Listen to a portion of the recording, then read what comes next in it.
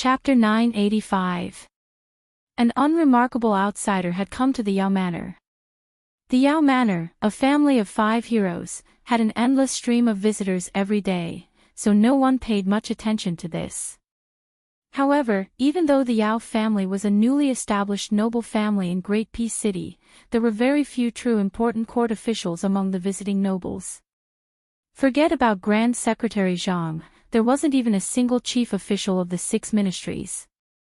Today, there was finally an old man who broke the rules, carrying a pot of southern spring braised wine to find someone to drink with, giving the Yao Manor's gatekeeper a fright. Heavens, it was actually the left servant of the ministry, Huan Wen. Grandfather Huan had honored the Yao Manor with his presence. He didn't have time to report to the family head, hurriedly taking the initiative to open the Yi gate to welcome him. Unexpectedly, the old man had already slipped into the manor from the side. The current court's great scholar of Confucianism, Yao Baifeng, hurriedly brought people to search for that Tantanon. Unexpectedly, he finally found the old man in a pavilion. Inside the pavilion, there was a young scholar from the capital who was currently discussing heroes on the chessboard with Yao Baifeng's eldest grandson. Bystanders of similar age who had come to the manor not to freeload food or drink, but to rub off on their reputation, formed a circle, very particular about the rules of watching chess without speaking. There was only one old man who couldn't squeeze into the crowd, so he simply stood on a chair in the pavilion, looking down at the stalemate of the chess game from above.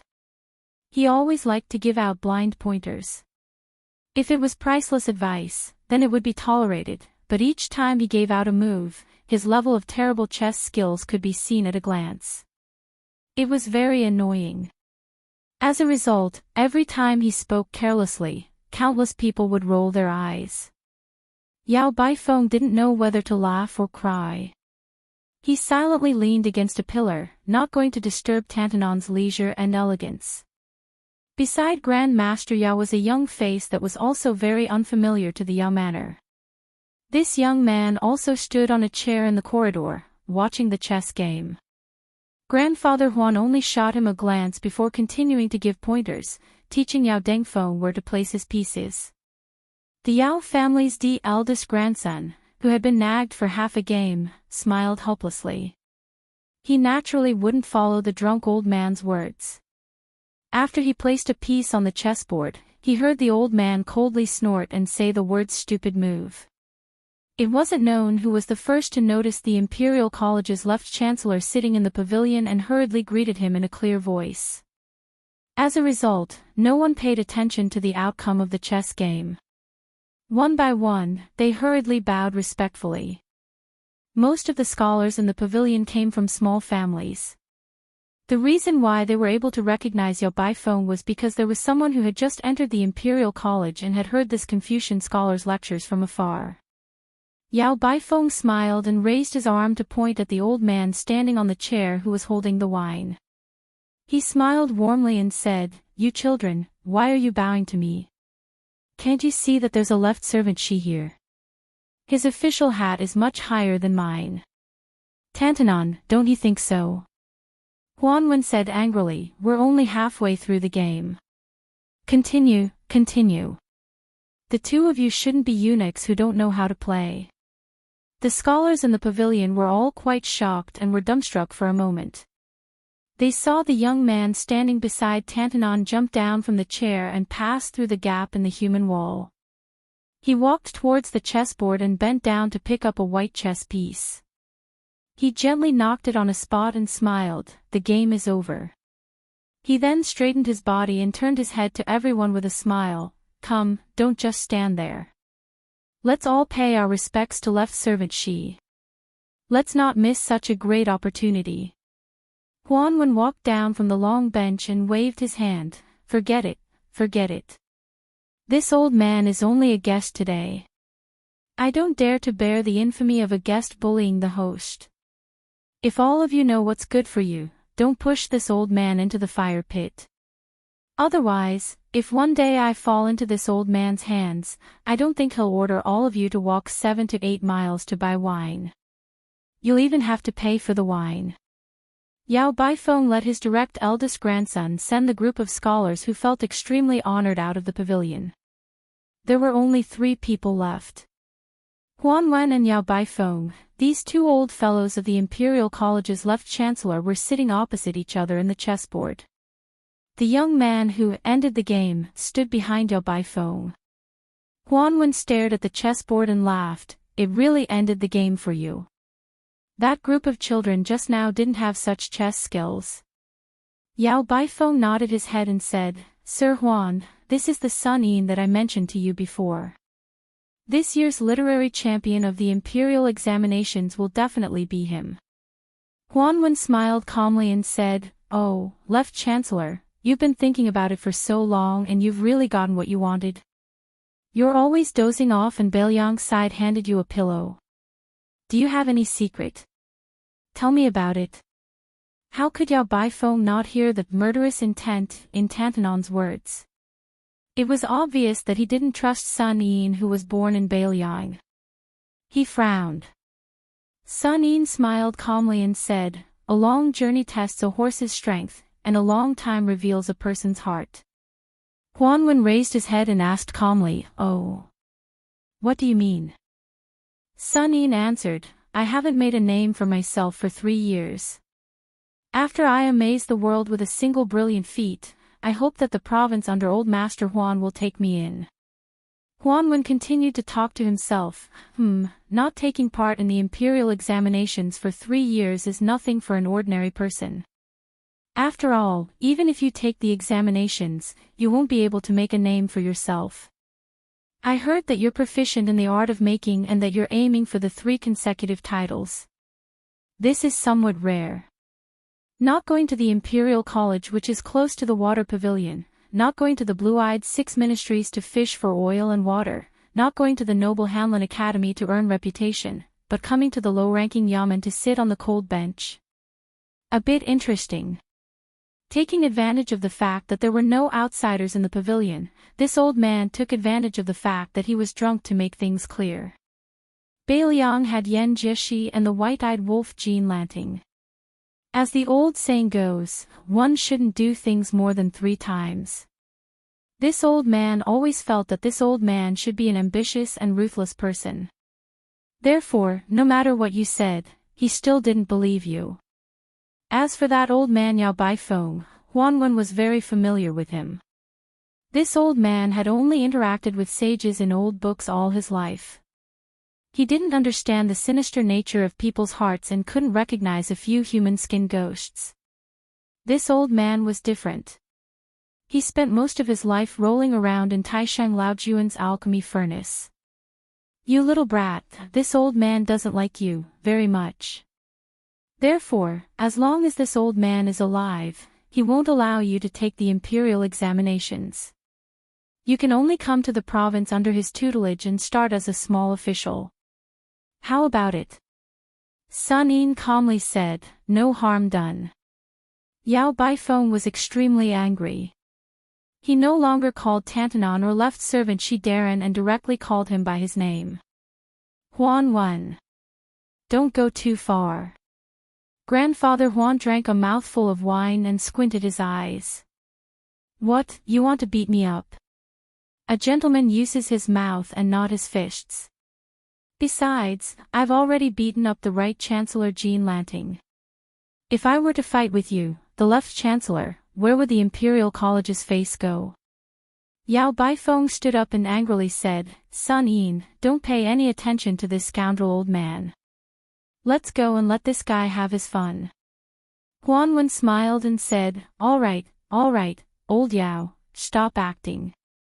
Look at you, the Emperor, who isn't worried, the eunuch is. Sun Yin is still as calm as ever. Don't go too far. If it wasn't for our decades of friendship, I wouldn't have come out to be the bad guy. In the end, even if this kid really did get all the members and top scorer in one go, do you think the imperial court would dare to use him and Bai Yan would use him? It's not a good thing to become famous too early. Zhao Yuling and the others were able to achieve what they had today, not because they had great ability, but because Bai Yan had a big heart.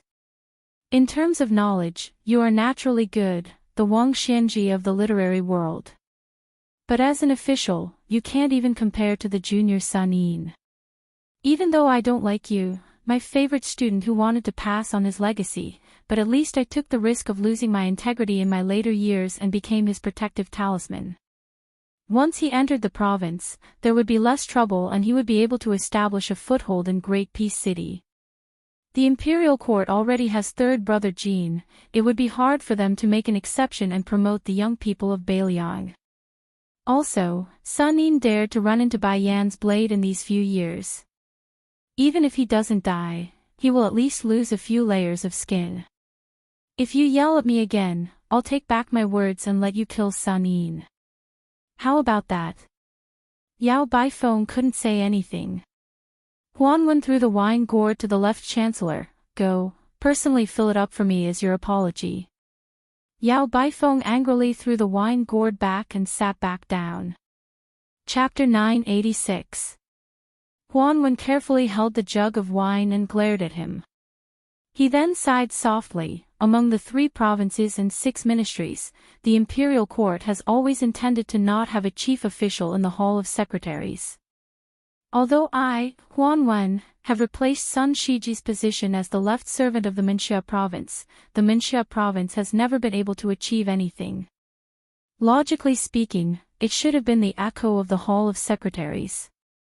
But now the Hall of Secretaries is in a stalemate with the Hanlin Academy. They can't make any noise and the Minxia province has become a pitiful worm. However, the 6 ministries are powerful and this is not a long-term solution. The pivot of the household is not damaged and the running water is not rotten. It is time to change some of the pillars of the imperial court. Sun Yin, this old man wants to test you. He has already given you a question. You will answer it. Tell me roughly about the direction of the imperial court and why it is like this. Sun Yin smiled. Then let's start with 2 of the 3 imperial edicts. Liu Baijie has been promoted to Minister of War and Yuan Gua has been promoted to Minister of Rights.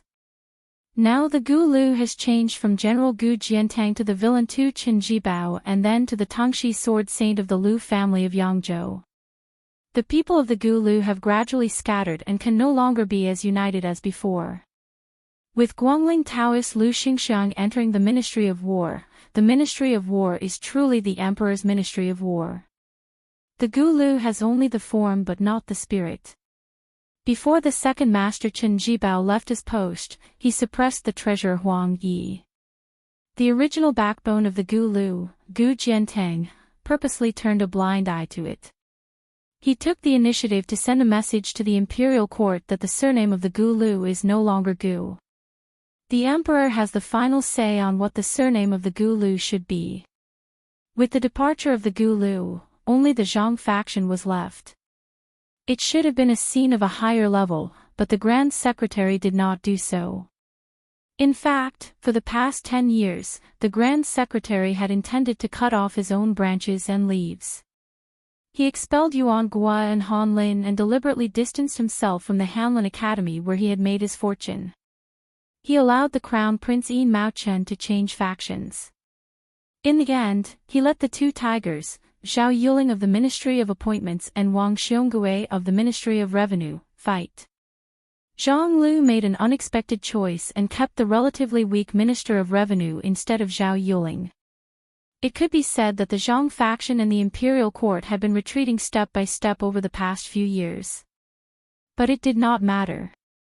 As long as the Grand Secretary was in charge of Zhang Lu, no one dared to make trouble.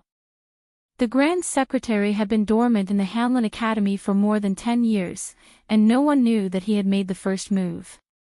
The layout in the Shangshu province was the middle stage that many people could only see through the fog. The next stage was probably the end. The Minister of Rights did not let the Crown Prince Yin Maochen, who was widely expected to take over. Obviously, this was the first step in the final stage of the struggle for power between the Emperor and the Prime Minister. Both sides had a tacit understanding. In the next few years, Yin Maochen would end the situation of the Imperial Secretariat being a piece of sand without a leader. He would become the Grand Secretary in name and the second in power, sharing the limelight with the current minister Zhang Julu. The Minister of Rights, Yuan Guo, would take over the Grand Secretary's position. He would not be the rightful next master of Zhonglu, Wang Xiongui from the Ministry of Revenue. In addition, with Old Master Huan overseeing the Shangshu province, he would be a peacemaker. The three provinces would be harmonious and would not consume too much of the national power for the struggle between the factions. As for Zhao Yuling from the Ministry of Appointments, he would at most be given the title of Grand Secretary before his death. After his death, he would be given an extremely high-ranking posthumous title. Although he would lose his position first, he would still be able to gain face. Generally speaking, it would be acceptable. Moreover, with his in-law, Yin Mao Chen, taking over the position first, Zhao Yuling would also have to avoid arousing suspicion. Huan Wen nodded repeatedly and said with a smile, then after a old man Huan, die, who would be in charge of the Shangshu province. You, Sun Yin, should not have any extravagant hopes. Before I die, I will definitely send a secret memorial to His Majesty to not let you gain too much power. Sun Yin's expression was calm and tranquil. With a smile, he said, it's not like Grand Secretary Zhang is the only one with the ability to play this game of chess. Since the Prime Minister Yin Mao Chen has already surfaced, there will naturally be another Prime Minister. Right now, he is acting as a hidden dragon in the abyss. However, as to who this person is and where he is located, I, Sun Yin, cannot guess. I will probably have to wait for quite a few years. However, this person will definitely not be the Grand Secretary or left servant Shi Daren's disciple. Huan Wen laughed aloud and said, Kid, you're not bad. In the next 20, 30 years, it will probably be like this.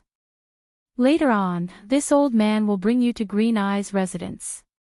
You can play a few games of chess with him.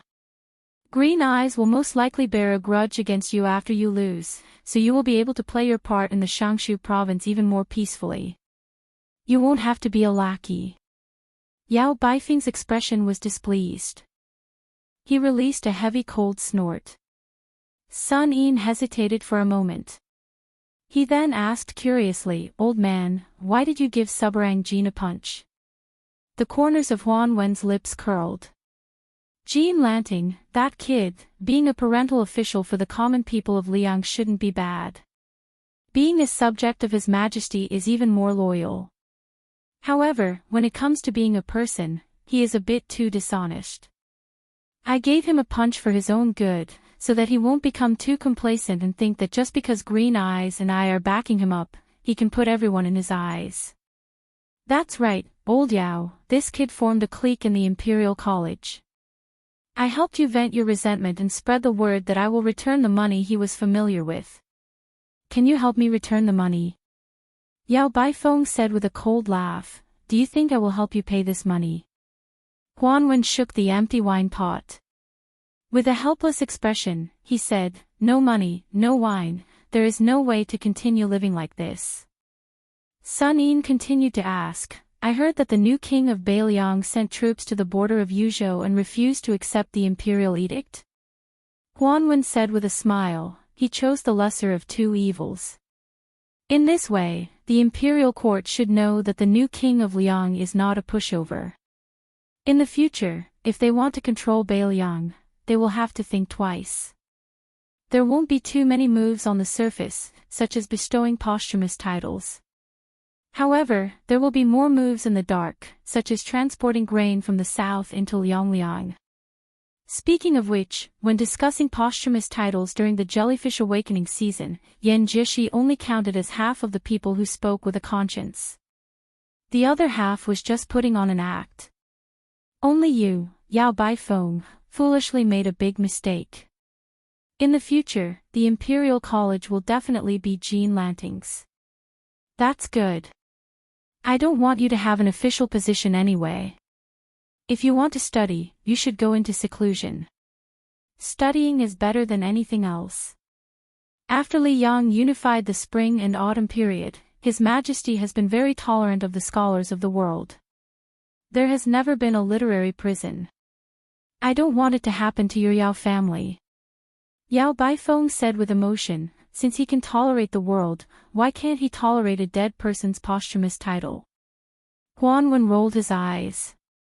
Yao Baifeng, oh Yao Baifeng, have you become stupid from studying? Is the ruler not human? Can't he have 7 emotions and 6 desires? You should be content. Being able to have such a wise ruler is already the greatest fortune of a subject. Yao Baifeng sighed. Huan Wen handed over the wine pot. Old Yao, I beg you. Give me a good pot of wine. My stomach is full of old wine worms that are rebelling against me. Yao Baifeng could do nothing about it. He took the wine gourd and left the pavilion. Huan Wen chuckled and said, sit down. The pedantic old scholar has finally left. You and I can say some rebellious words. After Sun Yin sat down, he said softly, between the previous emperor and the current emperor, there is a king of Bailiang. Between His Majesty and the Crown Prince Xiao Zhuan, it is our Grand Secretary. The great general is high and the emperor is far away. He has 300,000 elite soldiers. With Beimang watching, the court does not dare to kill the Su family. They can only wait for Su Xiao to die and use his posthumous title to disgust people. But Grand Secretary Zhang, Huan Wen glanced at this young scholar and slowly asked, you are so smart. Does Bailiang know? Sun Yin replied with a question, I came to Great Peace City not for the emperor, but for the common people. Does old Master Huan believe me? Huan Wen stared at Sun Yin and then said with a sigh, there was once a scholar called Sun Ping who also had such ambitions. In the end, he died very miserably. In the courtyard outside the pavilion, a group of spring orioles chirped, fighting over the warm branches of the trees under the warm sunlight. Huan Wen suddenly said, Beimang marched south, the king of Bailiang defended the northwest gate for the central plains, the court did not help, Su Fengnian died in battle at the border. If this is really the case, Huan Wen hopes that he was already dead at that time and could not see this scene. Sun Yin said calmly, if there really is a day when the court celebrates, when I go to the grave to toast, I will definitely tell old master. Huan Wen laughed and scolded, you bastard. Sun Yin scolded back expressionlessly, old bastard. Chapter 987. In the desert beyond the Great Wall, there was a rider riding west. He had a pair of sabers at his waist. The man wore coarse hemp clothes. Further west of Liangzhou, there were 3 military towns in ancient times, Fengxiang, Linyao, and Qingcang.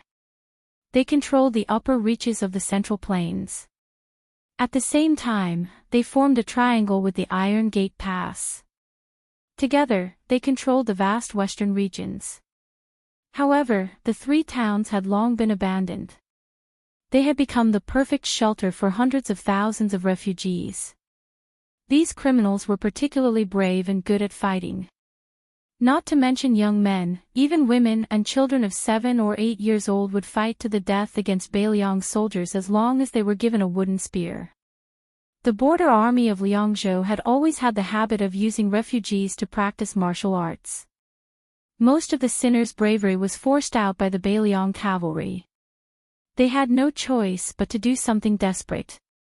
The first thing the Bailiang crossbowmen did was to throw them here.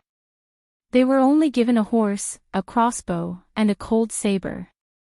Then, they had to pray for their own good. If they could survive for a month, they would have crossed the first threshold.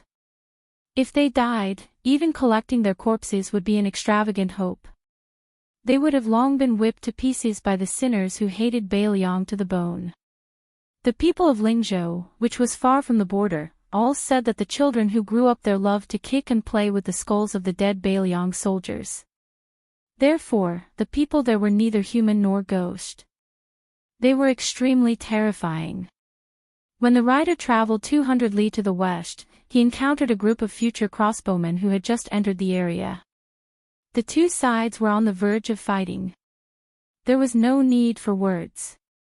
The coarse-hemmed man casually blocked the barrage of short crossbows and 2 waves of charges without injuring anyone. The elite soldiers returned without accomplishing anything, so they gave up on trying to chew this tough bone.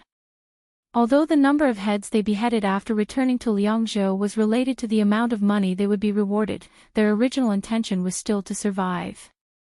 Since it was clear that they could not chop off this fellow's head, they quietly took a detour after picking up the crossbow bolts one by one. This place where the refugees gathered was full of hidden dragons and crouching tigers. There was no lack of Jianghu people who fled beyond the Great Wall after committing crimes in Liang. Those who were able to gain a foothold here were either in a high state of martial arts or were proficient in unorthodox ways. Therefore, the group of armored soldiers did not find it strange that they encountered this knight in white hemp garments with a saber. What they found strange was that this young fellow had blocked all of their attacks without even drawing his saber, which made them fearful. The hundreds of thousands of refugees, a mixture of good and bad people, did not disperse. They were mainly concentrated in the 3 abandoned cities from the east to the west, Qingcang, Linyao, and Fengxiang, which had been removed from the map of Liang. This was because if they were to disperse, they would definitely become ghosts under the sabers of Bailiang's armored soldiers. The refugees rarely carried weapons with them. If these stragglers ran into groups of armored soldiers who had the potential to become Bailiang's elite scouts, even if they were not afraid of death, they would still die. As for why Bailiang did not take down the 3 cities in one go, the refugees were already extremely lucky to be alive. They were too lazy to care about this. They wanted nothing more than for the old king of Bailiang to treat them like a fart and let them go. However, when they heard that this butcher was already dead, they were skeptical. At first, they were more or less relieved.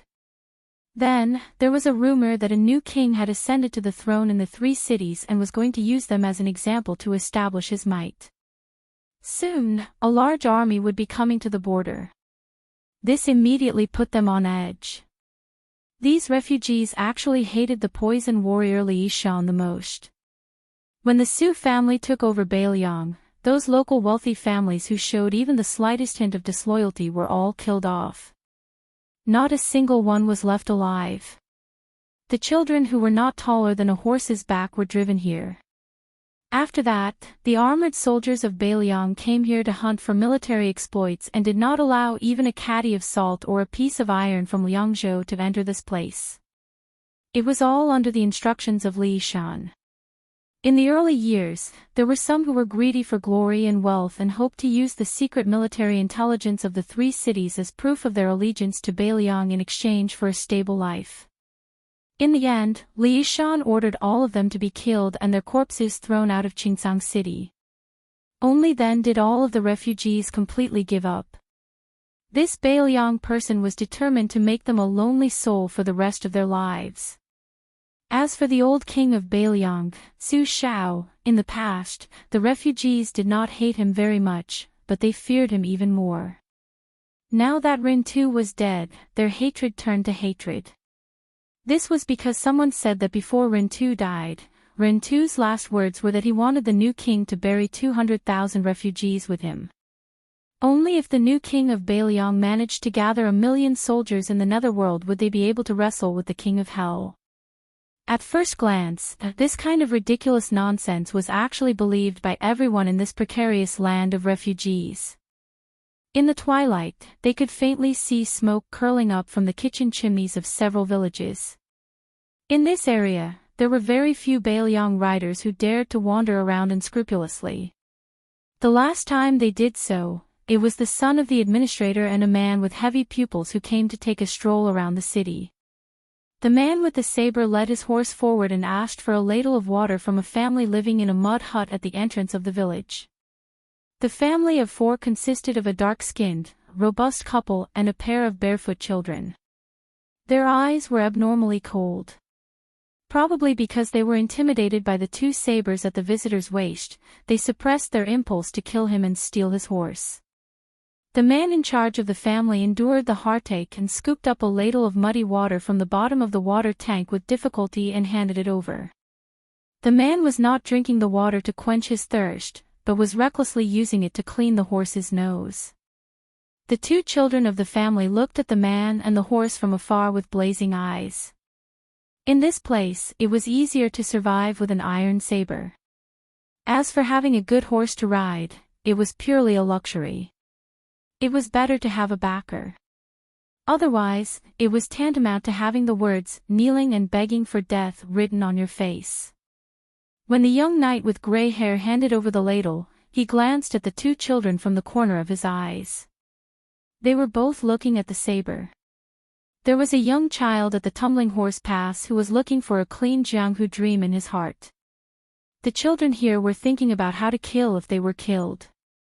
The two were worlds apart, but there was no right or wrong. Before leaving with the horse, he took out a large piece of silver from his bulging money bag and threw it over. The man caught the silver and took a big bite out of it. He grinned at him, but there was no gratitude in his eyes. Not long after, the man called over more than 20 young and robust men in the village. They carried wooden spears that every family could not live without. There were also some robust women and slightly older children who were unwilling to be left behind. They aggressively intercepted the wanderer who accidentally revealed his yellow and white substance. It was not accurate to say that they intercepted him, because the man stopped his horse not long after leaving the village, as if he had been waiting for them. The man with the saber gently threw the money bag in the open space in front of him and said in an authentic Bailiang accent, "If you are not afraid of death, take it if you have the ability." Chapter 988. As a result, no one dared to act rashly. Of course, the bag of silver was tempting, but this young ranger with a sword and a horse didn't look like someone who would be easily killed. Seeing that they weren't moving, the ranger squeezed his horse's belly, and the horse's hooves gently stepped on the ground, heading towards the bag of silver. At that moment, a wooden spear flew out at high speed, and the sharpened spear was aimed at the ranger's chest. The person who threw the spear was a tall and sturdy young man. The young man's spearmanship was trained by killing countless cunning gerbils. Naturally, he stabbed wherever he pointed, and his accuracy was impeccable. Unfortunately, the ranger didn't know how to move the wooden spear. He turned the tip of the spear around and grasped it lightly. Other than the vicious young man who didn't know what to do, the rest of the men and women retreated with their spears, drawing a clear line between them and the young man. The ranger with a sword pierced the money bag with the tip of his spear, and urged his horse slowly towards the young man. The money bag was tightly knitted, and it slid to the middle of the wooden spear before stopping.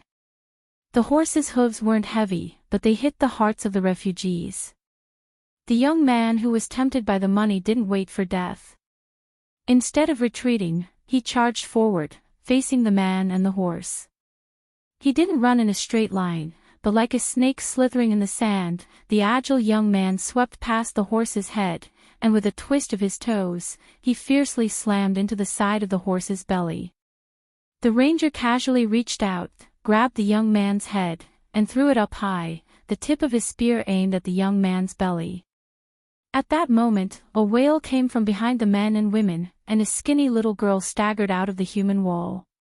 The ranger frowned, and the spear drew half an arc in the air. The young man fell heavily to the ground, escaping the fate of being pierced by his own spear. He shook his head, and after trying his best to stand up, he shielded the skinny little girl behind him and stared at the ranger with a wooden spear on the horse's back. The ranger threw the wooden spear, and it was nailed into the yellow sand a few steps in front of the young man and the little girl. His gaze leaped over the young man's head, and he glanced at the group of refugees. Only then did he pull on the reins and turn around to leave. The little girl, who was so skinny that she couldn't even get frostbite, sobbed as she hugged the young man who was dependent on her for survival. The young man who survived the disaster pulled out the spear with trembling hands and pulled the heavy money bag onto his hand. He untied the knot and poured out a small piece of broken silver. Then, he handed the money bag to the elders in the village to divide the spoils. It was not that the young man was poor and generous. It was just that even if he took a little more than that, he would be beaten up badly. But this time, the young man was greatly surprised. None of the 30 or so men and women in the village came forward to take the money bag. The young man wasn't stupid. He remembered the glance the ranger gave him before he left. It was obvious that the Jianghu expert had made these people not dare to touch the silver. The young man didn't have any elders in his family. Even if he hadn't studied for a day or learned a word, he had still been taught the ways of the world.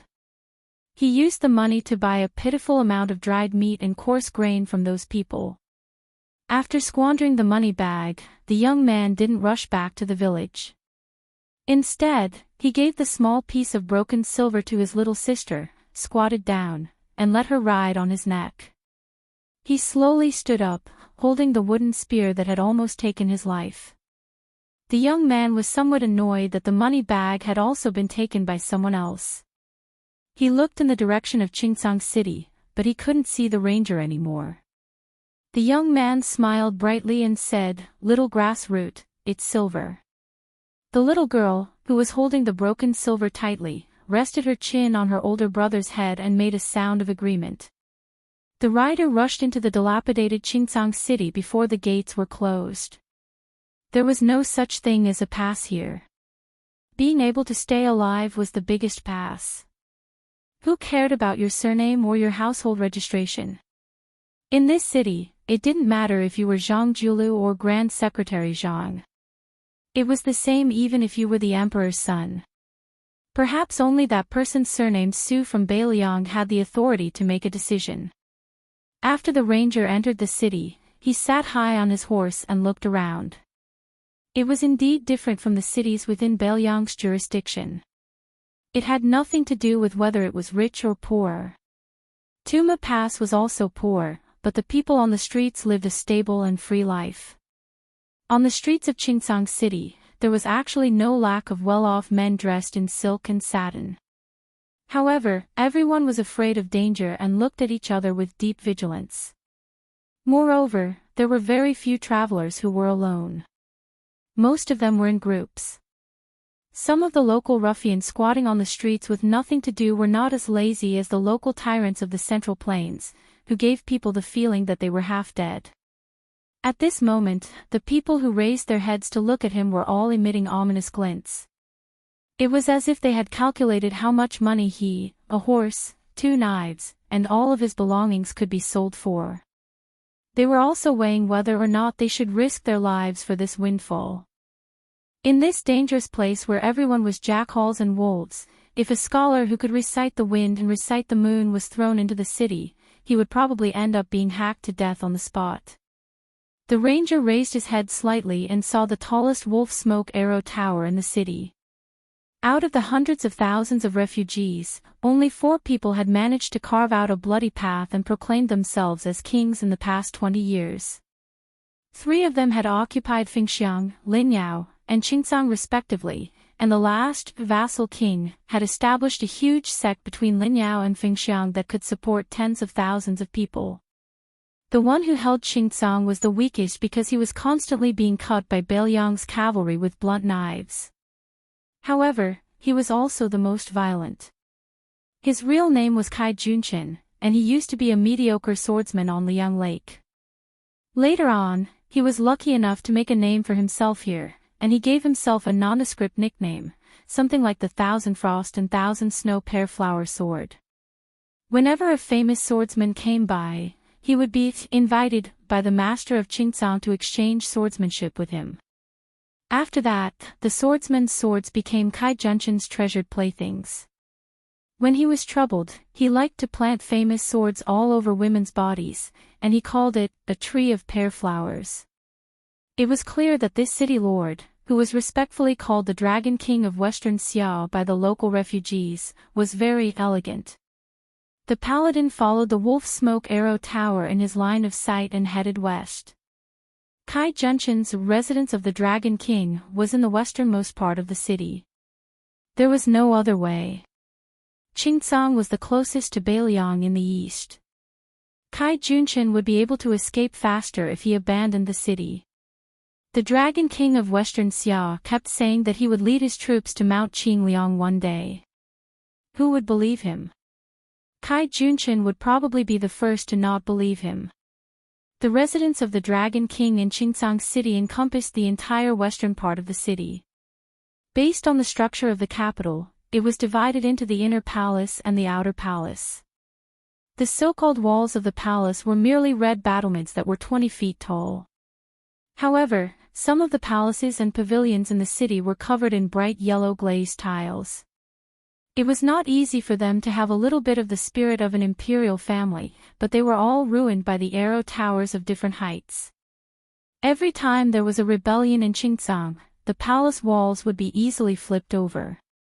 Then, it would be these porcupine-like arrow towers that would do the work. However, this kind of rebellion would at most number 200 to 300 people. It was not even comparable to the chaotic battles of horse bandits in the land of refugees. When this rider was still 100 feet away from the gate of the palace, he was intercepted by a group of leather-armored foot soldiers who were holding a rarely seen shiny iron spear. The leader was a burly man who looked like a military officer. He wore an old southern tank-style armor. When he caught a glimpse of the two sabers that the bold fellow was carrying, he could not shift his burning gaze away. He laughed loudly and said, "There is a thief who has trespassed into the palace. Men, kill him on the spot." More than 20 spear-wielding foot soldiers rushed over. There was no formation to speak of, but they had the advantage of being vigorous and incomparably dauntless. Suddenly, the military officer shouted sternly, "Wait!" The foot soldiers stopped abruptly. The burly man in tang armor pulled out his saber and pointed at the paladin. He laughed and said, "Boy, your saber is a good one. Before you die, tell me the name of your saber." Snatching a famous saber is not the same as snatching a woman. The latter does not need to care about the name. I do not know how to take pity on women, but I am a man who cherishes a good saber. The paladin was dressed in a hemp robe as white as snow.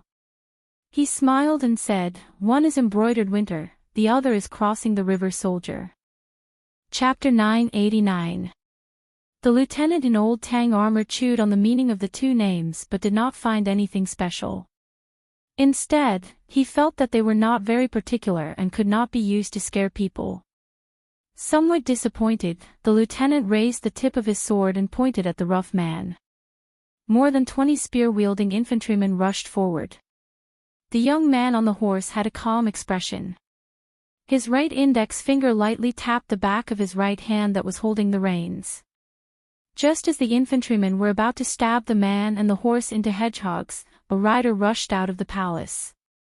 A thunderous roar tried to stop the infantrymen's charge. However, there were still 2 strong infantrymen who could not stop in time and quickly thrust out their iron spears. Then, with a bang, the 2 guards flew back along with their spears. It was as if their chests were pierced by a powerful arrow. They exploded into a large pool of blood and fell to the ground dead. The Tang Jia lieutenant had good eyesight and knew his stuff. If he wasn't a martial path master, he would have dug out his eyeballs to see how the linen-clothed ranger killed without leaving a trace. He turned his horse around and respectfully bowed to the general who rushed out of the palace gates. He cupped his fists and said, "I greet the East Conquering General." The middle-aged general who was respectfully called the East Conquering General glanced at the face of the infantryman. He noticed that there was a hint of mockery at the corner of the man's mouth. This rough man actually blushed. This general of his was naturally wild. The Lord of Qingcang, Kai Junshin, gave him an official position and rewarded him with some second-grade or third-grade official titles. In any case, he did not need a single copper coin from Kai Junshin. Other than Hidajie, the great general of the East, there were also Anshi Garrison, North Patrol, and South Patrol. In any case, they had gathered the East, West, North, and South. East of Qingcang was Northern Liang. Thus, great general of the East, Hidajie, had often been teased by his political opponents. They all said that they were waiting for him to go to Northern Liang and achieve a great victory. In name, Hidajia was a general, but in reality, he only had 1,500 soldiers and horses under him. The armored soldiers did not make up half of them. Hidajia did not pay attention to the lieutenant who touched the pot that did not boil. His expression was serious as he cupped his fists and said calmly, "My king would like to invite you into the palace for a chat. What do you think?" The infantryman nodded. He still did not realize that he had stepped into a tiger's den. He held the reins with both hands and looked at the city gates. The light horse's hooves stepped on the green jade tiles, making a crisp sound. Hidajia followed behind the infantryman with a complicated expression. His heart was in turmoil. When the infantryman approached the city, a secret letter was sent to the residence of the Dragon King. The Qingzong King, who did not attend court every night, was frightened. He hurriedly kicked away a few naked bodies beside him and rolled off the bed. He put on a poorly made dragon robe and was about to convene a court meeting. In addition to Hidajia, there was also Jiangheng, the South Patrol General. Together with the Queen and a few civil and military officials, they were arguing over a portrait. Jiangheng insisted on killing His Royal Highness of Bailiang before discussing anything else. This was a once-in-a-lifetime opportunity. Anyway, the new king of Bailiang had the intention to bury hundreds of thousands of refugees with the old king. Either way, he would die. Even if he killed the man in the portrait, even if he angered the Bailiang cavalry, he could just take the head and thousands of elites and escape to Beimang. Kai Junchen specially asked the confidant of the Qingzong king, who was in charge of spies, whether Bailiang had deployed a large number of troops to the border. The answer he received was no. The man in the portrait had left Liangzhou alone and entered Qingzong city alone. This made the timid and cautious Kai Junchen even more uncertain. Was this guy tired of living? Did he really think that he could win people over with virtue in the refugee land just because he was the king of Bailiang? Did he want Kai Junchen to take off the dragon robe that he had only worn for a few years and kowtow to him? Was he willing to be a lackey for a hothead who did not have hair on his mouth? Kai Junchen could not stand the instigation and clamor of most of the civil and military officials. He gritted his teeth. He had originally made up his mind to send out all the masters in the residence of Dragon King and 2,000 cavalrymen to kill that guy at the gate of the imperial city today. However, the Queen and Hidajia did not agree. They said that the guy surnamed Su gave up his position as the king of Bailiang and came to Qingzong city to seek his own death. Even if he did not have good intentions, he would not be able to stir up any trouble in the residence of Dragon King, which was heavily guarded by swords and spears and arrow towers. It was better to meet him and listen to his plans before making the corresponding trade-offs. There were only benefits and no harm. In the end, Hidajia was scolded by an old official for being soft-hearted. Fortunately, he had the support of the queen, so he was able to ride out of the palace and welcome the new prince of Liang, who was wearing mourning clothes. After passing through the city gate, there was another palace gate. Su Fingyan suddenly laughed and said, "Hidajia, I heard that you and Yang Ruinyu, who was guarding the gate just now, and his father, Yang Yoshua, were both subordinates of the deputy commander of Bailiang's infantry army, great ancestor Gu." Hidajia acted as if he was facing a great enemy. He carefully worded his words and said coldly, "The past is not worth mentioning. Old General Gu has become a high official of Bailiang. It is a good thing, but it is not my turn to congratulate him."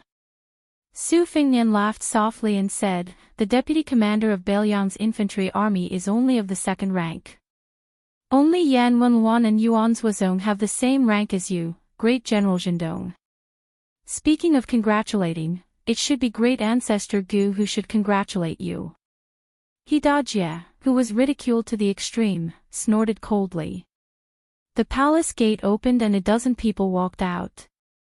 The official embellishments were either red-crowned cranes, golden pheasants, or unicorns and lions. The one in the middle was not Kai Junchen, but a noblewoman wearing a phoenix coronet and a red robe. It was hard to say what kind of motherly style she had, but the thumb-sized pearls hanging all over her body were very valuable. If this group of aggressive fellows were in Liyang, their entire family would have been exterminated just based on their overbearing attire. There were 2 arrow towers built inside the palace wall. Soon, someone drew their bow and shot an arrow, giving Su Fengnian a show of strength. It was the long-lost Shishu chain arrow, the mother and son linked heart arrow. The 2 arrows were of different lengths and were shot at Su Fengnian's face. The mother and son linked heart arrow was only an entry-level archery skill in the Shishu chain arrow. Su Fengnian flicked his sleeve and caught the 2 arrows. He held them horizontally in front of his chest and broke them inch by inch and threw them on the ground. He saw the Southern Patrol General Jiang Heng, who was known as the #1 master of Qingcang, pull out his saber, walk down the stairs and swagger towards him. Su Fengnian turned to Hidajie and laughed. "Is this how you treat your guests in Qingcang?" Hidajie said with a straight face, "Whether it is a toast or a punishment depends on your ability." Chapter 990. Su Fengnian smiled and dismounted from his horse. Jiang Heng was like a wild horse that had escaped from its reins. He charged straight at Su Fengnian with his saber. His momentum was overwhelming. However, when he was 10 feet away from the young lord of Northern Liang, everyone saw an incredible scene. General Zhang's saber art was like a rainbow. It was beautiful and murderous. It was obvious that he had gained the upper hand by showing his strength. However, before he could even touch the rough guest's body with his saber, streams of scarlet blood began to emerge from his body like fountains. This was the miserable scene of a warhorse crashing into the Mo saber formation. The bystanders felt baffled, but the Southern Patrolling Grand General himself felt as if he had fallen into the clouds and mist, complaining incessantly. He hastily stopped the saber momentum that was tantamount to suicide, and was about to decisively retreat to evade the edge of the saber. His body was pierced with 6 holes by the invisible sharp weapons. He did not know who to complain to. Could it be that the young man in front of him, who had both hands in his sleeves and was clearly 2 feet away from the twin sabers at his waist, was a master of secret weapons who was proficient in the sleeve universe? Jiang Heng originally wanted to gain some face for the Dragon King residence so that the Azure Kingdom could bargain with the Bailiang. Now, he gave up on this thought and thought that stopping the bleeding was the most important thing. However, everything in front of him turned black and the South Patrolling General had no more words to say. Su Fengnian held Jiang Heng's head that was dripping blood on the ground with one hand and the headless body with the other. He threw it up and smashed it onto the watchtower where the archer was at. Instantly, the fence shattered. The East-conquering General Hidajie behind Su Fengnian swallowed his saliva. He couldn't help but feel sad for Jiang Heng. He had never gotten along with Jiang Heng, but Jiang Heng died in just one exchange. Who knew if the next one would be Hidajie, who he hadn't even reached Master Realm yet? Su Fengnian threw the head and it rolled all the way to the bottom of the stairs. He smiled and said, "You don't want to do it the easy way, but you want to do it the hard way." Hidajie's face was really ugly and he got off the horse silently. Su Fengnian raised his voice and slowly walked forward. "Tell Kai Junchen to get his ass out here. This king has already given the Qingcang Empire enough face by entering the city. If you don't accept the face I've given you, you'll end up like Jiang Heng." The fox-like woman who was dressed as the empress of a country raised her arm. Behind her, no less than 200 armored guards rushed out and stood in formation at the bottom of the stairs. Almost at the same time, numerous archers appeared on the palace walls. There were also more than 10 old men who looked like they were guarding beside the woman. The elites of the residence of Dragon King had all come out. Su Fengnian looked around. The gate of the royal palace had been closed. Outside the gate, hundreds of soldiers with spears swarmed into the city. It seemed that they had made up their minds to close the gate and beat the dog. The woman pushed away a squire who was carefully guarding in front of her and glanced at the head at the bottom of the stairs. She raised her head and smiled coquettishly. "King of Bailiang, Qingcang's hospitality is not small, is it? If you can still take it, I respect heroes the most. What's wrong with helping you bathe and change your clothes? Su Fengnian gestured with his finger, indicating for the residents of Dragon King to make their move. The first batch of 30 armored soldiers surrounded and attacked. Su Fengnian crossed his arms in front of his chest and remained indifferent. With a crash, the first batch of 30 heads that formed a circle were thrown high into the air. The second batch of armored soldiers did not have time to stop and their heads flew into the air again. These two batches of people were cut off from their shoulders as if they were being twirled and swung by a child to cut rice. The beautiful woman who looked like the most beautiful courtesan in a brothel was truly ruthless. There was no fear on her pretty face as she ordered, "Continue to attack. All captains, draw your swords and supervise the formation. Those who retreat without permission will be killed without mercy. After this, their families will be exterminated. The person who obtains the greatest merit today will be given half of the property of the Southern Patrol General, Jiang Heng." Su Fengnian closed his eyes and concentrated. After the 3 batches of armored soldiers were all decapitated, they learned to be smarter. The encirclement became thinner and thinner, but they still could not escape the fate of losing their heads. Fortunately, the number of casualties was quickly replenished by the armored soldiers within the palace. The square between the palace and the imperial city was still increasing in number. An old swordsman with a goatee approached the woman and reported softly, "Queen, it should be an extremely rare flying sword technique in the Jianghu. If I am not wrong, it is somewhat similar to the Wu family sword tomb." The woman frowned. "I don't care if it is a flying sword or not. I just want to know when this kind of suicidal behavior will end." The goateed swordsman glanced out of the corner of his eye at the woman's chest. His Adam's apple moved slightly, but his words were still respectful and reverent. Compared to his superior flying sword technique, this child's internal energy cultivation isn't that shocking. This old man guesses that after 200 or 300 people die in battle, this fellow will be an arrow at the end of its flight. At that time, Her Majesty the Queen will have external experts charge in recklessly, and they should be able to accomplish something. The Queen sneered, "Just external experts may not be enough. I feel that I need the help of a sword expert like you to hold the line." The short and thin old swordsman smiled embarrassedly. "The Queen is right. In order to solve the Queen's problems, Mao Bishan will not hesitate to go through water and tread on fire." A tall and sturdy man with a long sword on his back crossed the threshold of the palace and walked to the side of the woman. He stood on the left and right of Mao Bishan, who was also valued by the residents of Dragon King, and said in a low voice, "Your Majesty, after the flying sword technique of the Wu family sword tomb enters the mysterious realm, there is no need for too much internal energy to support it. With a thought, the flying sword will arrive. It is not wise to die like this."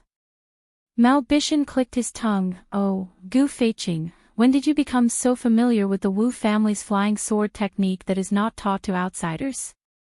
Could it be that you have been hiding all these years and your surname is not Gu but Wu? You have the same background as the Peach Blossom Sword God and are the illegitimate son of a sword immortal in the sword tomb." Gu Feiqing did not even look at this old man who had been expelled from a famous Taoist sect. He said calmly, "I am only passing on the original words of Great Master Tang of the palace." Upon hearing the title of Great Master Tang, Mao Bishan immediately kept quiet out of fear. Those who were in power at the moment in Qingcang knew that Kai Junshan's success was due to the Queen, Yu Ruru, who was good at recommending herself. Kai Junshan started from a homeless person in the past 20 years and worked under 4 powerful people. Relying on Yu Ruru's wife's relations, he was highly valued every time. Then, every time he was fully developed, he would decisively betray them. In the land of homeless people, there was a saying, "Thousands of snow and pear swords," for surnamed slaves who betrayed their wives. However, if it was only Yu Ruru who had a soft waist, Kai Junshan would not have been able to achieve what he had today. Many years ago, he met a noble whose surname was Tang. He learned many different things and his martial arts realm was unfathomable. The original Qingsang city lord, Wan Shandong, if it wasn't for the Tang guy who captured him at the last moment, Kai Junchen would have been killed. This great bodhisattva was respected by the couple as the old master and he had not fought in recent years. Apart from that, the Dragon King residence had two other masters whose cultivation was unfathomable. For example, Mao Bishan was close to grade 2 master. Every time he saw the three of them who were of different ages, he would feel fear. Su Fengnian opened his eyes and reached out. He used his qi to grab an iron spear. He had lost his patience and wanted to break into the palace. In the land of homeless people, only knowing how to kill people could not accomplish anything. However, if one did not know how to kill people, then one could not do anything. Chapter 991. When Su Fengnian walked towards the palace gates with his spear, the soldiers below the steps breathed faster. Fortunately, the mistress of the residence of Dragon King, Queen Ururu, did not let them die. She smiled gently and said, "Since the king of Bailiang wants to enter the palace, then I will make way for the king of Bailiang." Mao Bishan and the other Jianghu lackeys all carefully protected the queen and made way for him to enter the palace. Su Fengnian walked up the steps and crossed the threshold. Ururu looked at the back of the handsome man and smiled. The square inside the palace was paved with dark green stones. 2 rows of short peach trees were planted at the foot of the wall. It was unknown what species they were, but they bloomed much earlier than in Jiangnan. The trees were short but had large flowers. The color of the flowers was not the common pink of the Central Plains. The flowers were gold and purple, and the branches were red. It was a sharp contrast to the dark green stones. One could vaguely see many scabbards hanging from the peach trees. When Su Fengnian walked into the square, the Mother of Heaven, Queen, was sitting on the threshold. She leaned against a pillar, her long skirt dragging on the ground. She turned her head and smiled at the new Prince Liang, who could be called a hothead. Mao Bishan and Gu Feiqing looked at the queen's posture and were surprised. They did not believe that the residents of Dragon King would bow to Bailiang like this. Although the two of them were guests of high status in the residence of Dragon King, they rarely came into contact with confidential matters. However, this was not strange. Even Mao and Gu Feiqing felt that it was natural. The head of a family spent money to buy a dog to guard the house, not to involve it in the housework. Su Fengnian walked to a large stone in the center of the square and used the bottom of his spear to knock on the stone. The sound was sonorous and powerful. Only a tall old man in a goat fur hat walked out of the throne room. Su Fengnian still did not see Kai Junchen's figure. He looked up at the empty-handed old man and said, "Tanghua Embassy, Liang Zhaogo, a top spy. Proficient in qi training and sword formation. I heard that Wan Shandong died at your hands." The exposed old man looked at Su Fengnian and said in a loud and clear voice, "Wan Shandong was only a spy placed in Qingcang by Bailiang's aide, Li Shan. He deserved to die." A cluster of gorgeous peach blossoms shook violently and a person fell heavily from the tree. This slovenly burly man sat on the ground. He accidentally pulled a scabbard and scratched his head with the scabbard. He used the scabbard and scratched his head. And then cursed in a half-baked refugee dialect, "Tanghua Embassy. What are you making like old people? I hate you like old. If you want to fight, hurry up." Su Fengnian glanced at the middle-aged man and frowned. It was not difficult for the man to recognize him. However, the spies from Bailiang had not obtained any accurate information about this man. Su Fengnian still guessed his identity. This made Su Fengnian feel that it was a bit troublesome. During the trip to Beimang, Tuoba Chunsun made Su Fengnian suffer a lot. However, the person who left the deepest impression on him was not the youngest son of Tuoba Bodhisattva, but the son of an aristocratic family called Zhong Tan. At that time, there was a woman from the princess tomb who pretended to be his personal maid. Su Fengnian had experienced her bold steel riding skills. Zhong Tan's father was Zhong Shintong, one of the 12 great generals of Beimang. His uncle was Zhong Liang, one of the 10 great devils of Beimang whose true strength was second only to Luo Yang. Zhong Shintong would not give up his position as a great general and come to Qingcang City to make a small fuss. Therefore, he could only be Zhong Liang, who was ranked high and low in the Jianghu of Beimang, depending on his mood. Zhong Liang was a famous romantic figure in Beimang. He was unrestrained and unrestrained. On the path of martial arts, he could easily win against the top experts of the 10 great devils. However, he also dared to lose to some of the soft persimmons, who were ranked at the bottom. The great devil in front of him was 70 to 80% similar to his nephew Zhong Gui, who was killed by Su Fengnian. However, he was more similar to his nephew Zhong Tan. Luo Yang had once said that among the 9 devils behind her, only Zhong Liang could enter her eyes. Su Fengnian turned around and looked at the tall and sturdy man with a thick beard. He smiled and asked, "Zhong Liang." The man made a sound of surprise and did not deny it. "How do you know me?" The man patted his head and suddenly realized. "Zhong Gui was actually killed by you when you went back to Beimang last time. No wonder I felt something was wrong when I looked at that girl who was not married yet." When the two of them were talking about how others could not understand the heavenly book, Elder Tang of Qingcang City and Zhao Go of Liyang squatted down silently in the hall of Tanghua, with one hand on the ground. Su Fengnian was lost in thought and turned a blind eye to the movements of the hall of Tanghua. When the land of refugees was in its embryonic form, the warlords were divided, mainly relying on the original family names of Beiliang, and quickly wringing out political power one by one. What followed was an extremely chaotic internal strife. Thus, a large number of tyrannical martial artists with powerful skills like Yuan Shandong, the former lord of Qingcang City, stepped onto the stage. The big fish ate the small fish, and the small fish ate the shrimps. The idle forces were purged and annexed, and from the turmoil to the stability, they encountered an invisible bottleneck and could no longer expand their territory. In the eyes of many people, Yuan Shandong's martial arts cultivation was not bad, but they lost because of their lack of strategy. As a result, people who were good at dealing with political affairs were born, and Kai Junqin was one of them. In terms of martial arts, Mao Bishan and Gu Feiqing could easily kill dozens of Kai Junqin in one breath, but in the end, the one who relied on others' charity was still Mao Gu. However, it did not mean that there were no refugee leaders with both martial arts cultivation and shrewdness.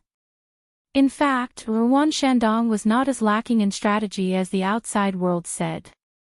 It was just that Qingcang City was close to the southern dynasty to the north, Beiliang to the east, and there were a few big forces in the west who had bad intentions. Their situation was especially difficult. Not to mention other things, 2 of the 3 great consecrators in the residence of the Dragon King, one was Elder Zhao Go, and the other was the devil of Beimang. Su Fengnian knew very well that after his master, Li Yishan, had single-handedly created the situation of hundreds of thousands of refugees, using the shell as a training ground, he had been watching the situation in these years. This strategist saw him as a small world in the great wide world, coldly watching the ants fight for the ant nest. The world was full of strange things. Li Yishan could see everything from the top floor of the Tide Listening Pavilion. Regarding the movements of the refugees, Li Yishan had once written a book, Records of Knowing Autumn. It described in detail the rise and fall of people, gains and losses, so that Su Fengnian, a scholar, could know autumn with a single leaf. Among the strategists of the spring and autumn period, Li Yishan had always been seen as inferior to Nailan Yusi, Xiao Chongling, and the others because of his sinister methods. He received the nickname of Poison Scholar.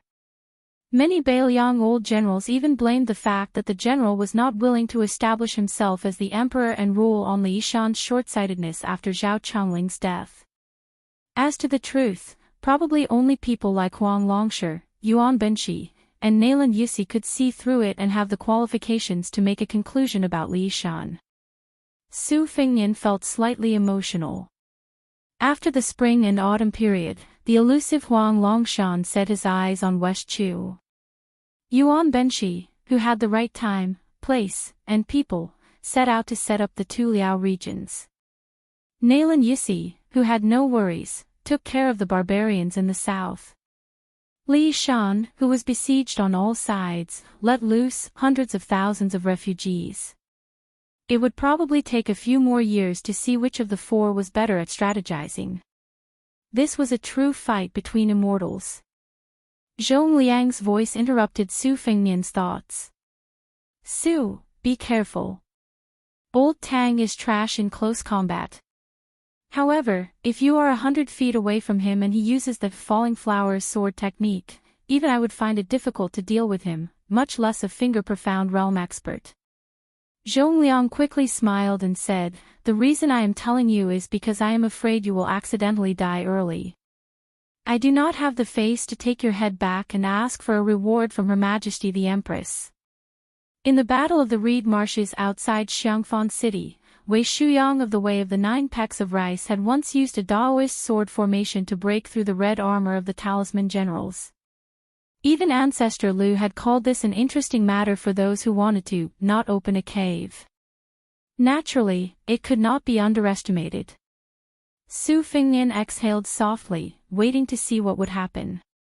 Chapter 992. It was easy for Zhong Liang to pretend to be a good person without spending a penny. However, Su Fengnian did not dare to take it lightly. If the sandpiper and the clam fought, the fisherman would benefit. As long as the big devil of the Zhong family could kill him in Qingsang City, it would be a great contribution to Beimang, no matter what method it used. Therefore, Su Fengnian not only had to pay attention to the qi-controlling sword formation of Tang Huaguan, but he also had to pay attention to Zhong Liang, who might take advantage of the situation. Moreover, there was still a consecrator of the residence of Dragon King who was unwilling to show up.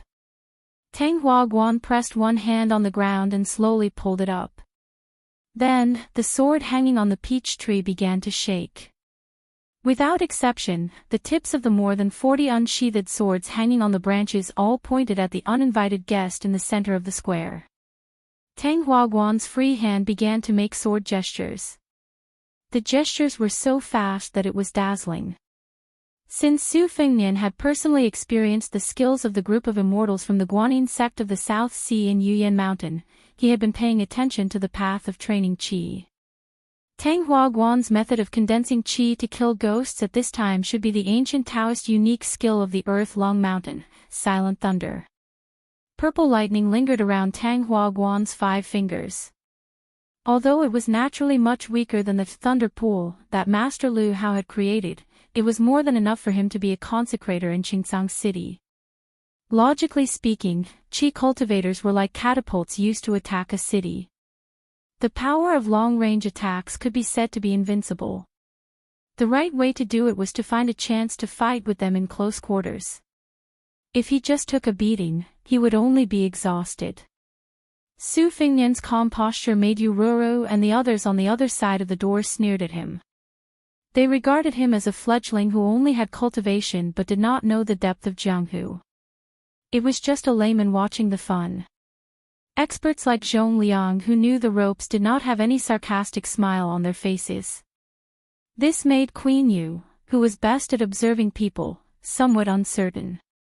Mao Bishan and Gu Feiqing were both swordsmen who had made a name for themselves in the scarlet blood of the refugee land.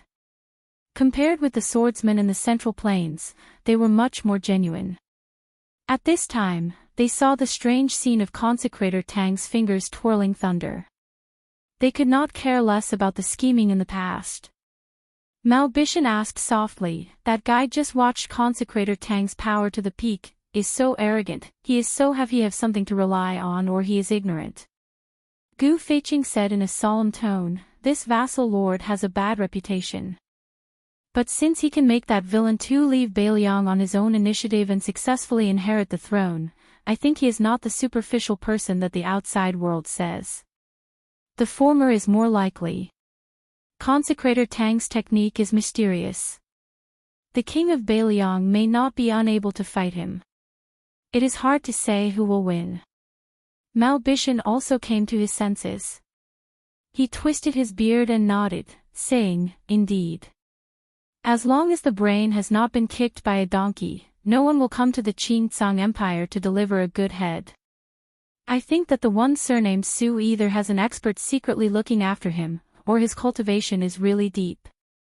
Not only does he have the sword controlling technique, but he also has his trump card. TSK, I really didn't expect that Tutu, who is only a second-grade martial master, would have two good sons who are better than him. If you ask me, with this talent and the Tide Listening Pavilion's arsenal, why should he be the king of Bailiang? Wouldn't it be better for him to roam the Jianghu? He can also make the Zhao Emperor feel at ease. Maybe he will be happy and give him a golden plaque with the title, #1 in the world. Old Wang likes to claim to be #2. In this way, both of them will be justified." When the Queen of Yu heard this kind of ignorant tone that was similar to a country bumpkin's, she rolled her eyes charmingly. Women were blessed by the heavens and could throw a seductive charm when they rolled their eyes. When Mao Bishan caught a glimpse of the Queen's coquettish eyes, he was almost scared out of his wits. He moved a few steps closer to the door. The woman was sitting on the doorstep. Looking down from a high vantage point, honored guest Mao could clearly see the two creases on the woman's chest. Although Mao Bishan's addiction to women in this lifetime was even more difficult to part with than practicing the sword, he had not reached the point where he would forget his life in the face of beauty. He only dared to look at the green-skinned queen right in front of his eyes. Even if Yu Ruru had stripped naked and stood in front of him, no matter how much Mao Bishan lusted after her, he would not dare to touch her. This was the power that was more powerful than any swordsmanship in the world. Mao Bishan learned of this very late and realized it. That was why he would rather be the head of a chicken than the tail of a phoenix. He did not fight for the ranking of the Jianghu experts in his hometown in the old Dongyue. Instead, he came to the land of refugees to help the residents of the Dragon King. Chapter 993. The tip of the sword pointed at the spear. The young man's sheathless sword finally broke free from its shackles and left the peach tree. It pressed down towards the center of the square from the east and west. The hanging swords left their branches and cut off many faint golden and purple petals. It was a beautiful scene. The brilliance of the 40 swords was similar to the lightning that surrounded the Tanghua Pavilion's palm. Su Fengnian was a bit regretful. The flying swords that Dong Tai gave him outside the Shenwu city were destroyed by the human cats. There was a gap in the 24 hours. His lightning sword formation also lost a lot of power. Otherwise, don't look at how aggressive the Tanghua Pavilion's lightning sword formation was. Su Fengnian didn't even need to use the iron spear to move. Using a sword formation to defend against a sword formation, his shield was definitely stronger.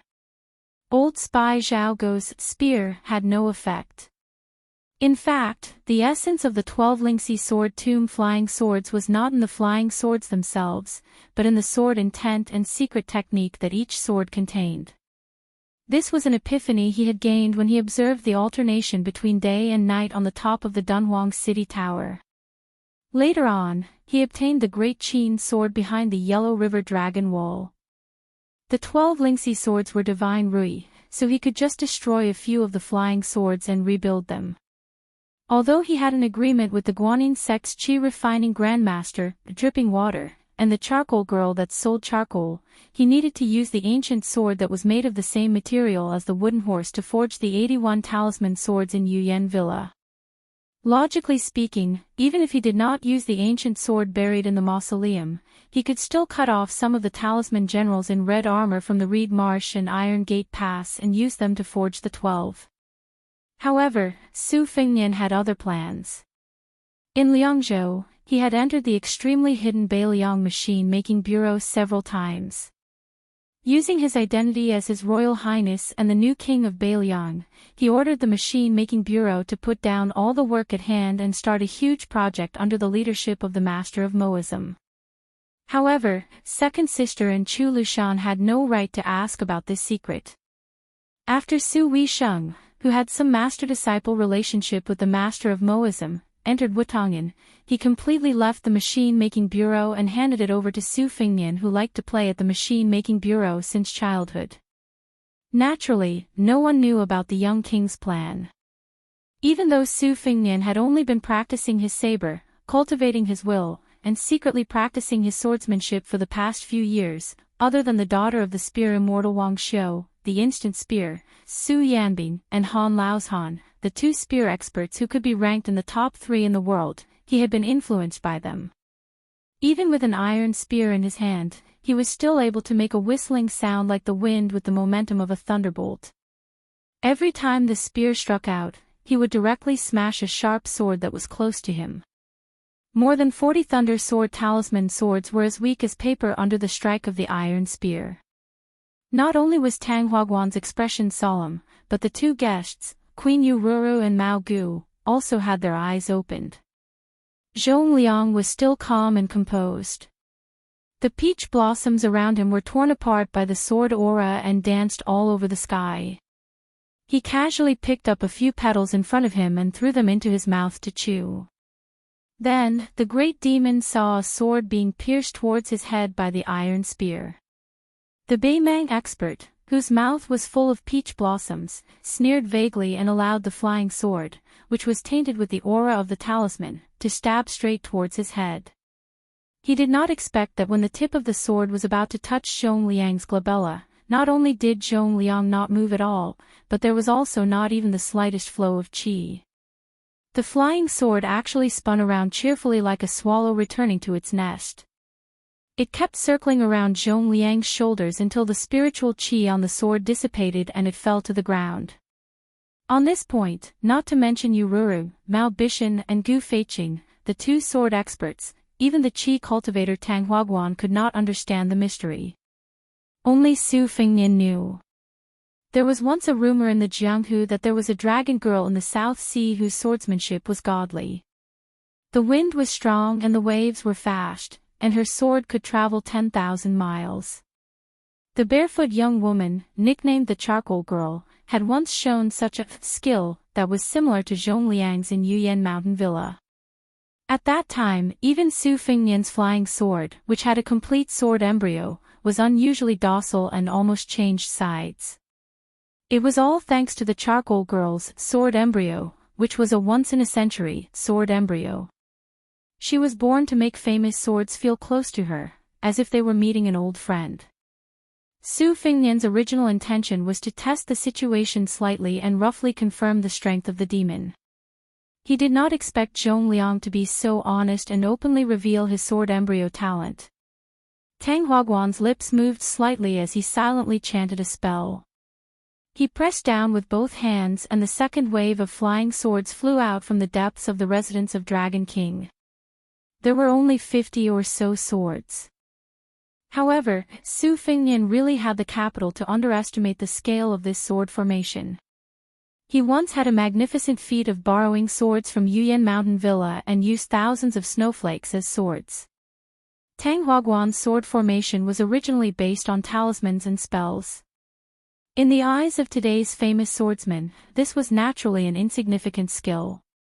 Su Fingnian's underestimation was one thing, but he did not forget to secretly learn the falling banner loathing and impeachment technique from the demon-slaying platform of Mount Longhu.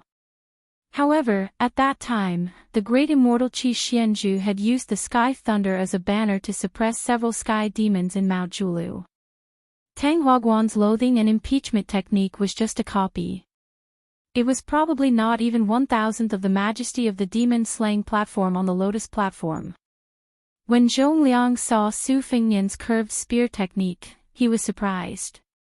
Back then, one of the 4 grandmasters, Wang Xiu, went deep into Beimang's hinterland as if there was no one there.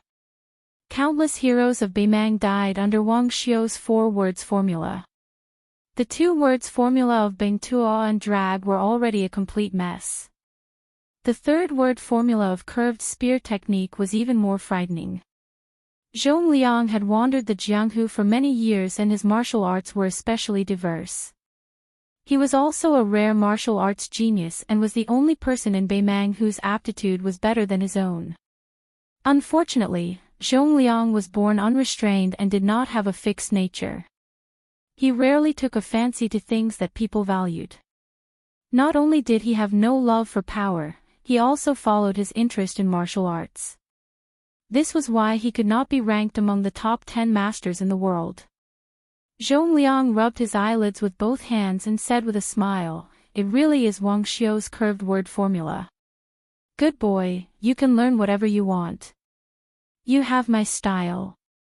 Zhong Liang stared at it for a while and then turned his head to the queen on the other side of the door and made a gesture to ask for an iron spear. 3 arcs formed a force, 3 forces formed a small circle, 3 small circles formed a large circle, growing and multiplying endlessly. Back then, Wang Xiu had used the curved word formula to fight with one of the 4 grandmasters, the talisman general Jiao Ren, for 3 days and 3 nights. It was said that Wang Xiu's last arc encompassed a radius of 3 miles, killing all the birds and leaving not even a blade of grass alive. When the curved spear technique does not arc, I will die. For the first time, Zhong Liang, who had been hiding his identity in the land of refugees, felt an itch to fight. Su Fengnian's curved spear technique contained the collapsing thunder technique and the dragging spear technique. The horizontal and vertical sword formations of the Tanghua Pavilion could not withstand it. Su Fengnian's curved spear technique had already covered the entire square. Yururu and the others could only see the peach blossoms spinning rapidly along with the dense gang qi. Su Fengnian twisted the spear around his body and used the Beimang Demon Lord Duan Bo, or his famous lightning spear technique. Internally, he used the qi-controlling technique of the Wu family's sword tomb and externally, he used Wang Xiu's collapsing word formula to throw the spear at the great consecrator of the residence of the Dragon King. After throwing the spear, Su Fengnian narrowed his eyes and felt a little incredulous. This old consecrator's desperate actions were too hasty.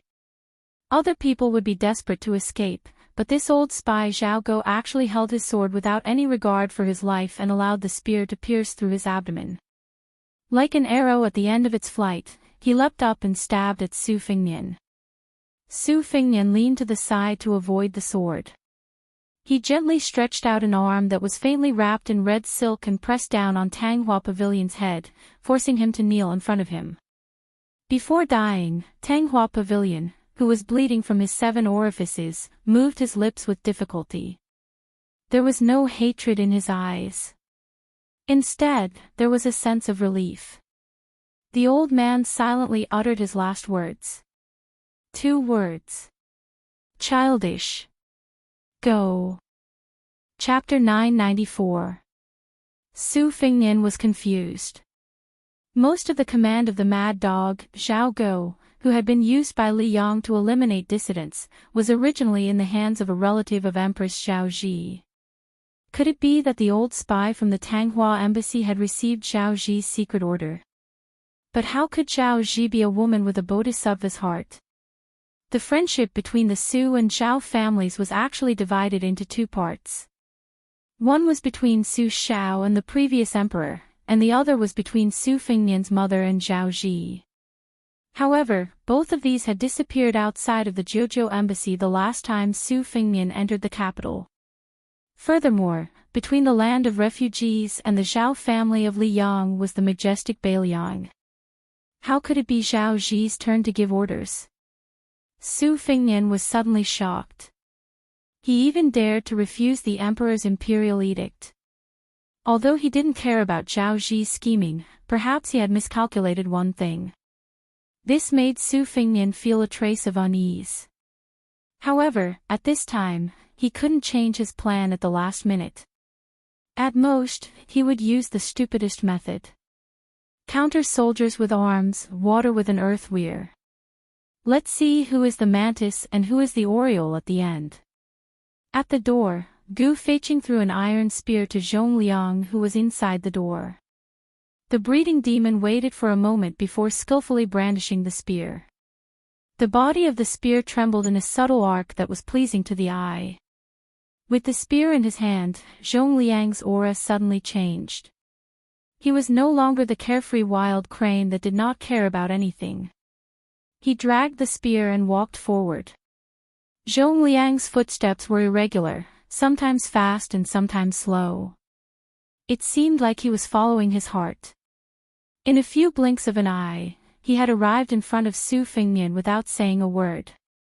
Holding the end of the iron spear in his hand, he swung it in a straight arc, smashing the whip towards Su Fengnian's forehead. Su Fengnian was not stupid enough to use both hands to block the attack. The iron spear in his hand, which was of the same standard as Zhongliang's, drew an arc diagonally.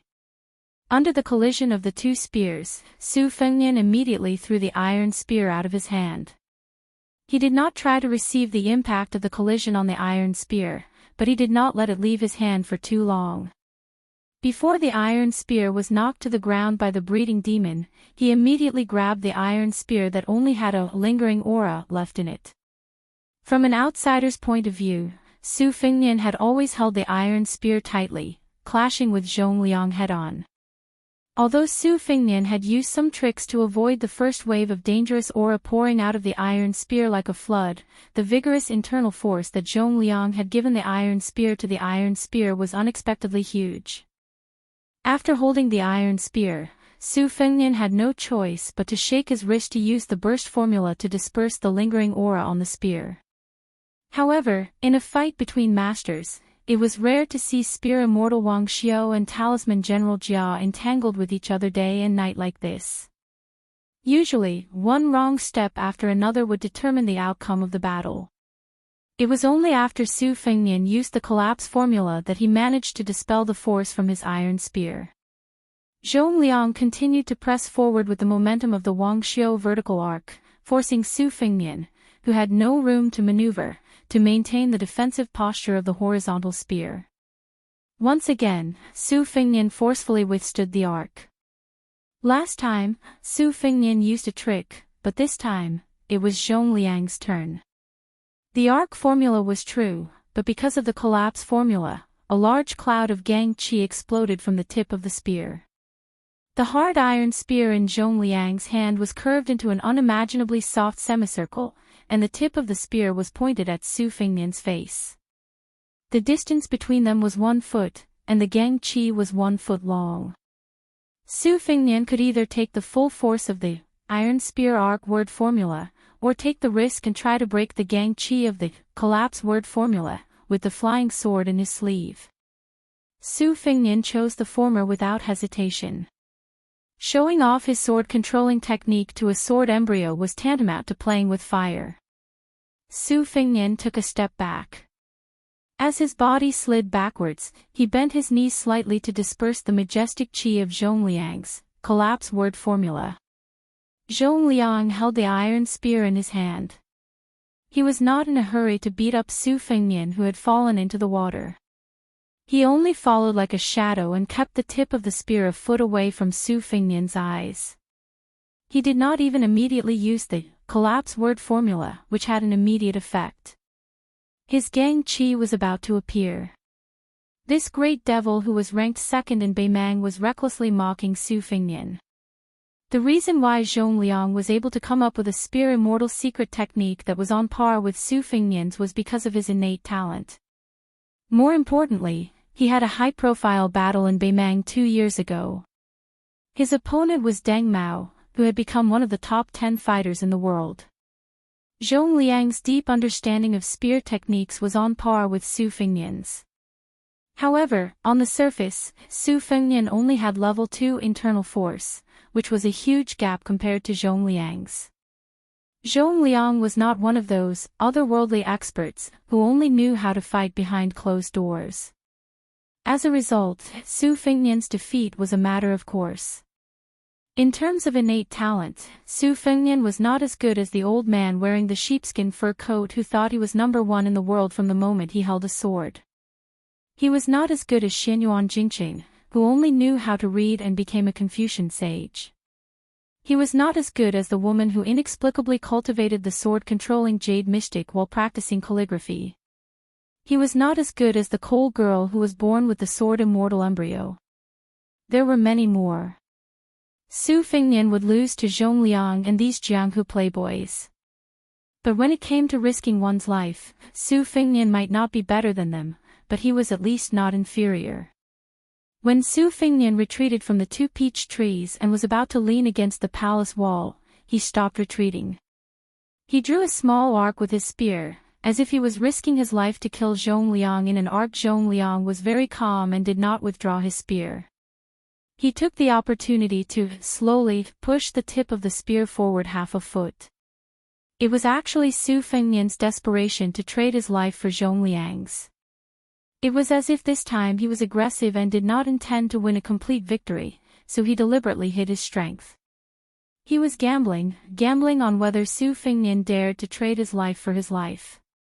Su Fengnian did not hesitate. His arc spear continued to move forward, but at the same time, his left hand grasped the embroidered winter saber on his left waist. This saber was given to him by White Fox Face. It could be regarded as Su Fengnian's most intimate lover. It accompanied him on 2 trips to Liang and Beimang.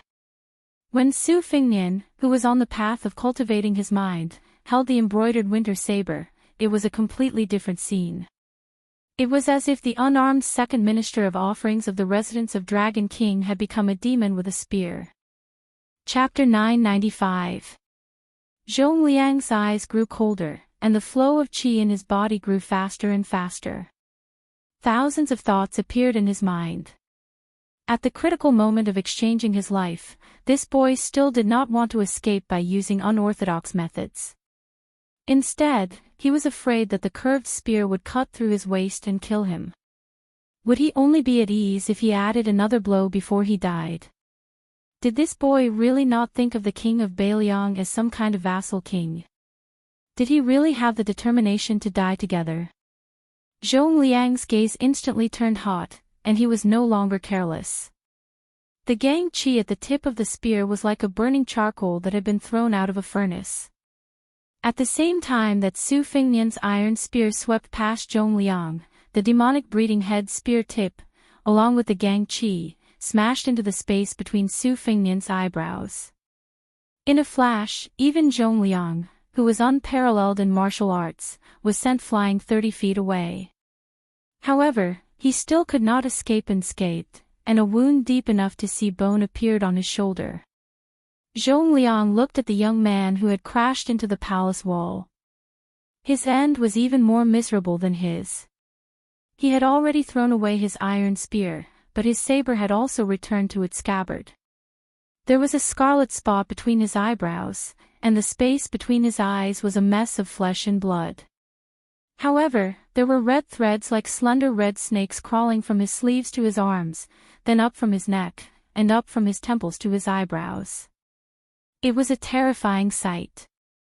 Zhong Liang was clearly somewhat annoyed. He muttered, "His saber technique is a bit like Gu Jintang's half-baked thunder of mind. Could this dragon attachment technique be a human cat's xian? Zhong Liang sighed and looked with pity at the new King Liang who had surprised him. If I had known, I would have put in more effort. Perhaps you could have done better. Unfortunately, there's nothing for me to do now. The ruler of Qingcang, Zhou Junchen, was holed up in the throne room. One hand was propped up against a gold-painted pillar, and the other hand was gripping the dragon jade pendant at his waist. His expression was nervous. He knew that he was only a puppet. The three masters all seemed to grant Qingcang's requests on the surface, but no one really took him seriously. Zhou Junchen stared at the back of an old man with his hands tucked in his sleeves. The old man was the third master of the house. He was from Nanjiang and was proficient in poisons and witchcraft. Not only was he good at killing and saving people, his methods of torturing people were even more bizarre. Until now, Zhou Junchen had not figured out the exact origins of the three masters. Qingcang spies had always existed in name only. It was not that Zhou Junqin did not want to do his best in this area, but that he did not have the power to do so. Qing Tsang was struggling at death's door in the middle of several powerful forces. Zhou Junqin had already racked his brains to buy hundreds of sets of armor and military equipment. For a small dynasty in a time of chaos, there were two things that truly measured the power of a country. They were not the training of retainers, the raising of lackeys, or the construction of noble mansions.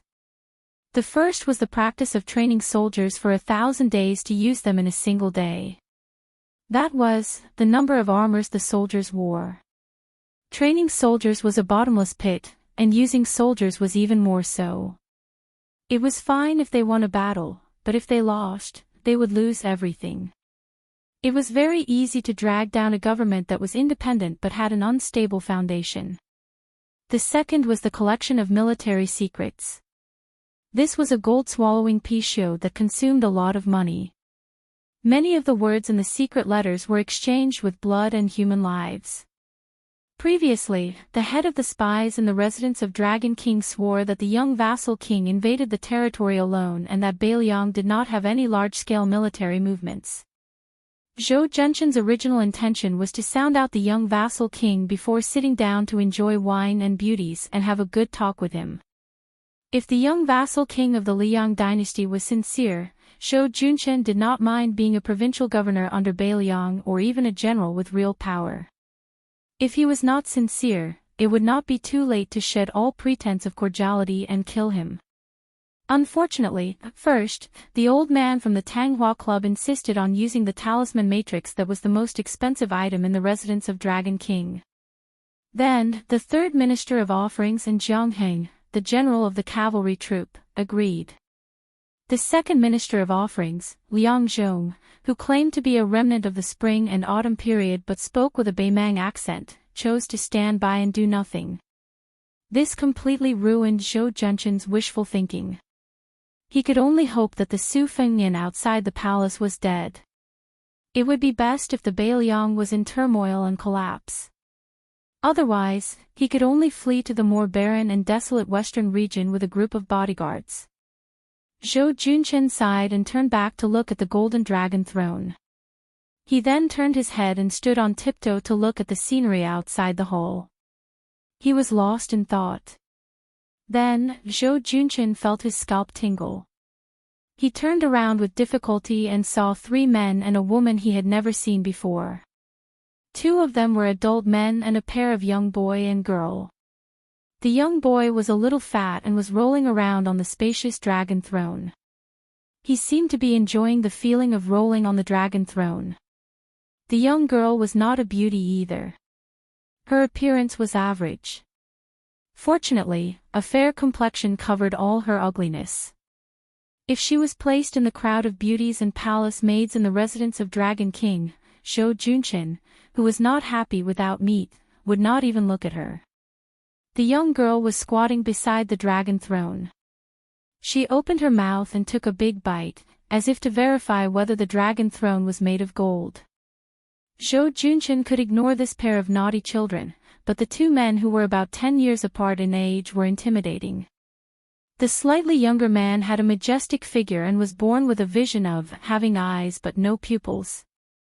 It was not accurate to say that he was blind. A short man dressed in the attire of the Northern Mang Northern Dynasty stood beside the majestic man, leaving Zhou Junqin with a rough side profile. He extended a hand and stroked the dragon throne. His stroke was extremely slow, as if he was yearning and ridiculing. Zhou Junqin, who was dressed in a yellow dragon robe, swallowed his saliva. He did not even dare to breathe loudly, let alone scold him. The short man smiled and did not look at Zhou Junqin. He asked softly, "Is this dragon throne bigger or smaller than the one in the throne room of Liang?" Zhou Junqin knew a little about the Beimang language and replied cautiously, "It's much smaller." The man nodded and withdrew his hand that was stroking the dragon throne. He turned to face Zhou Junqin. Half of his face was covered with scars. He rubbed the scars on his face with his thumb. Seeing this scene, Zhou Junqin remembered a rumor and was shocked. He staggered back a few steps. When the Northern Liang cavalry went the furthest north, there was a young military genius from the Northern Mang who was born in the Northern Dynasty's imperial family. He pushed the roaming cavalry's invasion and plundering to the extreme, and with a small number of troops, he beat the two great generals of Liang who were still alive on the eastern front until their faces were covered in grime. In the end, he dared to rush to the western front to provide assistance, and had several direct confrontations with the Northern Liang cavalry that were like a hot knife through butter. Not only did he not fall into a disadvantage, he even had a slight advantage. This continued until he was at a place called Pure Gold, where he was set up by Li Shan to the point of death. He was entangled by a fatty surnamed Chu who was also adept at lone troops and roaming cavalry. Both sides had 3,000 cavalry each. They circled around each other and attacked each other, slaughtering each other for an entire 800 li. In the end, this Northern Mang sect's general did not have a single soldier left, and the one surnamed Chu was not much better off, only having 80 or so cavalry left. That battle to the death that shook the millions of troops on both the eastern and western fronts was not enough to make the final decision, but it was enough to make all the generals sigh in admiration. At the same time, this ordinary-looking man was the most proper descendant of Beimang. He was the younger brother of Murong Empress from a different mother, Murong Baoding. Murong half-faced Buddha was all thanks to the current Beiliang Protector General Chu Lushan. This person was not only a great genius in the art of war, he was also fully deserving of the title of martial prodigy. He was not at the Great Vajra realm, but he was better than the Great Vajra realm. He had an invincible golden body and was a white-clothed monk comparable to the two Zen temples. Murong Baoding, the head of the Beimang Orange Prefecture, saw Zhou Junshan's cowardice and laughed. "You recognize him?" Then the short man pointed at the handsome man with no pupils beside him. "You should be afraid of him. He is the leader of the Rurin Three Towns cavalry, Hong Jingyan."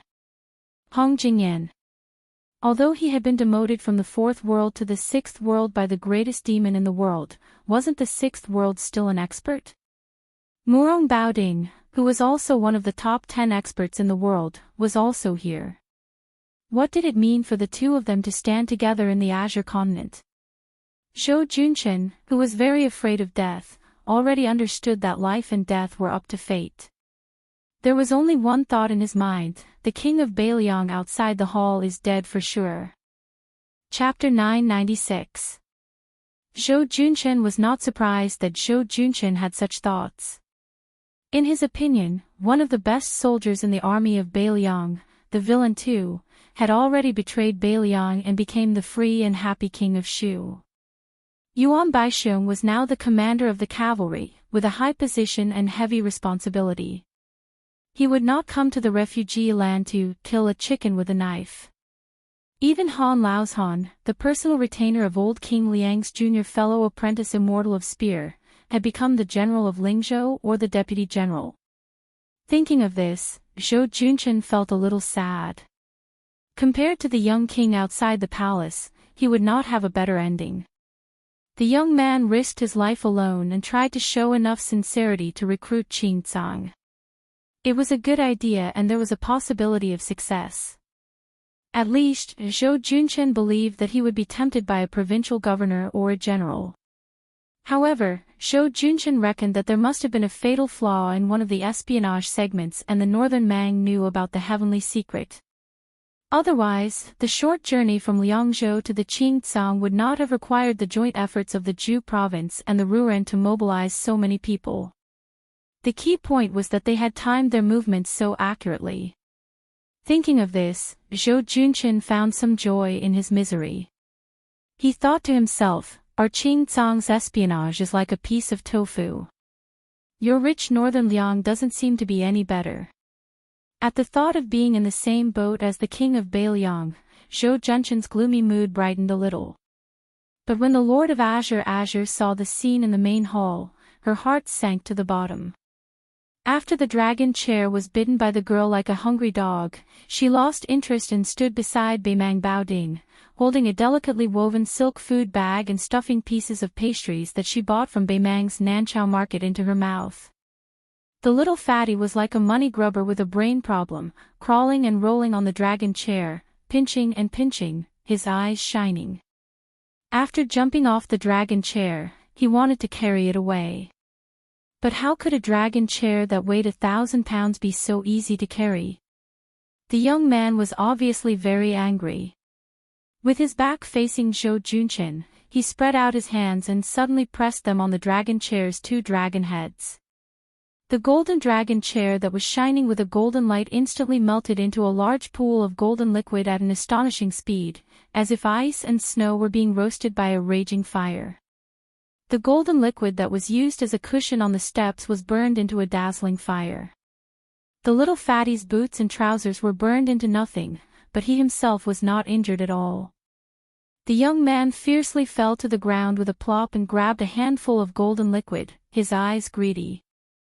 When the golden liquid flowed down the jade steps, it was originally going to pass by where the girl, Murong Baoding, and Hong Jingyan were standing, but the girl coldly snorted, and then with her as the center, the boiling golden liquid froze into a circle of gold in the blink of an eye. The girl's body was shrouded in mist, revealing a hint of frost. The girl was still angry, probably because she was angry that the fatty of the same age was obsessed with money. She ignored the golden liquid under her feet that did not decrease in temperature and directly took a series of small steps, one foot stepping on the young man's butt, causing him to fall into the boiling golden liquid. The young man turned his head to glare at her, but he quickly turned his face back to the ground, his hands cheerfully continuously hugging the golden liquid above his head. The girl's cheeks were puffed up as she chewed on some stiff pastries. She stepped on the fat boy's fat and ugly buttocks one by one, splashing a large amount of golden liquid. The golden liquid condensed into golden ice cubes of different sizes in midair, falling into the golden liquid and melting again. Seeing this, Zhou Junchen's face turned pale as if he had seen a ghost in broad daylight. Where did Bei Mang find such a pair of water and fire freaks? Murong half-faced Buddha and Hong Jingyan were enough to turn Qingcang City upside down. With the addition of this pair of demons of unknown origin, not to mention the small Qingcang City, they could even kill their way in and out of the heavily guarded prince's mansion in Mount Qingliang several times. Murong Baoding walked down the steps and came to Zhou Junchen's side. He laughed softly and said, "If Beiliang knew that their new master had died in your house after only a few days of succession, what would you do?" Zhou Junchen's mind turned quickly. He carefully responded with his awkward and unpleasant northern Beimang dialect, "Is there a place that will take me in?" The governor of Beimang, who was half a head shorter than Zhou Junchen, smiled and slowly said, "Beimang is far from being as rich as Liang Central Plains, but there are still many fertile grasslands. Compared to the land of refugees, it is still more suitable for living. This King's Orange province is one of the few rich places in Beimang. What's so difficult about taking in a few Zhou Junchen? However, if you, Zhou Junchen, want to go to Beimang and continue living the life of a local tyrant, it won't be easy. The key is that under the leadership of the residents of the Dragon King, there will be tens of thousands of refugees in Qingcang who will migrate to Beimang. This king has come to the south this time to kill the king of Beiliang. However, if you, Zhou Junchen, can make a contribution to this king can also go with you to the empress to ask for a reward. It might even be possible to get a purple goldfish pouch. I'm sure you know that there are less than 60 purple goldfish pouches in the entire Beimang. Even Hong Jingyan, who holds the Ruran army of 3 towns, only received one recently." Zhou Junchen looked troubled. The difficult part of governing a land of refugees was that the refugees here never believed in propriety, justice, integrity, or shame. They especially didn't know how to write the word loyalty. Here, brothers turning against each other was common. Even father and son turning against each other and killing each other wasn't rare. In order to control the refugees, one could only use force to subdue them. There was no such thing as using virtue to subdue them. Whoever had more soldiers and horses and brighter armor would be able to defecate and piss on the heads of others. Zhou Junshan's jurisdiction was centered around the ancient military town of Qingzang, which had a population of 20,000. The influence of the residents of the Dragon King, the Zhou family, would begin to decline sharply once they left the city. If news of the residents of the Dragon King being destroyed were to spread, as long as the refugees outside the city knew that it wasn't an imminent disaster, they would just pick their noses and continue with what they were doing. They couldn't be bothered to care about whether the residents of the Dragon King was surnamed Zhou or something else. In addition to the less than 2,000 dragon-scale army under Zhou Junshan's command, he didn't have the confidence to bring more people to Beimang, even if it was the 4,000 or 5,000 bodyguards under the command of his trusted generals. For the refugees, life in this world was like this. No matter how hard it was, it couldn't get any harder. They were used to being frogs at the bottom of a well in the land of refugees. They didn't even want to wander elsewhere. Therefore, the spread of Buddhism in the land of refugees was far deeper and more extensive than that of Confucianism and Taoism.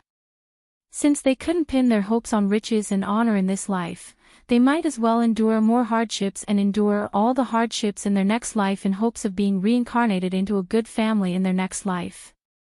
In the land of refugees that was full of disasters, those who could wander alone and stably were not martial arts masters who relied on their strength to bully others. Only those ascetic monks who were as poor as the refugees. Zhou Junshan didn't dare to make a promise on the spot.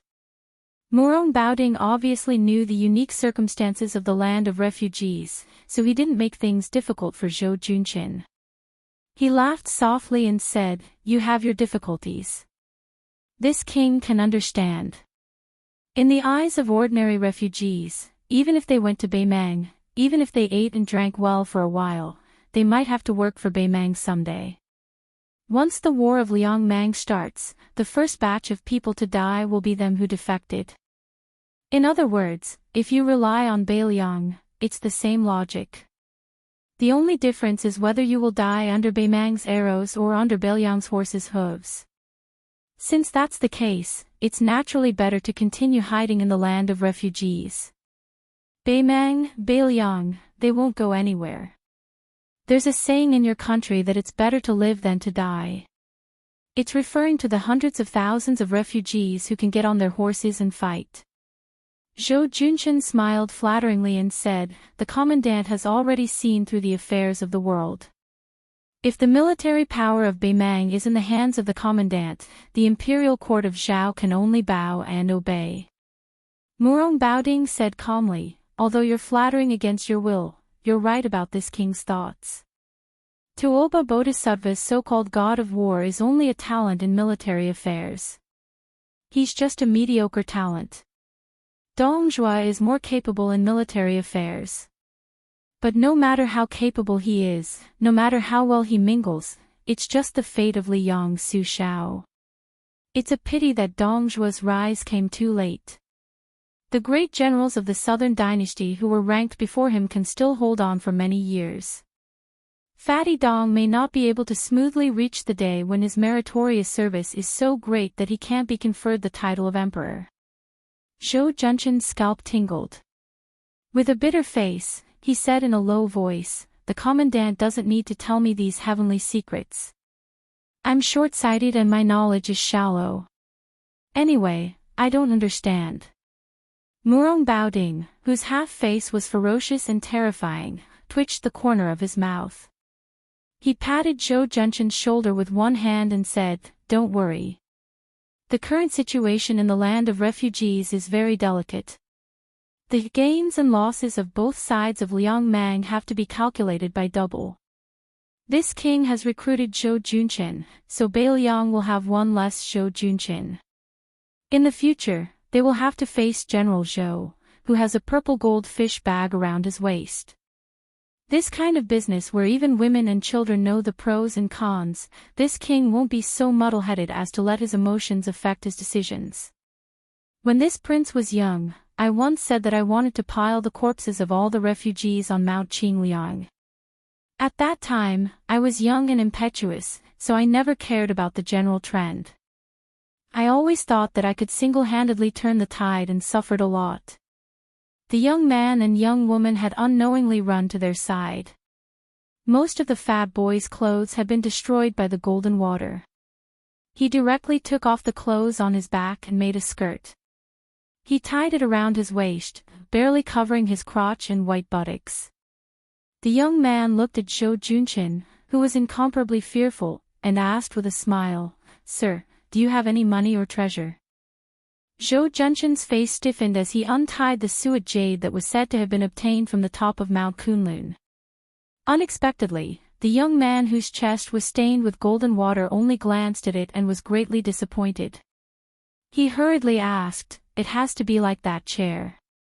It has to be golden and shiny. Otherwise, it's worthless." Zhou Junshin looked helplessly at Murong Baoding, but the latter ignored him and moved away to whisper to Hong Jingyan. Misfortune never came alone. Before one wave had subsided, another wave arose.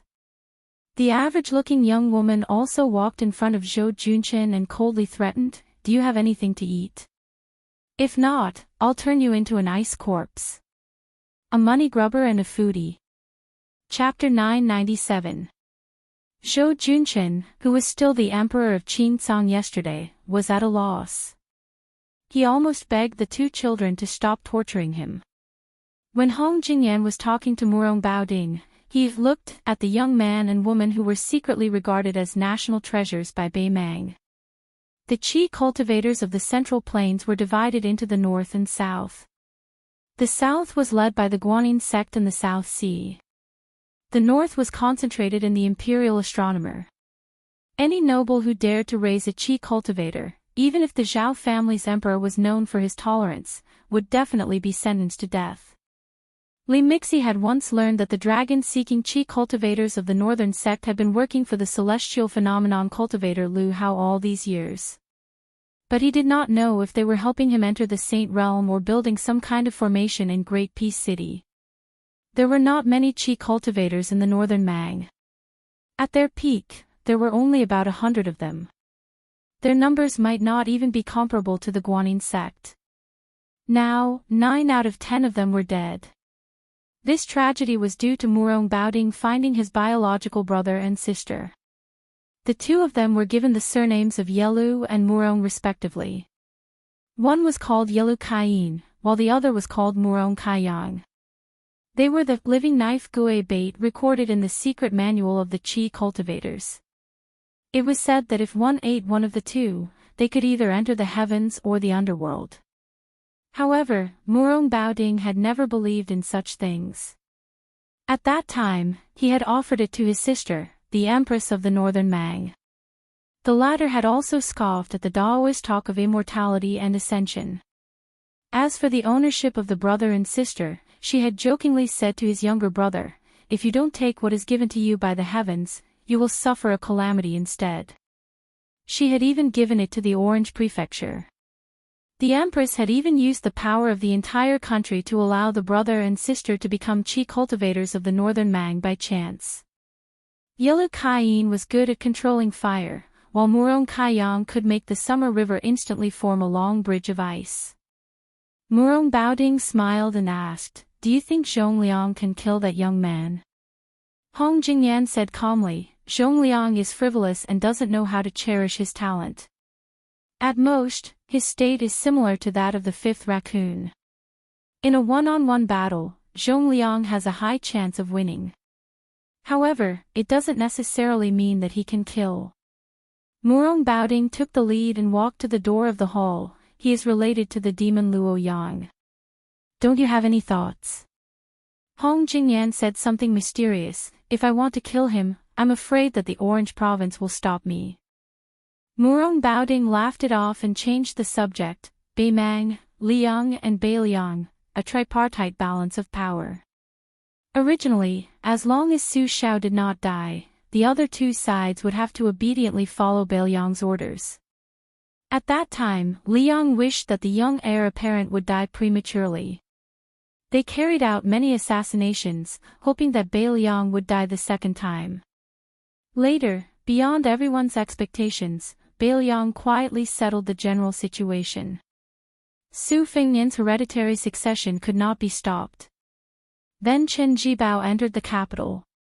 Following his resignation as the Minister of War, he was conferred the title of King of Western Shu. As a result, Bei Mang, who had been watching the fun, became anxious. Last year, they were beaten by Bei Liang to the bone. There were countless civil and military officials in the northern and southern dynasties, but only the Orange Province and Dongzhuo insisted on fighting on the western front. They insisted on fighting head-on with the new king of Bei Liang and Chen Jibao in western Shu. As a result, Li Mibi's spider web shifted its focus from this king and these people to Su Fengnian, hoping to kill the new king who no longer had Su Shao to rely on. At that time, Bei Liang would have no leader and would be much easier to bully. Since it was more or less certain that Su Fengnian would not rebel, Liang Xiaogo would have to pinch his nose and risk his life to protect Su Fengnian from dying at the hands of Bei Mang, so as to avoid missing the northwestern gateway. It was really a big joke. With Bei Liang's 300,000 cavalry being used up against the southern court, and with Chen Jibao glaring at western Shu, it would be much more difficult to carry out the peace edict's plan of east-west confrontation. Even if it succeeded, according to the peace edict, it would cost more than 200,000 lives. Perhaps this is the power of the man called Yuan Benshi in Great Peace City. Scholars move their mouths, and warriors die on the battlefield. In the current situation of the romance of the Three Kingdoms, Bei Liang doesn't move, and Bei Mang and Liang don't dare to act rashly. Unknowingly, 20 years of peace have been exchanged for the common people of the two dynasties. This is all thanks to Li Shan. It's a pity that this enemy is dead, and there's no way to tell him face to face. This king has a belly full of words, and he can only nag and nag to you, Hong Jingyan. Hong Jingyan smiled. Fortunately, there's still Chu Lushan. Murong Baoding stretched out his hand and placed it on his cheek. Yes, there's still Chu Lushan. The two had already stepped through the threshold of the main hall. Looking at the somewhat lonely scene in the square, Hong Jingyan suddenly said, Su Yanbing secretly escorting the young king is a reasonable thing. This person's methods of intercepting and rescuing the Bei Liang administrator's son at the border cannot be underestimated. If it wasn't for the peace edict, I really don't have the confidence to kill people in Qingcang. Since Su Yanbing hasn't shown himself, it means that it's as I guessed before. Zhongliang really can't kill Su Fengnian. First, there's the butcher Su Shao who doesn't want to be the emperor, Chen Jibao who wants to settle the country through 2 battles, and then there's the traitor Chu Lushan. Now, there's the Su Fengnian who likes to pull chestnuts out of the fire. Bei Liang really has a lot of strange people and strange things. If you ask me, Bei Liang really should follow the plan of the emperor's preceptor and destroy it first. Murong Baoding's words hit the nail on the head. If you don't attack the nearby Bei Liang, how can you compete with Dongzhuo for military merits? How can you be the king of the southern courtyard? Hong Jingyan also argued, is the peace edict really going to do business with Bei Liang? Chapter 998. Murong Baoding laughed and said bluntly, as long as this kid agrees, and as long as you, Hong Jingyan, do not meddle, the king of the northern courtyard will be his in the future, and the king of the southern courtyard will be yours. When Bei Mang pacifies the world, your northern and southern courtyards will no longer be defined by the current Bei Mang northern and southern dynasties, but by the current Bei Mang Liang. Hong Jingyan, do you think he will agree? Su Fengnian entered the city alone as a show of sincerity. This king even traveled thousands of miles south to this land of refugees, and spared his life. His sincerity should not be small, right? Hong Jingyan said indifferently, if Su Fengnian can recruit hundreds of thousands of refugees, he will be able to secure his position as the king of Bei Liang. Similarly, if he can tame 300,000 cavalrymen, he will be able to smoothly proclaim himself as the emperor after his majesty ascends to the heavens. But before that, if I go against his majesty, not only will I lose the Ruran military power that I just obtained, but I will also follow in Luo Yang's footsteps and be hunted down. On the surface, why don't we just follow his majesty's orders and kill Su Fengnian and let him accompany his father? Then, we will rely on our own abilities to fight for people, food, and territory in Bailiang. When the time comes, whoever can destroy Western Shu will be crowned as the king."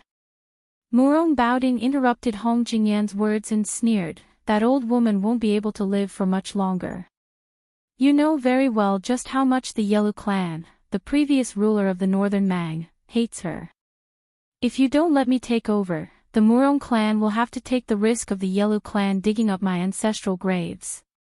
The old woman is very wary of this younger brother of Ben Wang, so of course she will have a plan after her death.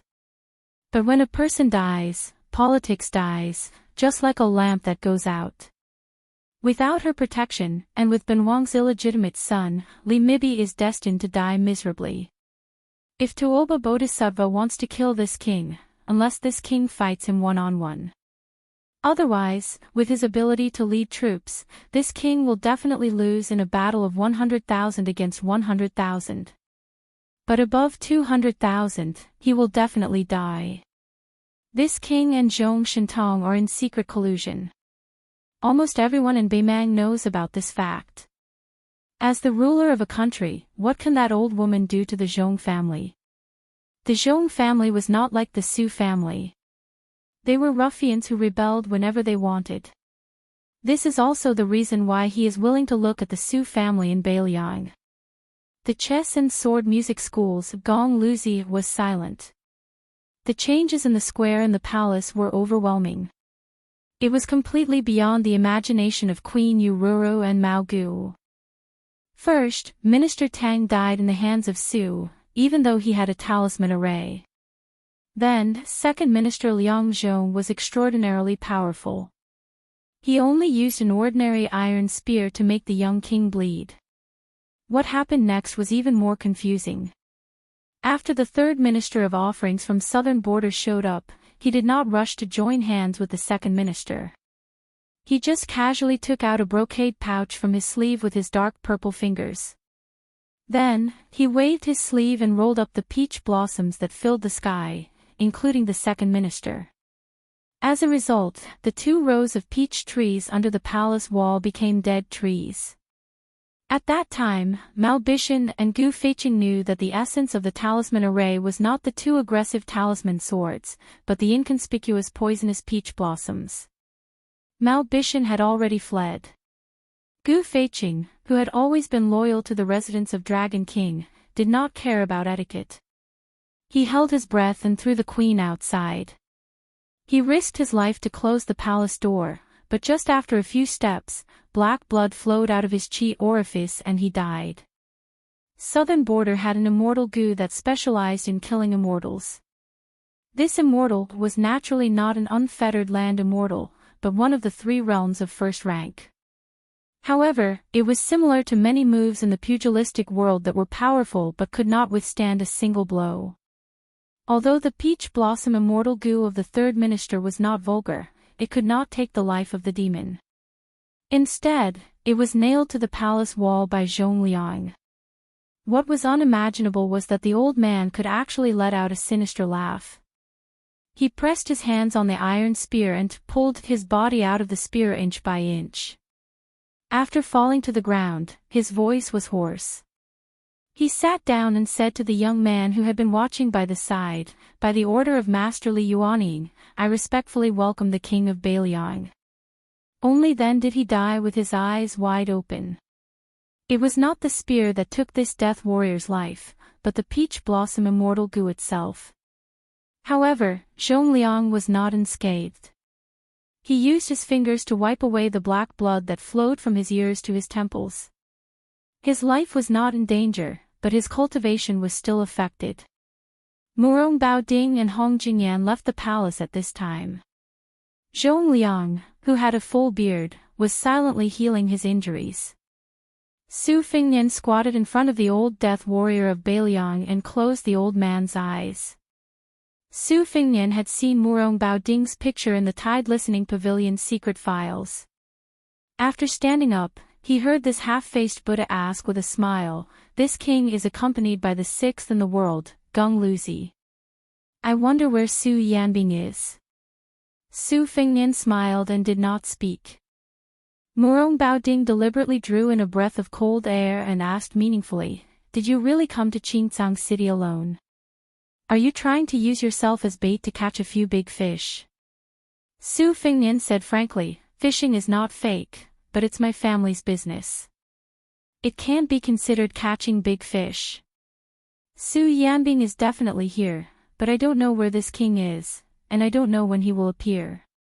Murong Baoding looked at the calm young man under the wall and felt a heartfelt admiration. He somewhat understood why the current Zhao family's son of heaven was in love with Qin Jibao. In the future, when he sat in the north facing the south and ruled the world, there would be such outstanding officials standing in the imperial court. Not to mention other things, just watching them stand there and serve him was very pleasing to the eye. Murong Baoding laughed heartily and said, "Su Fengnian, you may not know this, but this king's true eldest son is Yi Yulu. This king can let bygones be bygones for your grievances with him." Su Fengnian took the crossing the river pawn from his waist and placed it in front of his eyes. He gently exhaled and purple thunderbolts rolled onto the scabbard, bouncing gently. There were 9 thunderbolts pearls on the blade. These were the treasures that he had obtained from his battle with Lu Haosher. They could be considered priceless treasures. Su Fengnian looked at Murong Baoding and Hong Jingyan, who were standing side by side, and said something that even these 2 top experts could not understand. "I have had Wang Xianji's mentality since 800 years ago. The whole world is my enemy. I am invincible in the world." Chapter 999. Murong Baoding glanced at the rolling thunder on the scabbard and was a little surprised. Although martial arts were vast and there were countless unorthodox methods, as long as it was related to qi cultivators, it was considered top-notch. The young brother and sister behind him were more than familiar with this. In Beimang, there were qi cultivators who were proficient in collecting thunder and lightning. The money grubber boy and the foodie girl gathered together and whispered to each other. Especially the gluttonous girl, she smacked her lips and stared fixedly at the 9 genuine purple sky thunder. She was very envious. As long as she swallowed them into her stomach and nourished them for a few years, she would definitely be able to beat this annoying fatty beside her into a pig's head. Hong Jingyan's expression was still rigid. When one's martial arts realm had reached such a high level, it was nothing more than coping with changes by sticking to the status quo. Su Fengnian's crossing the river pawn in his left hand was out of its scabbard in an instant. The speed of the blade was so fast that the scabbard that left his palm crashed into the palace wall. Su Fengnian's arm followed Wang Xiu's arc formula and swung the blade down. The 9 thunder lingered and the purple clouds dazzled. Zhong Liang unceremoniously controlled the iron spear that was abandoned by Su Fengnian. He had been holding the spear with one hand. This time, he finally held the spear with 2 hands and took out enough attention to deal with the unsheathed blade. The spear curved horizontally. Before the sharp blade of the blade touched it, the curved tip of the spear was already pointed at Su Fengnian's waist.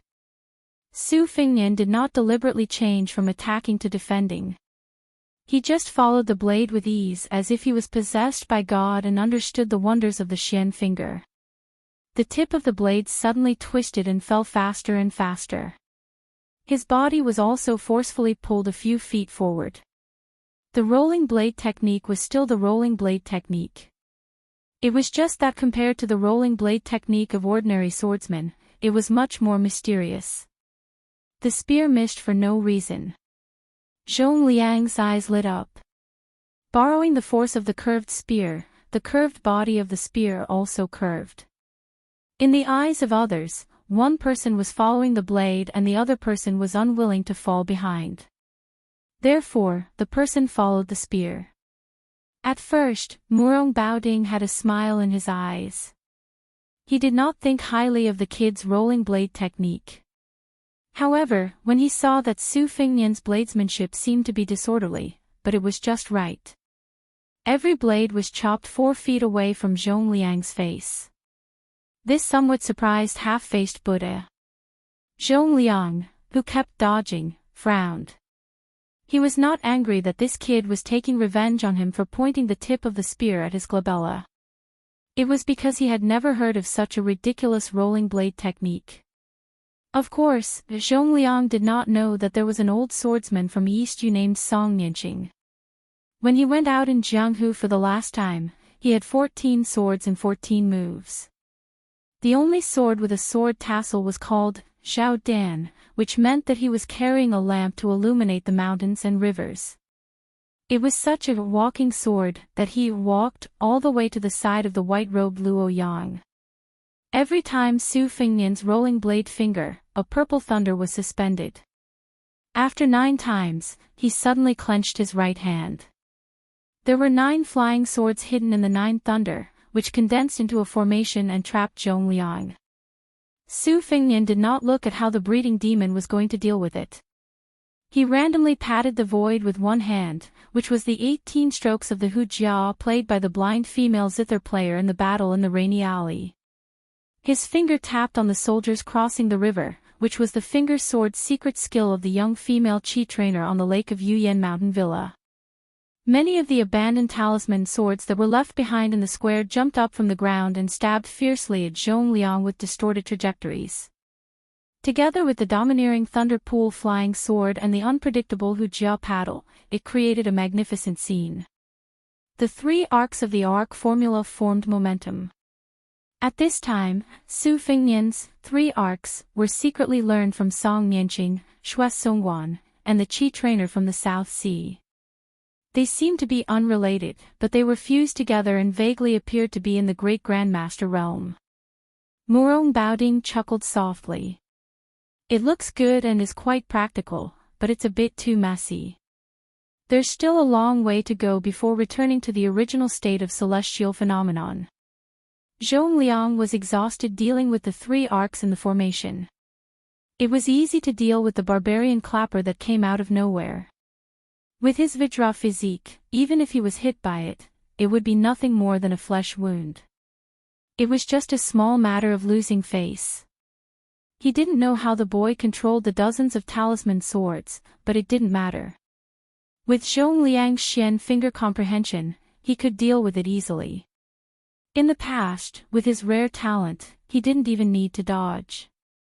However, he was afraid that if he didn't dodge, he would fall into a trap. Moreover, the flying swords of the sword tomb, which were wrapped in purple thunder as clothes, were no longer close to him, a natural sword embryo. Each of the 9 kinds of sword chi had its own killing intent, which was the real trump card. The iron spear that Zhongliang held with both hands had its spearhead cut off by the purple thunder. From the moment the guy unsheathed the saber in his left hand until now, Zhongliang hadn't been able to fight back even once. This made the second young master of the Beimang family, who ranked relatively low among the top 10 devils but had outstanding strength, really angry. Beimang was at the top of the martial arts world, and the number of times they fought each other was far more than Liang. They never liked the martial arts fights that didn't hurt each other's feelings. If old monster Wang from the martial emperor's city didn't go to Liang Jianghu to be a whetstone, the number of people in the martial arts ranking list might not even be equal to the number of people in Beimang.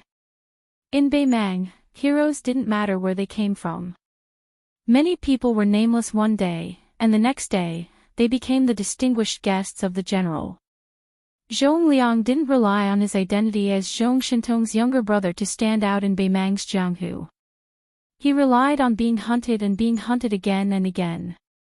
When he was young, he provoked the Dragon King, who was also one of the top 10 devils, and was hunted for nearly a month.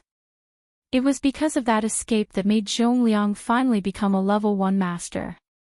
The reason why Zhongliang deliberately showed mercy before was not only because he wanted to humiliate the young king, but also because he couldn't stand the kid's attitude of not taking out his saber when he practiced. How dare he put on airs in front of Zhongliang? Only now did he know that the young king of Beiliang had learned a variety of skills and was not inferior to him at all. After he took out his saber, his momentum was even more imposing. Zhongliang had to restrain his contempt and treat him as an opponent that he could fight with all his strength. Zhongliang certainly knew that the young man standing 5 feet away from him had many tricks up his sleeves. Other than the thunder-wrapped flying sword, he must have a more powerful trump card. Zhongliang guessed that it must be the second saber on the right side of his waist. Zhongliang had heard that Su Fengnian, who was once a disciple of Li Chungang, used the mind cultivation technique to cultivate his saber. On the grassland, he used his saber to kill the colorful python demon beside Tuoba Chunsun. Zhongliang dealt with the talisman swords that were undulating with the rhythm of Su Fengnian's rhythm. Of course, there was the more troublesome purple thunder sword formation. When Su Fengnian made a move, Zhongliang countered it. It seemed complicated and long, but in fact, it only took a few blinks of an eye for the talisman swords to be broken and fell to the ground. Zhongliang's iron spear had also been cut by more than half, and the spear had become a long saber. Fortunately, Zhongliang's talent was so high that no matter what he learned, he could easily go further than many famous experts who studied for their entire lives. The broken spear in his hand knocked against the purple thunder flying sword. The sound was loud and clear, like the sound of a 1,000-pound bell. It could be heard clearly outside the residence of Dragon King. Every time the spear knocked against the sword, Zhongliang's perception of each thunder-flying sword increased. When the expressionless young man holding the saber finally moved his right hand, Zhongliang's pupils shrank. He knew that the saber in his right hand was about to be unsheathed. The outsiders, Murong Baoding and Hong Jingyan, sighed softly almost at the same time. Su Fengnian was indeed holding the hilt of Shodong's saber in his right hand. However, the one who made the move was not Shodong, but the scabbard crossing the river Pawn. Su Fengnian's palm was split open, and blood splattered everywhere. It was obvious that the crossing the river Pawn was so fast that even Su Fengnian, who was holding the saber, could not control it. Outside the Shenwu city, a person who was far away in the martial emperor's city borrowed a sword. Su Fengnian decisively gave him the sword. At the last moment of life and death, he killed Han Xingxian, the cat that was known as the Land Immortal, Han Wudi. Chapter 1000. This time, Su Fengnian returned the sword to the old man surnamed Sui. This time, he returned the scabbard to the soldier who had crossed the river. Otherwise, with Su Fengnian's spiritual foundation, he would have been able to cultivate the one-sleeve azure dragon. He would not have only used the rolling knife technique, which was born from Song Nianqing's shining guts sword technique, to fight against Zhongliang. Everything was just an extremely sinister smokescreen to pave the way for returning the sword.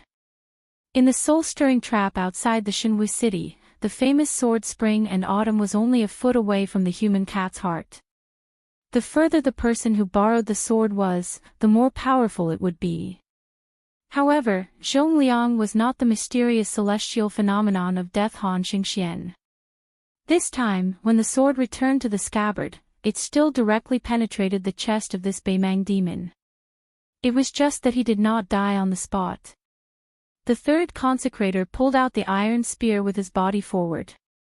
Zhongliang directly passed through the scabbard of the soldier who had crossed the river and crashed into the palace wall to escape. Su Fengnian did not chase after him. He only looked at the dead Beiliang spy sitting on the ground. It could be considered that he had avenged the old man's hatred for the spear. Murong Baoding said regretfully, with Zhongliang's ability, he should have fought with all his strength from the beginning. How could he be in such a difficult situation? His talent is really high. Before Luo Yang, he was the fastest person in Beimang to enter the Finger Mysterious Realm from the Vajra realm. He was even faster than Li Chungang from Liyang. This is a great thing, but also a great thing. The Vajra realm is naturally not as invulnerable as other martial artists who have been stuck in this realm for many years. Zhongliang was lucky that as the immortal sword embryo, he was able to sense the danger before the scabbard blade from the sword Wei pierced his heart. This was why he was able to avoid the fate of being stabbed to the heart. Unfortunately, he was lucky enough to avoid this blade. However, he could not avoid Su Yanbing who came with the instant spear. Hong Jingyan hesitated and was about to step forward. Murong Baoding laughed softly. Have you thought it through? Do I really have to save Zhongliang from Su Yanbing's hands so that I can express my goodwill to this king's sister? Don't regret it. Hong Jingyan asked in return. If Hong Jingyan could hide the secret of the military edict from His Majesty, why couldn't the military edict wait for Hong Jingyan's plan before acting? Murong Baoding didn't say anything and just shook his head. The two of them parted ways. As soon as Hong Jingyan left the palace, Murong Baoding muttered to himself, if I don't dare to gamble, how can I take it? Murong Baoding raised his voice and said to Su Fengnian with a smile, this is Geng Lozi. Don't be fooled by his high cultivation level. In this king's eyes, he is far inferior to you. Just now, this king even promised to divide the king of the north and south courtyards with you. Now, it seems like he is really humiliating you, Su Fengnian. Su Fengnian took a deep breath and absorbed the 9 purple thunder. He then controlled his qi to take back the soldier of crossing the river that was still in its sheath. He shook it casually and shook off the blood of Zhongliang on the sheath. He asked with a smile, if you were to face this blade, what would the result be? There was no tense atmosphere between the two of them. Murong Baoding sat lazily on the steps and laughed. This king can predict that blade, but he probably won't be able to dodge it. However, even if your blade hits this king's chest, you won't be able to pierce it. It's not that this king is looking down on you. In fact, only Wang Xianji and Tuoba Bodhisattva can do it with their bare hands. Dong Tai's sword can also do it. As for the others, the difficulty is not small. Oh right, there's also Li Xiaoxin with the King Kong glare. So even if Hong Jingyan went crazy and turned around to kill this king won't take it seriously. He will just leisurely run back to Beimang. Who knows, he might even be able to chat with you guys. The martial arts evaluation released by Beimang asserted that as long as Wang Xianji was willing to join forces with Tuoba Bodhisattva, they could kill all 8 people behind them. No matter how much the world discussed, there was no way to know what these 8 people were thinking. At this time, there were 2 people in the residence of Dragon King. One was the 6th in the world, while the other was the 8th. They had a drink and chat on their journey to the south. Hong Jingyan, who stood at a higher position, admitted this, but Murong Baoding denied it. However, the reason why he denied it was not because he was conceited about his cultivation, but because he felt that Dong Tai, who was going to visit immortals after borrowing the sword, would have a chance to surpass Tuoba Bodhisattva's realm and be on equal footing with Wang Xianji. Su Fengnian asked, even Su Yanbing's instant spear can't do it. Murong Baoding thought about it seriously and said, firstly, this king's true strength is unknown. Secondly, if he says that he can't do it, you will only think that he is bragging. Su Fengnian smiled and said, if Su Yanbing doesn't want to fight with you, there will naturally be someone else who will. Murong Baoding said in a low voice, no room for discussion. Do we have to fight and kill? Su Fengnian shook his head and said, when Su Shao was alive, he was too lazy to pay attention to you guys. In this life, I will not do business with Beimang. Murong Baoding stood up with a face full of regret. He stretched and said, it turns out that you are much more stupid than this king thought. Su Fengnian smiled and said, I'll return the same words to you. The spy leader of Qing Tsang was actually a pawn planted by Beimang. After lying to Zhou Junqin about the military situation, he had already disappeared. He said that Su Fengnian had entered the land of refugees alone and that Beiliang did not have a large army. In fact, he was only half right. Other than the young king of Beiliang, who was supposed to be the son of a rich family, there was also a mighty cavalry of 1,000 men. However, there were less than 100 men in armor. The remaining 800 to 900 men were wearing kasayas. Their bald heads were very eye-catching. It was actually a scene of a large group of monks heading west. There was only one carriage. Nearby, there was a huge black tiger running around. From time to time, it would stop and turn its head, waiting for the carriage. The cavalry on both sides were all heavily armored. Even the ignorant and inexperienced people in the land of refugees could tell at a glance that this was the Longxiang army that had destroyed 3 important towns of Beimang last year. They were the elites of Beiliang's elite cavalry. It was the 30,000 dragon elephant cavalry that had trampled half of Gusai state into pieces. Who in the southern court was not afraid of the black-clothed youth's invincibility? Beiliang had always been close to Buddhism, especially after the Liang imperial court destroyed Buddhism. Countless monks fled to Beiliang Taoism, which seemed to be the only worry-free pure land left in the world. Then, the new king of Beiliang suddenly ordered all the monks in Liangzhou to enter the land of refugees to preach Buddhism. He also promised that there would be armored cavalry to protect them. Most of the foreign monks were afraid that they had just left the wolf's den and entered the tiger's den. For a while, they took a wait-and-see attitude. Fortunately, the king of Beiliang did not make things difficult for them. He only ordered the 600 local monks in Liangzhou to gather and head west, without any resistance. However, there were more than 300 foreign monks who still had the idea that if they did not go to help, they would die. In addition to Liangzhou, there were also monks from Yuling and Liangzhou who set off quickly. Many monks who chose to give up the risk regretted when they learned that the Black Tiger, who had listened to the great immortal Qi Xuanzhen scripture, was also in the cavalry. Many monks who were familiar with the ways of the world wanted to mend the pen after the sheep were lost. They tried to secretly follow the cavalry, but they were mercilessly driven back to Liangzhou by the border cavalry. After the Beimang spy Taoist Qing Huai, who had been dormant in Qingrong Temple for many years, was killed by Beiliang's falcons, monk Huang Deng, who was a famous monk in Gangnam-do, witnessed the death of the old Taoist with his own eyes. The old monk Huang Deng became the new abbot of Qingrong Temple. This time, the new king of Liang ordered the monks to go west to the land of refugees. The old monk Huang Deng was the first monk to take the initiative to go to Liangzhou, and he was also the most famous one among them. Therefore, monk Huang Deng was specially allowed to ride in the carriage by Beiliang, which was a great honor. However, the old monk Huang Deng seemed to be a little restless along the way. He was not an old monk who bowed in front of the powerful. Monk Huang Deng was known for his teachings in Gangnam-do. Even when facing the honorable provincial governor, he was treated the same as a peddler. The reason why the old monk Huang Deng was uncomfortable was that the younger brother of the new king of Liang was sitting in the carriage. It was Su Longxiang, who had massacred the city and killed the surrendered soldiers at the border last year. If that was all, the monk would not be so restrained.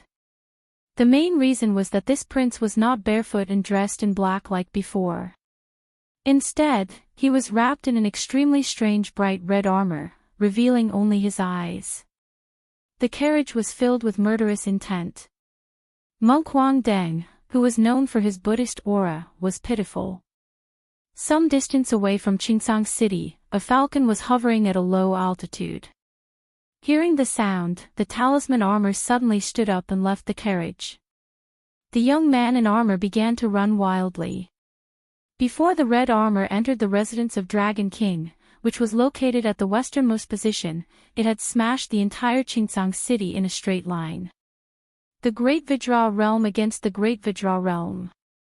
Chapter 1001. As soon as Zhongliang broke through the wall, someone immediately broke through the wall and came over. Moreover, this guy was dressed in bright red. The key point was that he looked like a very valuable family property. This made the money-grubbing young man widen his eyes in envy. He felt that if he had this outfit, he would be very impressive. The foodie girl, who was more talented than her brother, was no exception. She hid behind Murong Baoding and stuck her head out, staring intently. At this time, Murong Baoding's heart was more ridiculous than angry. Did this Su guy just use an armor to send him away? He had heard that there was a talisman general armor among the 4 grandmasters of Liang. He was a good-for-nothing who had been skinned alive. Murong Baoding had always been prejudiced against these so-called masters who used external objects to abuse their power. He looked at Su Fingnian with a gloomy face and said, "This king has already been rejected by Hong Jingyan once. This king's patience is running out. Su Fingnian, I advise you not to take advantage of him. Be careful that you don't become the second Zhou Junqin." Su Fingnian seemed to be in a good mood. He walked to the side of the red armor and patted it here and there. He seemed to be relieved. He turned his head and smiled at half-faced Buddha. "Murong Baoding, don't think too highly of yourself. Who are you trying to scare by calling him this king? This is not Orange Province, and you haven't become the Emperor of Beimang. As for me, thanks to my father, I've seen the Emperor of Liang, the Empress of Beimang, and the vassal kings of Liang. I've also seen many of the top 10 people in the world who are better than you in the martial arts evaluation. They don't seem to be as arrogant as you. Therefore, you should speak as arrogantly as you can." Murong Baoding put on a fake smile and twitched his lips, revealing a strong murderous intent. Talisman General Su Longxiang looked at his brother. The latter nodded, indicating that he should play freely. Since One Cut Willow was Murong Baoding's illegitimate son, he should treat it as the father paying the son's debt. Su Longxiang turned to face Murong Baoding. He didn't know if it was because of the talisman armor's tight concealment or if it was just a bluff, but Murong Baoding didn't feel any abundant chi flow. This made the governor, who had high vision, very puzzled. Where did Su Fingnian come up with such a joke? Wasn't he afraid of disgrace? Murong Baoding only knew that Su Zhao's youngest son was born with a vidra. He was barefoot and dressed in black. He led the cavalry of Dragon and Elephant and bullied the 3 military towns of Gentleman's Hole. They were like 3 virgins who had no power to fight back. His son's exquisite murderous sword chi couldn't kill him. Naturally, the governor of Orange Province didn't expect that Su Fingnian would make an unnecessary move and let his younger brother wear the talisman General Red Armor. Su Longxiang's 5 fingers stretched and clenched into a fist.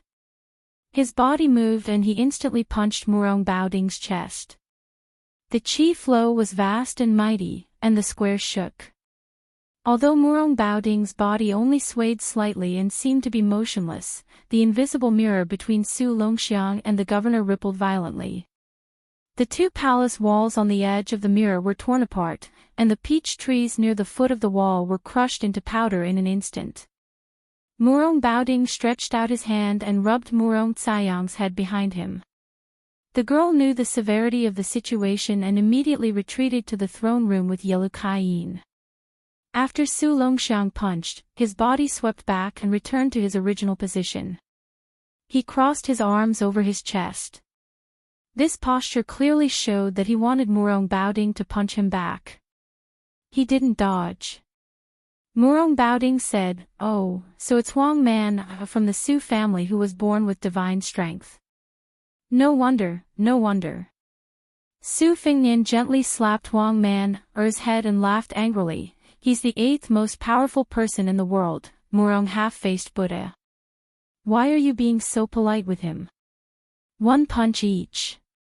Treat it as playing house and beat him up with all your might. This guy's ranking isn't high among the 10, but his ability to take a beating is outstanding. His killing power isn't good, and he's much worse than Dong Tai and Han Xingxian. If it were any other of the 10 most powerful people in the world, I wouldn't be at ease. But since it's Murong Baoding, it doesn't matter. Brother can verify if there are any flaws in the talisman armor that the Mo family's great son carefully crafted." Su Fingnian looked at Huang Man's eyes and glared, "You're not allowed to take off your armor." Murong Baoding walked down the steps and mocked himself, "You 2 brothers really don't take this king seriously." Su Fingnian covered his hands with his sleeves and hid far away at the foot of the wall. He squatted beside the old consecrator's corpse. Murong Baoding didn't finish walking down the steps. He tapped the ground with the tip of his foot and casually pushed Su Longxiang's head, which was covered with the talisman armor. Su Longxiang was sent flying. Not only did he smash through the palace gate, there was also a deafening shattering sound coming from the other side of the city gate. Murong Baoding's body was suspended in the air for a moment before he floated down like a feather landing on the ground. This light feather actually crushed the solid bricks. Murong Baoding had just landed when a scarlet rainbow returned. This time, it was Murong Baoding's turn to fly back dozens of feet. In the blink of an eye, Murong Baoding took a step forward and punched out with his left fist. Su Longxiang's right fist collided with his. The astral chi rushed over, and Su Fengnian had no choice but to extend his arm in front of the old spy, Bai Liang, to protect him. Then, the two great Vajra realm martial artists fought with their left and right fists respectively. They were like two barbaric bulls wrestling. They didn't have the demeanor of an expert, but their aura was extraordinarily powerful. Murong Baoding roared angrily. His entire face was glowing with golden light. He pushed Su Longxiang a few feet away and kicked him. His expression couldn't be seen clearly. Su Longxiang bent down and wrapped his hands around the leg of the half-faced Buddha. He twisted his waist and forcefully pulled Murong Baoding out of the ground like a radish. He spun one round and threw it out, smashing half of the palace wall. Su Longxiang leaped up and stomped on Murong Baoding's head. The latter slapped with one hand, and his body was like a tornado. He whipped his leg and smashed Su Longxiang into the palace wall on Su Fengnian's side. Just like that, the two palace walls were destroyed in half. Su Longxiang stood up from the dust and slapped his palm on the chest of the talisman armor. His chi flowed in layers and dispelled the accumulated dust on the talisman armor. The red armor was still bright and didn't have any flaws. Su Fengnian grinned happily. For the past half a year, the group of old men in the machinery bureau was only one step away from being forced to hang themselves by him. Even the two great masters of MO, who used to be easy to talk to, didn't give him any face.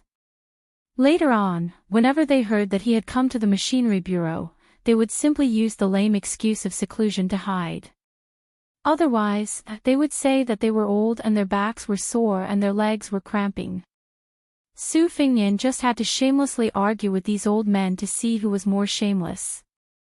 Fortunately, this talisman armor, which involved materials, Taoist talismans, Buddhist incantations, and other vast problems, was finally completed on time. In fact, later on, the old men were addicted to studying it. When Su Fengnian said that he wanted to take it out for a walk, the two great masters of MO looked at him with resentment as if he had stolen their wives. They even threatened to fight the king of Bailiang to the death if it was damaged in the slightest. Fortunately, Su Fengnian threw out a huge bait. He said that no matter how much manpower, material, and financial resources Bailiang had to build the talisman armor to the level where it could withstand heavenly thunder. He even provoked them by asking if they dared to go against heaven's will. This made the eyes of a large group of old men immediately light up. They turned around and ran to draw the blueprint. They really ran, the kind where they ran away like a wisp of smoke. Su Fengnian looked up and saw that the throne room was still fine. The palace walls had already disappeared, but Huang Manor had somehow wrapped his hands around Murong Baoding's head and tucked it under his armpit. The two of them bumped into each other like this. After they bumped into the palace walls, they went to find trouble with the palace walls. Su Fengnian returned the favor. After he broke free, he grabbed Huang Manor's ankle and used the talisman armor as a knife to cut rice paper, cutting a gully in the middle of the palace walls. Huang Manor did not fall behind. He stepped on Murong Baoding's chest in the air and kicked the half-faced Buddha, who was known as the immovable wisdom king, to stagger. Then, the two of them began to fight back and forth, punching each other's heads. After each punch, the talisman armor and the half-faced Buddha were unharmed, but the ground under their feet cracked inch by inch. Huang Manor was still fine. He had the talisman armor on him, so he did not appear to be in a difficult situation. However, Murong Baoding's clothes were already in rags and he looked like an old beggar. He did not have the slightest bit of the bearing of a Baimang military commander. Chapter 1002.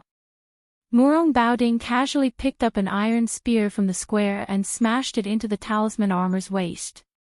The talisman armor was fine, but the iron spear shattered from head to tail. There were still many iron spears on the ground, but they were all picked up by Murong Baoding.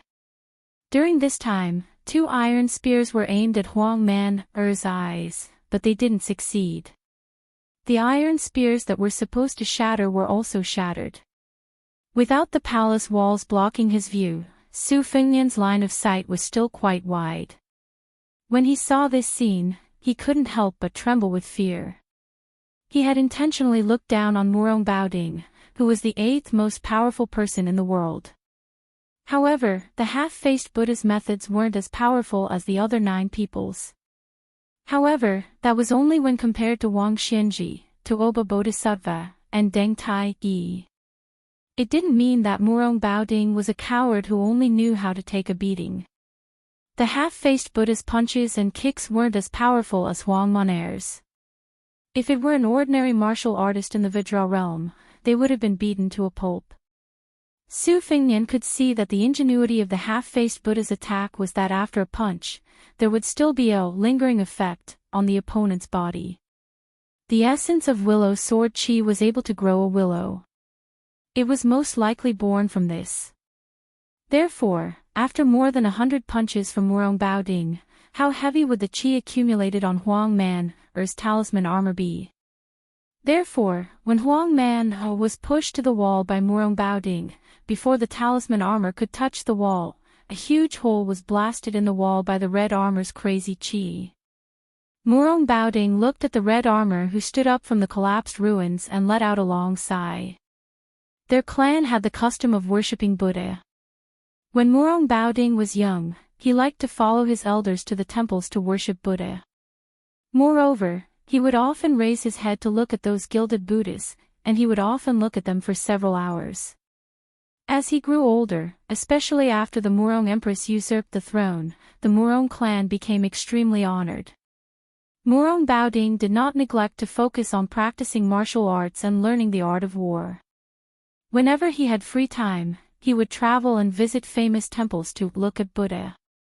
This had practically become a strange hobby that everyone in the northern Ming and northern dynasties knew about. During the war between the 2 countries, Murong Baoding was good at raiding and killing the enemy with a small number of elite cavalry. He became famous early on, but he was much slower in martial arts. After the defeat, Murong Baoding went on a long trip alone and saw a big Buddha enlightened him. He learned the Vajra invincible sitting Buddha. After he opened acupoints, he opened Buddha. And he opened Buddha's Vajra's body. Standing. Murong Baoding slowly raised his left palm in front of his chest. His right hand was about to press against his chest like a monk. Standing Buddha between heaven and earth. Su Longxiang turned his head and looked at Su Fengnian who was squatting in the distance. He took off the rune armor helmet with both hands and threw it at his feet. He wanted to follow the method that his brother had asked him to memorize. He wanted to knock on a few points of the array and take off the red armor in one go. However, Su Longxiang hesitated and only took off the helmet. He did not take off the armor completely. Su Fengnian saw this and sighed. He did not say anything. Su Longxiang was much taller than when he went to Mount Longhu to cultivate with the old celestial master Zhao Shituan. His face was sallow and emaciated, but the biggest change was that his eyes were less confused and more stubborn. It was this young man who slaughtered the soldiers of the 3 towns of Baimang. He personally led the cruel act of killing the surrendered soldiers after the spring and autumn period. Su Longxiang twisted his neck and punched the palm of his left hand with his right fist. Then, he bent his knees slightly.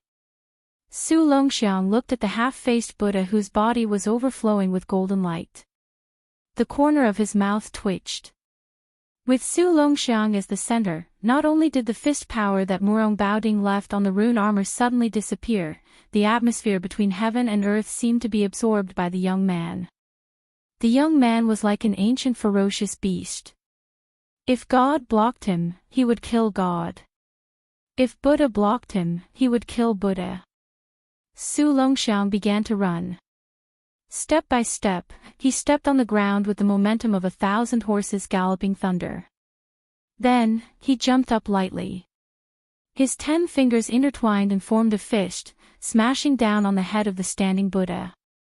When Murong Baoding's invincible golden body was smashed into the ground, his hands were tightly pressed together and there was a gap. Su Fengnian stood up. He knew that the situation in Qingcang City was settled. Su Fengnian did not stop the young man and woman from leaving quietly. Although Murong Baoding's body was broken by Huang Manor's fist, if both sides were to fight to the death, Su Fengnian might not be able to gain anything. Su Fengnian looked at Huang Manor's back. He probably felt that if he took off the rune armor helmet, he would be scolded by his older brother. He looked into the pit for a long time. When Su Fengnian did not appear, he ran to squat down and put on the helmet. He always had his back to Su Fengnian and just squatted like that. Su Fengnian did not know whether to laugh or cry. He just lightly carried the old spy's corpse and walked into the very small throne room. Dressed in a dragon robe, Zhou Junchen bent down hard and called out to the king of Bailiang. He said a lot of mushy and flattering words. Su Fengnian placed the old man's corpse beside the dragon pillar. He did not say anything and just glanced at Zhou Junchen. The latter quickly shut up. He realized that the young vassal king in front of him who had seen many storms was not like the previous vassals he had relied on. Not only was his eyes shallow, but he was also soft-hearted. Zhou Junchen lamented in his heart. Half an hour ago, he was still waiting for his subordinates to tie this guy up and bring him to the throne room. He hoped that he could enjoy an audience with the dignified king of Liang. Now, the battle outside had turned the world upside down. Not only had the Ruan Mountain Lord, Hong Jingyan, even Murong Baoding had to personally lead the battle. Thinking of this, Zhou Junchen bent down even more.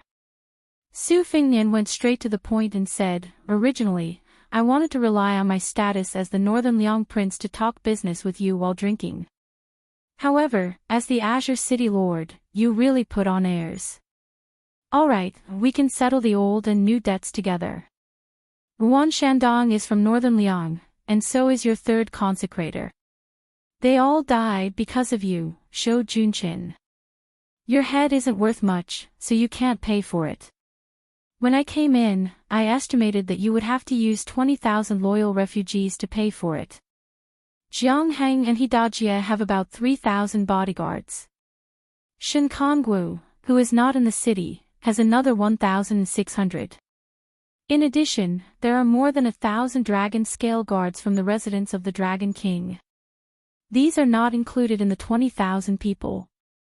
Just take it as a gift for our first meeting." Zhou Junchen cried and wailed, "Your Highness, I don't have the ability to turn beans into soldiers. Winning over 20,000 refugees is harder than ascending to the heavens, let alone making them loyal. It's not that I don't want to do my best for your Highness, but I really don't have the strength to do it."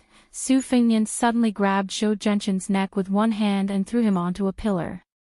Zhou Junchen's feet were off the ground, and his back was against the pillar. He could not breathe. Su Fengnian's arm was wrapped with the red snake. He sneered and said, "Then you can die.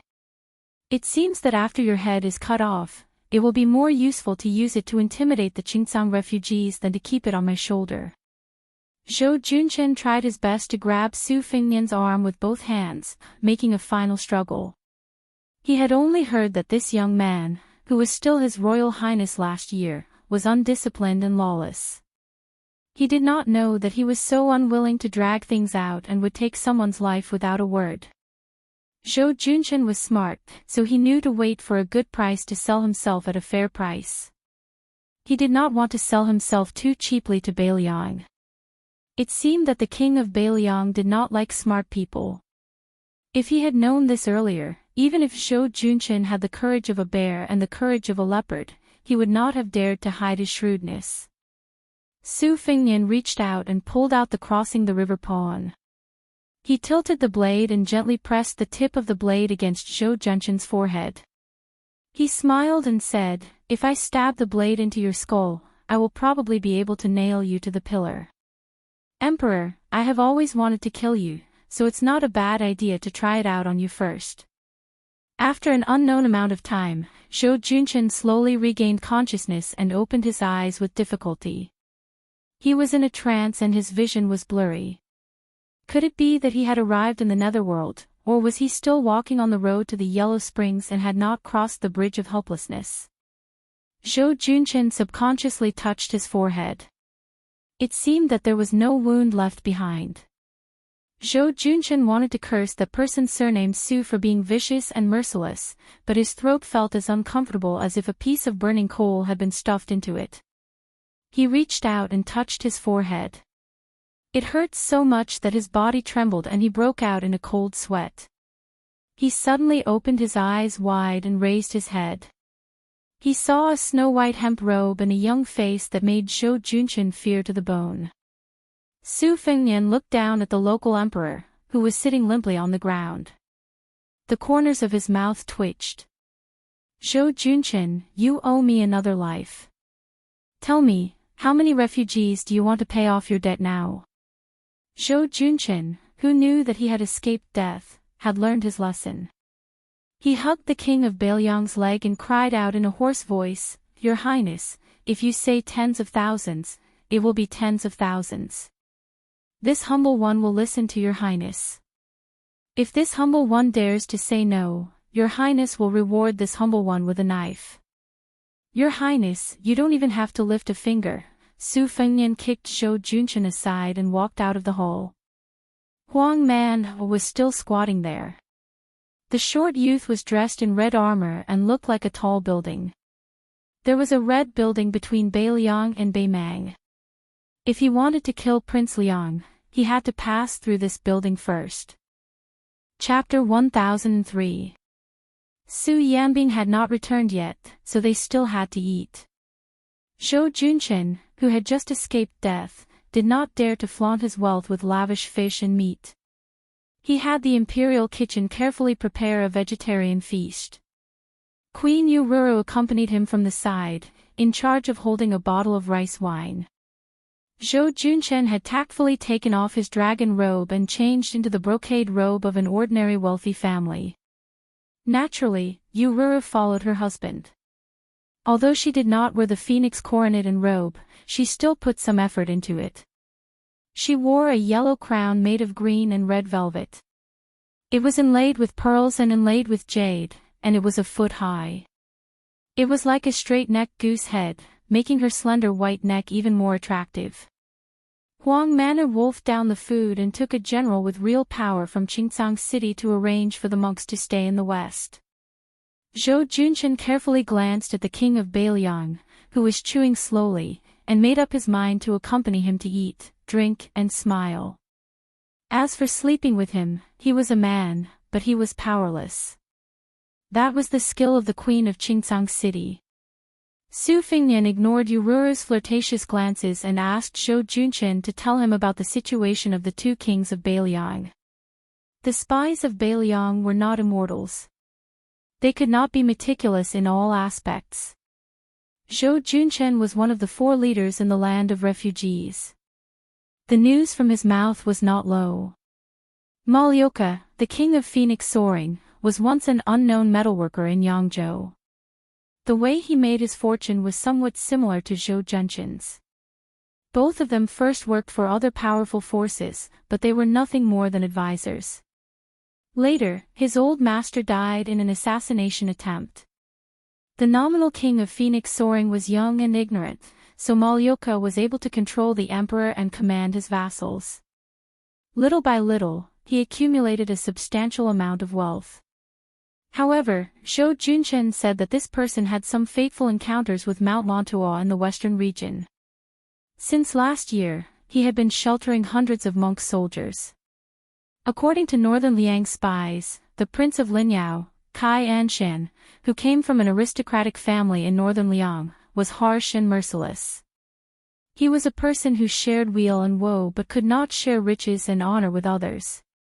However, in Zhou Junshan's mouth, Kai Anshan was actually described as a rather heroic old man. Su Fingnian felt that Kai Anshan most likely had some ability to convince the vile Zhou Junshan wholeheartedly. As for the gang between Linyao and Fengxiang, they were all horse bandits who relied on plundering for a living. They turned their backs on each other and were experts in taking advantage of each other. Over the years, the three military towns had suffered quite a bit. Moreover, this group of horse bandits were often bold enough to cross the border and plunder from Northern Mang's southern court.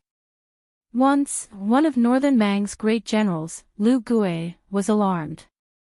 Not only did he personally lead an army to suppress the bandits, he also specially instructed a fatty surnamed Dong to keep an eye on this area. It was only after this incident that the horse bandits at the border of Gusai province were reduced by a lot. This lawless gang was stationed at Stone Mountain. Zhou Junshan said that the gang leader was a coquettish woman in the prime of her youth. He revealed the heavenly secret and reminded Su Fingnian that although this group of horse bandits was not on good terms with Northern Mang, both he and Kai Anshan privately felt that it was merely a ruse to injure themselves to gain the enemy's confidence. In reality, they were spies that Northern Mang had planted in the refugee lands. Su Fingnian sorted out Zhou Junshan's words bit by bit and did not find any big loopholes. He asked, the three old military towns and the horse bandits have a total of 170,000 to 180,000 sinners. About half of them are in the prime of their lives. They can fight on horseback and farm off horseback. They are a source of soldiers that even Beimang covets. I don't expect to get all of them in one go. You see, Fengxiang, Linyao and Stone Mountain, there are only about 20 people in power in these three places. How many of them are willing to be appeased and recruited? Zhou Junshan hesitated for a moment. He gritted his teeth and said, I'll risk my life to tell you the truth. As long as they don't really starve to death, they would rather be hungry than eat the leftovers given by the Bailiang. Take my Qingcang city as an example. It's easy to guess that Shen Kongwu and his 1,600 people would take advantage of this opportunity to either establish their own family or to rely on Kai Anshan and Linyao City. They would rather die than run back to Qingcang City. No matter how high the position you give him, it's useless. When he was 6 years old, he saw with his own eyes that the heads of his family's elders were chopped off one by one. Then, he was driven to this desolate land of refugees. Even in his dreams, he was thinking about how to kill his way back to Bailiang for revenge. Fengxiang and Linyao also have many people in their prime who are irreconcilable with the Bailiang. They hold military power. Firstly, I'm not from the Bailiang noble family that was destroyed back then. I have no grudge against the Bailiang. Secondly, I admire the ability of the prince from the bottom of my heart. That's why I'm willing to do anything for the Bailiang. Su Fingnian put down his chopsticks and said calmly, if you were in my position, how would you recruit the refugees? No matter how difficult it is, you still have to do it.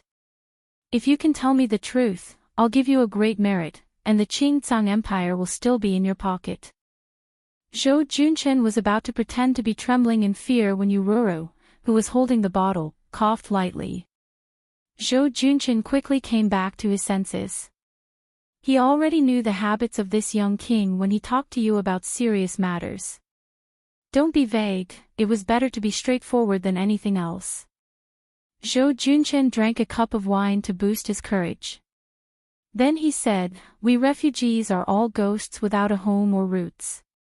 Yes, we're the kind of pitiful people who don't even know where to go during the Qingming festival. We all believe that if we don't stay here, there will be a place to stay. We don't do long-term business here, and no one has the patience to cast a long line to catch a big fish. We only care about what you can take out from your pocket. If you give us money and food, then we'll be your people from head to toe. If you reward us with good wine and good meat every day, then I'll be willing to risk my life for you. Of course, Bailiang, this outsider, is an exception. We've suffered too much for so many years. The crossbowmen of the prince's family come here to kill people every 2 or 3 days. We're scared to the bone. I heard that His Highness had brought more than 1,000 monks into the land of the refugees. This is something that this lowly one could never come up with even if I racked my brains. It's amazing. There aren't many ancient books in the entire land of the refugees. Therefore, Confucianism is a joke here.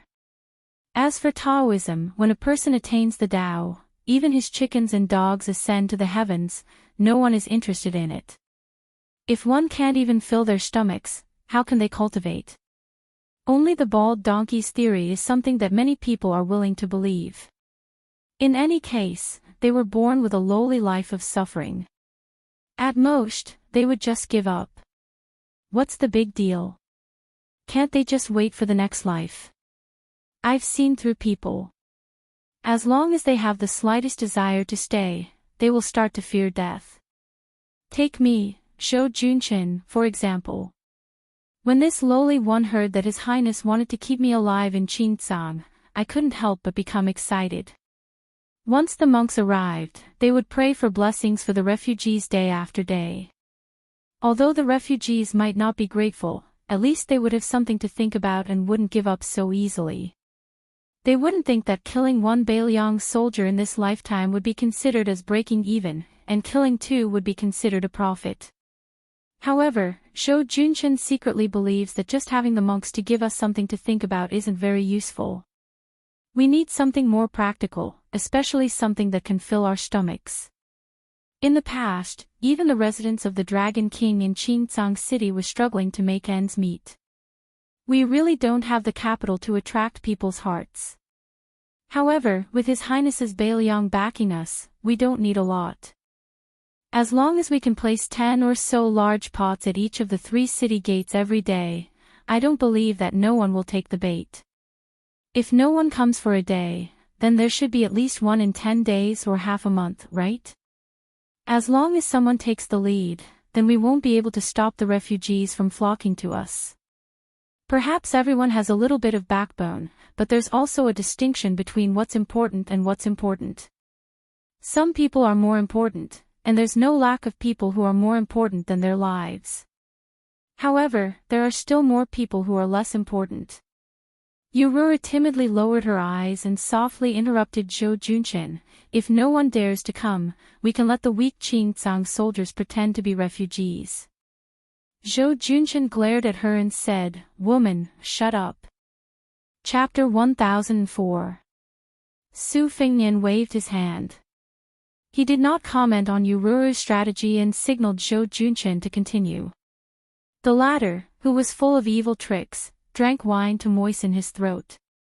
His face was flushed red. It was obvious that he was in a good mood. If we only use the Bailiang cavalry to crush the 3 towns, the refugees will definitely not be able to defeat them. They can hide in the western regions or even Beimang. If they scatter like birds and beasts, then they will ruin His Highness's grand plan. If they were forced into a corner by the Northern Liang Iron Cavalry, there would definitely be people who would defect to the Northern Mang Southern Dynasty in a fit of anger.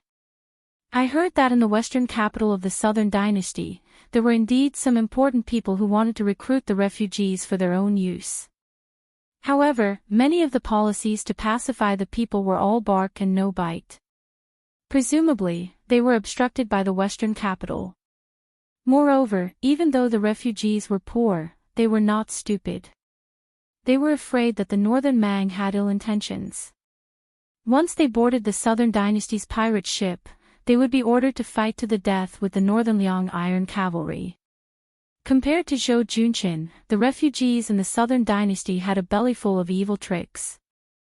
Internal strife, the ability to harm one's own people. These people who joined the Northern Mang slaves of 2 surnames are all carrying the experience slowly accumulated by generations of old ancestors for hundreds and thousands of years. Aren't the history books tirelessly teaching the scholars of the younger generation how to kill without shedding blood? Su Fengnian had a new level of respect for him. He smiled pleasantly and said, "Don't be sentimental. Let's talk about serious matters." Zhou Junchen quickly nodded like a chicken pecking rice. He said, "Zhou Junchen has a plan. There are 4 words, divide and conquer. There are 2 types of division. The first type is territorial. Excluding this dog fart Qingcang King, then your highness can promise that the other 3 armies will continue to be local emperors. However, they will have to submit to the Bailiang nominally. Your highness can add a new province to the refugees' land. This will give you the titles of provincial governor and general." Kai Anshan will definitely scoff at this, but it doesn't matter. Malioka, who only cares about his own happiness and doesn't care about the lives of others, may be tempted. Moreover, Kai Anshan is not tactful and doesn't appreciate the kindness. It is possible that his subordinates will be tempted. In this way, the 2 towns' refugees will more or less have their own ulterior motives. In any case, if they defected to the Bailiang, when the time comes and they really have to fight to the death on the battlefield, it will be the soldiers under their command, not the officials. However, this matter still needs to be told by your highness personally. The second type of division and conquer is targeted at the refugees themselves. Some of them are abandoned soldiers who committed serious crimes in the Bailiang army. These people will be pardoned. There are also some people who are from the tyrannical families in Bailiang in the recent 10 years who were driven here. Your highness can restore their family property in Bailiang. If they have official titles, you can just return them. If you think too highly of them, you can reduce their family property by half and reduce their official titles. As for the earliest batch of refugees and locals, the people who surrounded them did not change their nature and were the largest in number. However, it was not necessarily true that they were impenetrable. Their ancestral businesses and ancestral graves were all within the borders of northern Liang, so they were allowed to return to their hometowns to worship their ancestors. After witnessing the prosperity of their hometowns in northern Liang, some of them would eventually be willing to return to their hometowns and return to their hometowns. There were also some desperados who had nowhere to escape and could only seek refuge in the land of refugees. Some of them were Jianghu people of the Central Plains, and some were descendants of officials who hated the Liang imperial court to the core.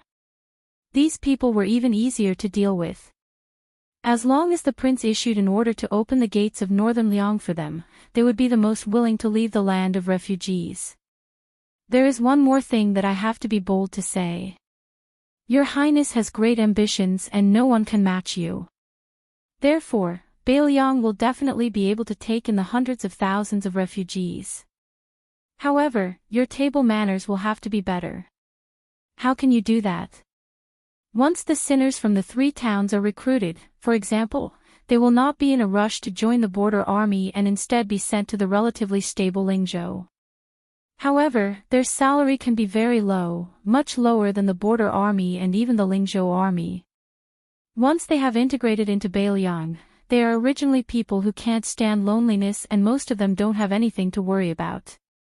At that time, they will probably start thinking about going to the border to obtain military merits. Ha, I've gone too far. Prince, please don't blame me. This lowly one will speak a bit more closely. If you want to succeed by dividing and ruling, it is nothing more than the method of combining kindness and might that all those in power since the ancient times are fond of using. This lowly one has already said that giving an official's hat, giving a starving person a mouthful of food, and removing a criminal's name is all Prince's great kindness and benevolence. In order to establish prestige, the prince doesn't necessarily need to personally take action like today. The young prince only needs to bring several thousand dragon elephant cavalry with him. The young prince has already made an illustrious name for himself, an unrivaled general who can kill Northern Mang's elite soldiers like cutting rice. With the prince's grace at the front and the young prince's cavalry trailing behind, even if their bones are tough, they aren't as tough as the refugees, so they can only go with the flow and surrender.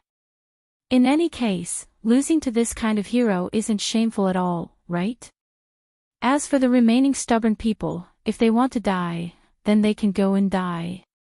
From the 300,000 Bayman cavalry that the old prince handed over to you, who would be so careless to kill? Ururu quietly curved her eyebrows. She was carefully observing the young vassal king's expression at all times. It seemed that her husband's nonsense was not able to keep his position as the ruler of Qingzang, but at the very least, he didn't fall into a worse situation. Su Fingnian smiled. You and a certain person's strategy of governing the refugees coincides a bit. You have about 50 to 60% of his skill. However, I have never been to the land of the refugees. I am different from you. Zhou Junchen subconsciously bent his waist even though he was sitting. He said with a flattering expression, this little one is just making things up. I don't dare to compare myself to the expert beside your highness. If there is a 10 to 20% similarity, then it is like stepping on dog shit. Su Fingnian stood up. Zhou Junchen quickly followed. Su Fingnian said, Zhou Junchen, I will give you two choices. Either you stay in Qingzang City and assist that person, or you go to Lingzhou and become the governor of Feek County. However, I feel that it is safer for you to choose the latter. With your backbone, when you encounter a life and death situation in the future, you will definitely become a Bailiang traitor. At that time, I will definitely want you to die. A person like you can barely be considered a capable official if you become a peace official. Bailiang lacks officials, but we don't need honest and upright officials who do nothing. When the time comes, you can be greedy. I don't mind, but you must remember not to delay your work for the people of Bailiang. Greedy officials, greedy for more and greedy for less. They only have one mouth and two hands, how much can they eat and take? Moreover, the truly valuable things can't be brought to the coffin. The rich family property is there for display. If you really want to use this as an example, the military power of Bailiang's border can be raised to another level. However, the Su family is not at the end of the line yet. Zhou Junchen and Ururu, who had knelt down to express their gratitude, looked at each other. They could see the fear in each other's eyes. Su Fingnian said indifferently, both of you, get up. You can probably stay in Qingzang for another month or so. Zhou Junchen and Ururu got up and stood side by side. Su Fingnian suddenly smiled at Ururu and said, I have given Zhou Junchen the position of governor. I don't have anything to give you. Your situation has been written in Bailiang's spy reports. At the very least, as long as you are unwilling, no one will be able to make you take off your clothes in the future. If there is, and Zhou Junchen shamelessly agrees, come to Mount Qingliang. I will help you stop them. After Su Fingnian left, a loud slap sounded from behind him. Then, there was a burst of crying. Some were from Ururu, and some were from Zhou Junchen. Su Fingnian walked out of the north gate of the residence of Dragon King, which was equivalent to leaving the city. In the north of the city, there was a small lake whose water reached his knees. He squatted by the lake, grabbed a handful of sand, and gently threw it into the lake. He was lost in thought. Actually, according to Chen Shiliang's original plan, the first thing he wanted to do was to use 20,000 cavalrymen to bathe Qingzang City in blood. He wanted to kill everyone around Qingzang City. Only then would he talk about the favor. Malyoka's soldier monks were actually a deal between Su Fingnian and the 6-pearl bodhisattva of Mount Montua. Of course, Malyoka did not know the inside story. If the female Dharmaraja of the esoteric sect wanted to be the master of Mount Lontua, she would have to join forces with the Su family of Bailiang. Su Fingnian would then use this opportunity to control the vast area of the western region. Of course, there was also an urgent need, which was to form a military situation that would suppress hundreds of thousands of refugees from east to west. Then, he would send tens of thousands of light cavalrymen to the north and south borders to prevent the refugees from escaping. In fact, the refugees in this huge pocket would either surrender or die. Baimang's southern dynasty deliberately spread rumors that Su Zhao's last words were to bury the refugees with him before his death. Before Li Shan died, he left behind a simple and comprehensive brocade pouch. Chen Shiliang's vicious strategy happened to coincide with it. However, in Su Fengnian, he knew that his master felt guilty towards these refugees who lost their homes because of him. It was just that he never said it out loud. Instead, he wrote it down on the tip of his pen. His master died without a grave and his ashes were scattered at the border. When one was born, one had someone to rely on when one was old, and one had someone to bury when one died. These were the 3 blessings of life that the withered man mentioned. The hundreds of thousands of refugees on this piece of land did not seem to be able to enjoy any of them. Li Shan, who wrote the 20-year history of the refugees, Records of Knowing Autumn, called himself Water Margin Mountain Ghost in his old age. Water margin, in the wilderness. Wild ghosts by the water. Maybe it was because in his master's view, he was not the same as Xiao Chongling who brought thousands of servants to join the Su family. He was not the same as Chen Qiuyang who wanted to conquer the world. He, Li Shan, had never walked into a temple, had never knelt before anyone.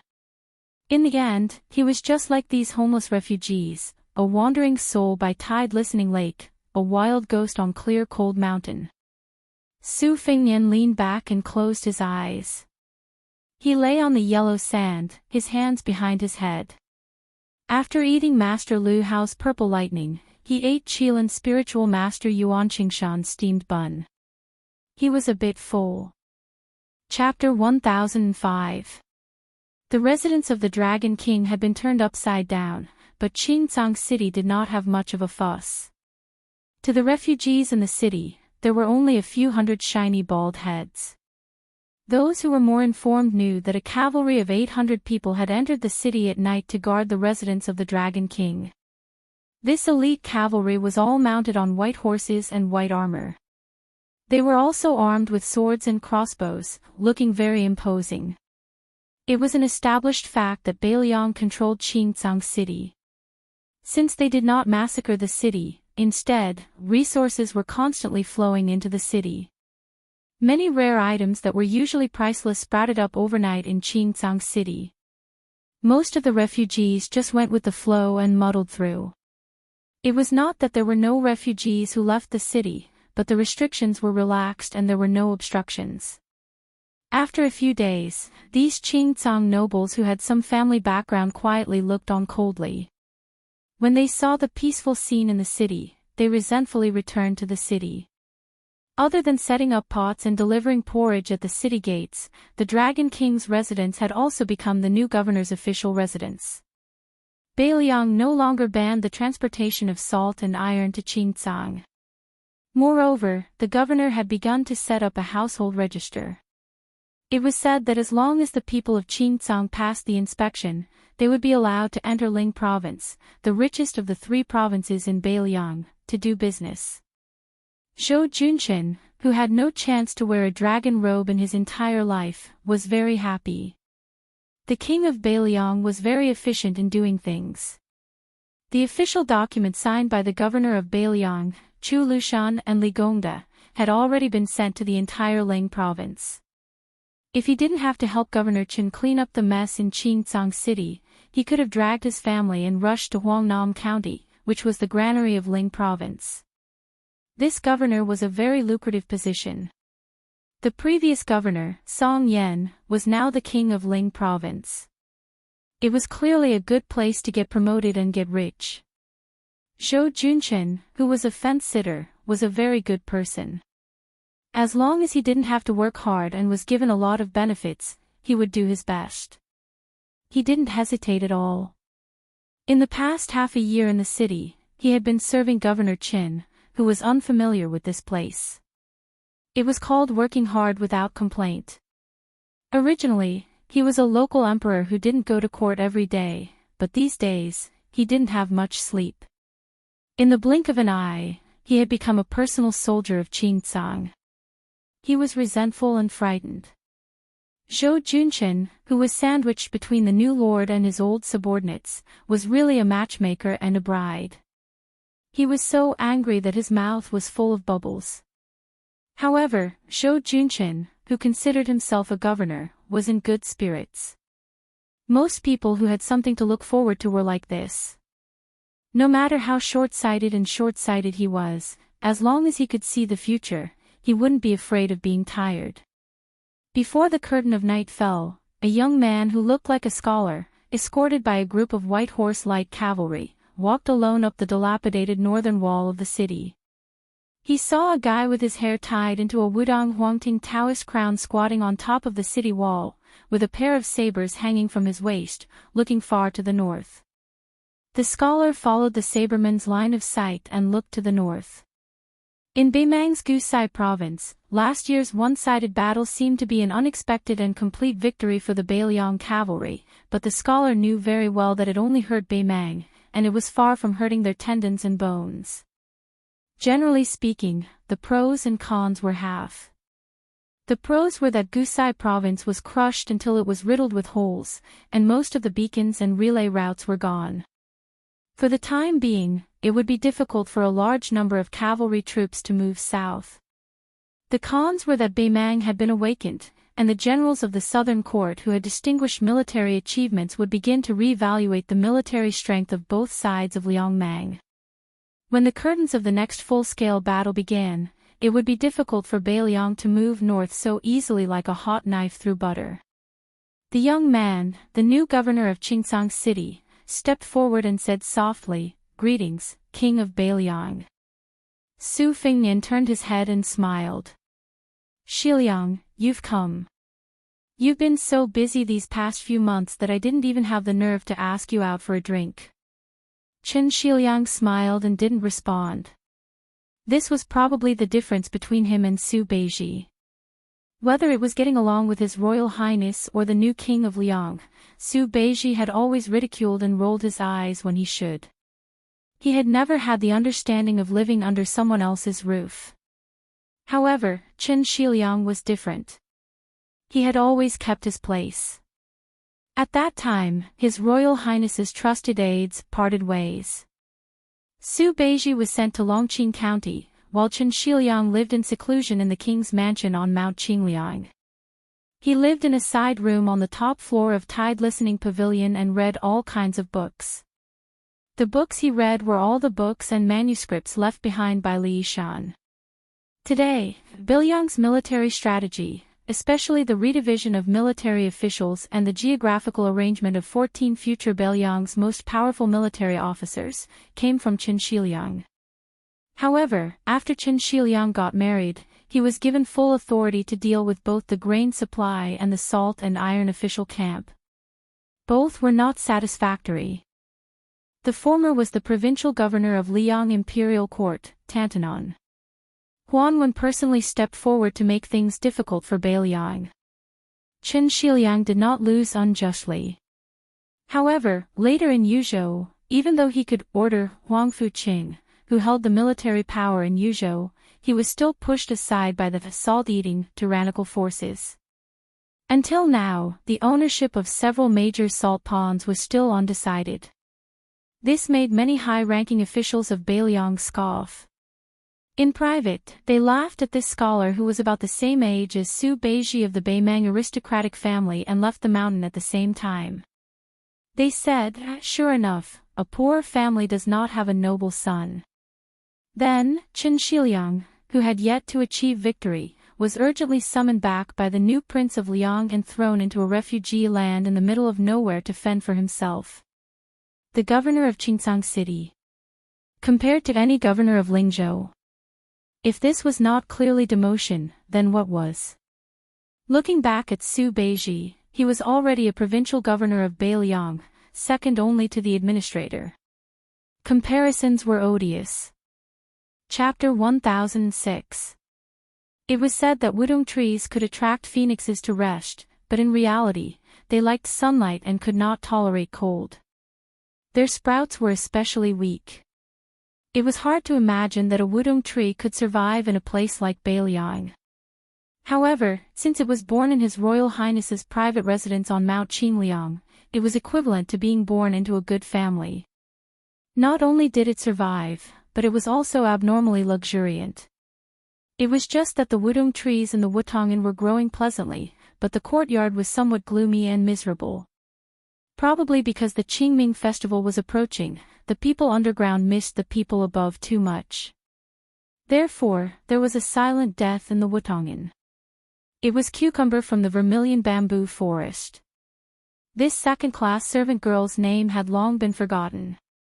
When His Royal Highness returned from his first trip to Jianghu, the eldest son of the old Prince Liang, who loved eating cucumbers, gave her the vulgar nickname of Cucumber. At that time, she had protested, but later she got used to it and accepted it with hidden bitterness. Cucumber's death was sudden and inexplicable. She died when the new Prince Liang was coincidentally not on Mount Qingliang. Many people were caught off guard. The servants of the prince's residence outside of Wutonghan did not dare to say anything. Even the people in the courtyard kept quiet out of fear. Su Weisheng, who was in charge of all military affairs in the Wutonghan, did not say anything. The funeral was simple and rushed. Su Fengnian returned to the prince's residence from the refugee area with a light carriage. He still did not go to the Wutonghan that he rarely visited. Su Weisheng, who was sitting in a wheelchair, found him at the pavilion on Tidehark Lake and handed him a suicide note written by Cucumber before she killed herself. Su Fengnian took it and threw it into the lake without even looking at it. A thin piece of sandalwood flowery paper landed lightly on the surface of the lake. After soaking wet, it slowly sank into the lake. It did not even cause the slightest ripple. The suicide note and the woman were the same. They floated lightly, as if they were insignificant. Su Weisheng calmly told Su Fengnian that after Cucumber finished writing the letter, she used a pair of chopsticks to stab through her neck in her room. She fell over the table and died in a very strange manner. It was only at dawn the next day that she was discovered by Baijiu, who was also a second-rank maidservant and had called her to the main room. Su Weisheng also said that in the letter, Cucumber admitted that she had been a spy planted by the imperial court in Beiliang since she was a child. She had betrayed the imperial court twice in her life. The first time was when she ventured into the refugee area on her own after returning to His Highness. The second time was when she revealed Bei Mang's whereabouts. At the end of the letter, she said that she hoped that His Highness would come back alive to see her will. She also said that she still wanted to serve His Highness in her next life and that she would never be like a ghost again. Su Fengnian's expression was calm. It was hard to tell whether he was happy or sad. Su Weisheng also said calmly, when the Eagle and Falcon family in Beiliang split up, the spies in Wutonghan and Chu Lushan were separated into internal and external spies. At that time, I knew that you had already discovered that there was a spy in Wutonghan. I hoped that they would restrain themselves a little and stop while they were ahead. Take it as giving them a chance to live. However, you should know that since you have embarked on this path, there is no way to turn back. There is no need to talk about cherishing one's life. A woman's life is short. Moreover, she is a female spy. After all, she can still decide when and how she will die. She didn't suffer before she died. None of the female spies who were dug out from behind the flames of war in the Spring and Autumn War were as fortunate as her. Su Fengnian sighed and fiercely rubbed his cheeks. His words seeped through the gaps between his fingers. They were slightly unclear. There is another spy who is involved with Bei Mang. She is hidden even deeper. Who is she? Without her leak, not to mention alerting the Orange Province's disciplinary magistrate, Murong Baoding, even Hong Jingyan wouldn't have rushed to Qingcang City to kill me. These two people have chosen the right time. It is obvious that they have been carefully deduced by Bei Mang's think tank. It seems that she is much more thick-skinned than that girl, Cucumber. Su Weisheng asked in return, do you really not know, or are you pretending to be stupid? How many people in Wutonghan can be so patient and scheming? Su Fingnian put down his hands and folded them in his sleeves. He turned his head to look at the surface of the lake and said softly, "I will go see her right now. Sister, help me prepare 2 cups of wine." Su Weisheng hesitated for a moment, but in the end, he didn't say anything. The second-rate maids in Wutongan all had their own private rooms, each with their own charm. Green Ant's room was the most miscellaneous. There were many strange objects in the room, but there weren't many books. She was good at playing chess, but she didn't have a chess board or a chess piece. When she played chess, she would play chess directly with His Royal Highness in the main courtyard. She was always able to beat Su Fingnian to the point of throwing away his helmet and armor. She never showed mercy. Even when she faced the miraculous second princess who created the 19 paths, when their minds were connected, they could occasionally match evenly. This was enough to show that Green Ant was extremely intelligent. Perhaps it was because extreme intelligence led to injury, but Green Ant was also the weakest of the maids in Wutongan. Fortunately, Su Fingnian was a prodigal son who spent lavishly on the people around him. Even when the old Jinren of Wudong Mountain, Song Jiming, sent precious medicinal pills to the prince's mansion, he would regularly give them to Green Ant to nourish her body. Today, Green Ant wasn't the only one on duty in Wutongan. The door to the room wasn't closed. She sat alone by the window, looking at the green Wutongan trees outside with a smile on her face. When she heard a knock on the door, she turned around and saw His Royal Highness holding a cup of wine in each hand. She stood up with a smile. Most of the women in Wutongan still liked to see this gentle and handsome young man as His Royal Highness. Su Fingnian walked to the window, put down 2 cups of wine, and followed her line of sight to look outside the green screen window. Green Ant didn't care about seniority. In any case, Wutongan didn't pay much attention to these rules. She gently sat back in her chair, put her elbow on the armrest, leaned her body, and raised her head to look at him. It had been like this for so many years. This man had always been staring at Bailiang, the Jianghu, and the country. She could only look at his side or back. At most, she could only see his front when they were playing chess and drinking. Green Ant smiled gently and asked, "Cucumber is a fool." "Your Highness, don't you think so?" Chapter 1007. Su Fingnian didn't shift his gaze. He nodded and said, "In this courtyard, she's always been the stupidest. Her handwriting is the ugliest, her chess playing is the worst, and her zither playing is also lacking in spirit. Every time you guys instigated her to go and provoke bad luck, to assassinate Yu Yuwei, to assassinate Pei Nanwei, to assassinate Lu Qingyan. She attacked from all sides and made enemies on all sides. Even after taking the blame, she still thinks that she's a righteous and indomitable heroine. Every time I wanted to scold her, I didn't know how to open my mouth. If I scolded her in a roundabout way, she would definitely take it as a compliment. If I scolded her directly, she would cry to death. The stupidest one of us became a spy. In the end, she was really stupid to death. So I don't blame her, because she's just a silly girl. Besides, she still has her parents in Lianjiang Prefecture, so she had no choice. But what about you? You've always been the smartest one in this courtyard. My sister said that you have no relatives or friends in Beimang, so why were you willing to risk your life for the barbarians? For fun. If you had switched sides earlier and been content to be a Bailiang woman, Green Ant, who would have been able to come to Wutongan to kill you? Zhongliang, Murong Baoding, or Hong Jingyan. The latter two, the top 10 martial art masters in the world, were both called to Qingsang City by you. Didn't they still fail to kill me? I really don't understand. Green Ant said calmly, "Your Highness, why don't we drink wine and chat? Which cup is your Highness, and which cup is mine? Just take it as a farewell for me. I'm braver than Cucumber, and I'm more shrewd. I also hope that your Highness will be able to return home alive, but I want to be able to talk to your Highness again." Cucumber doesn't dare. Not only is he stupid, he's also a coward. Su Fingnian laughed coldly and said softly, he's already a ghost. It's good that we're here before Qingming Festival.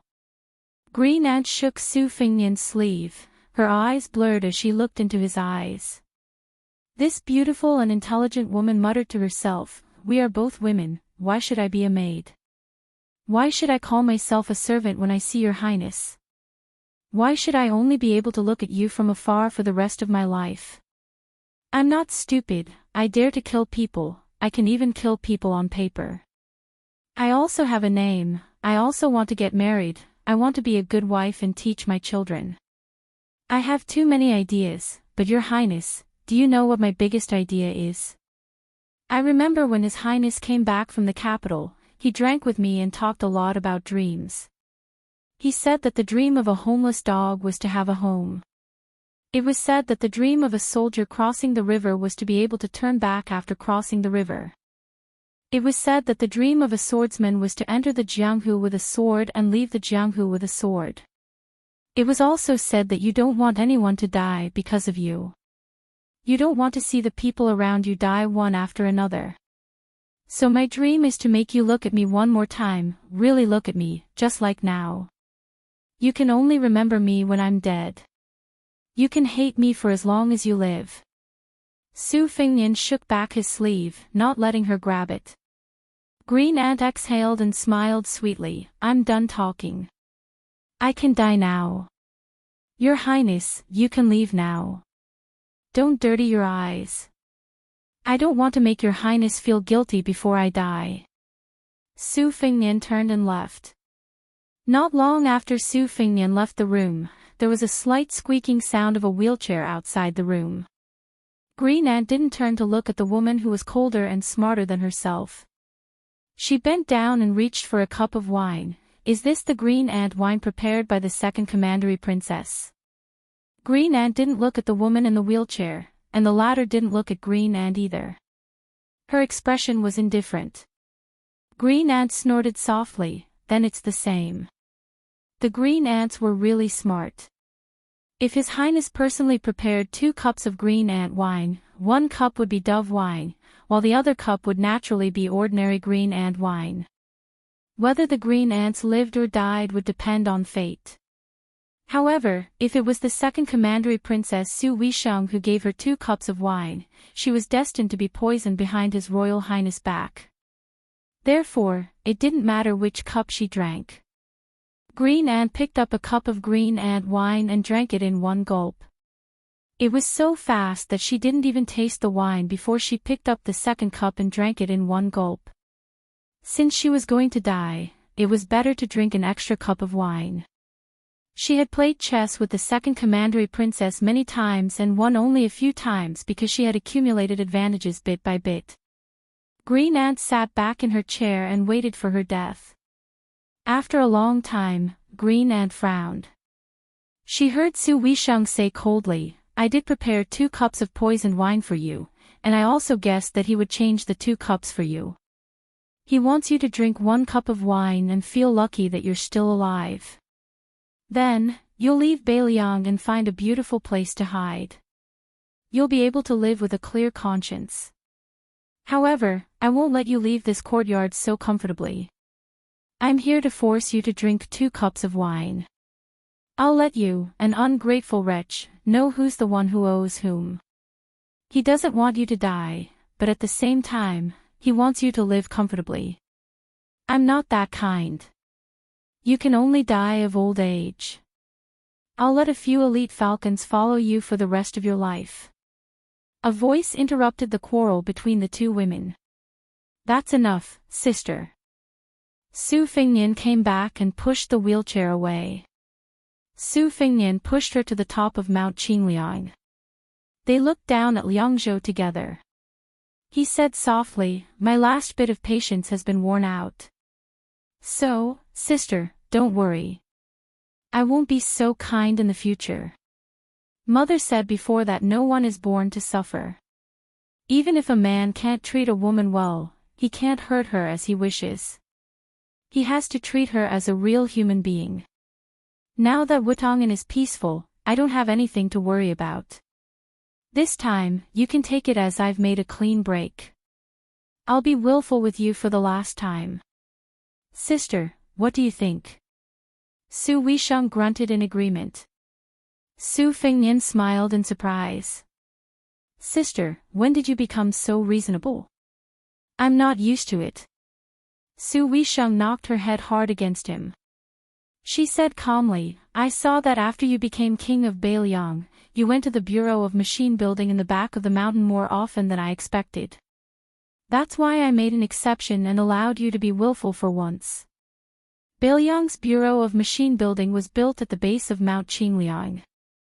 It was this inconspicuous organization that produced the best sabers, the best spears, the best crossbows, and the best armor for the Northern Liang cavalry.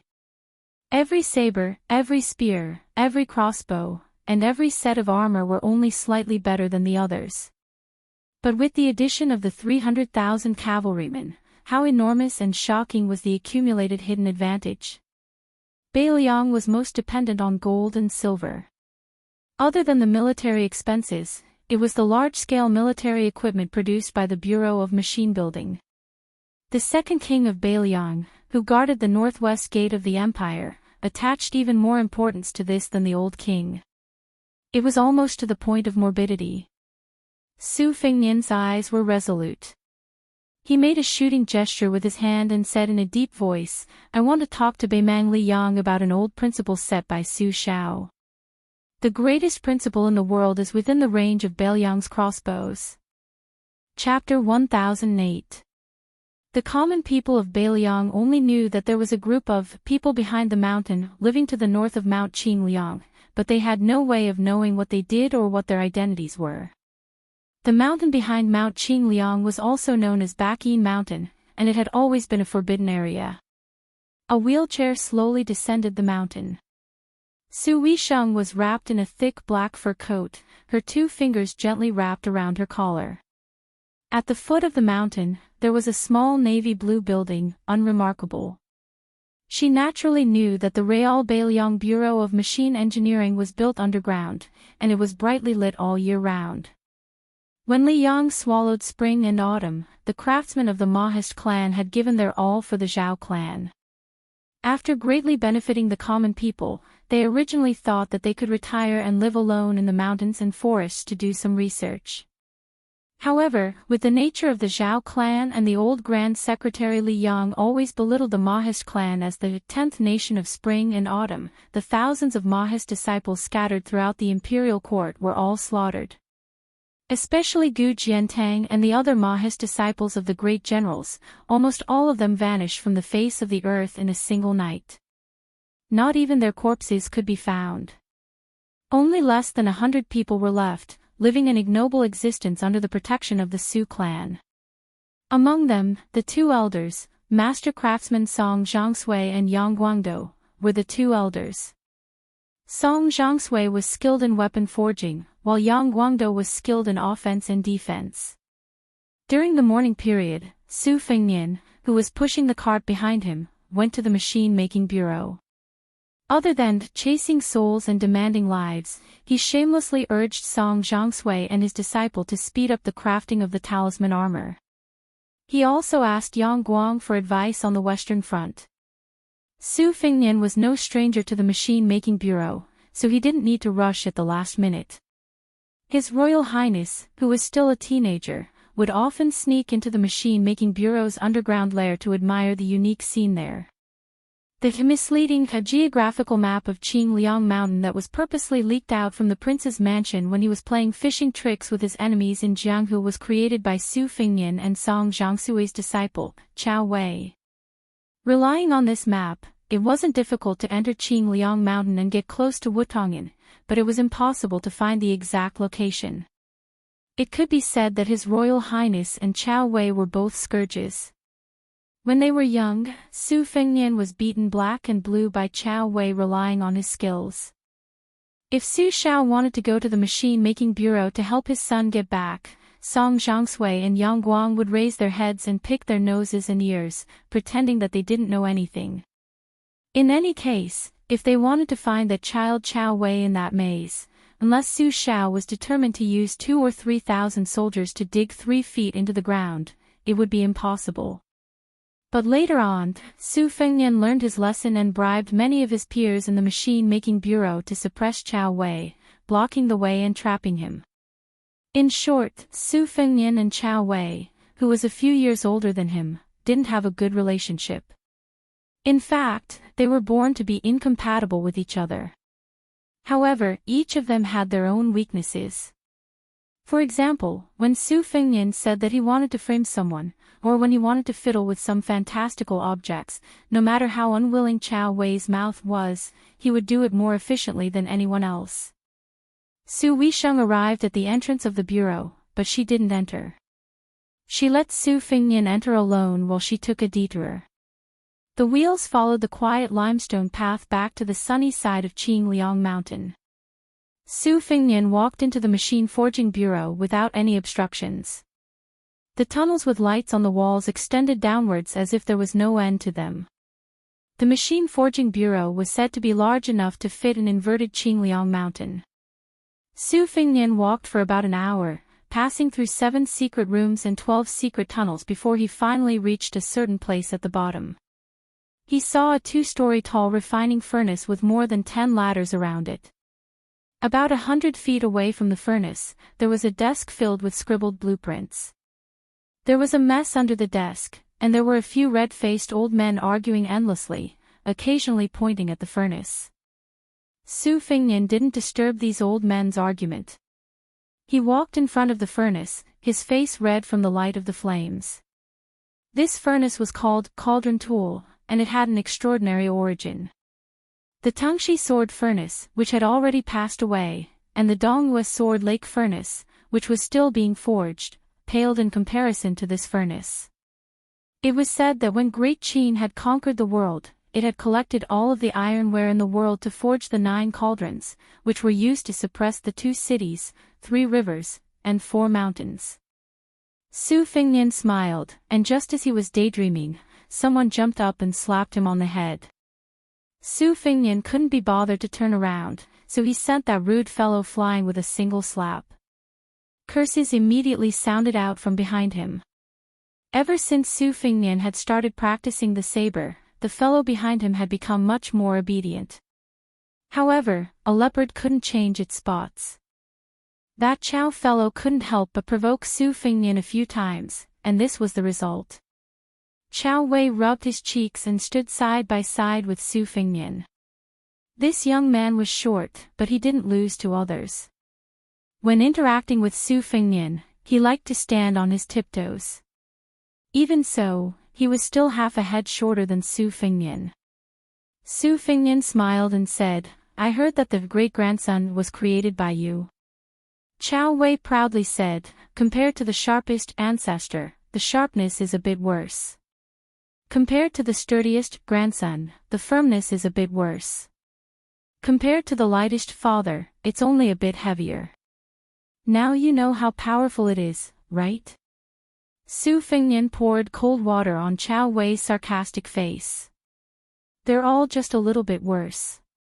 Which one of them is the best among all the Bailiang sabers?"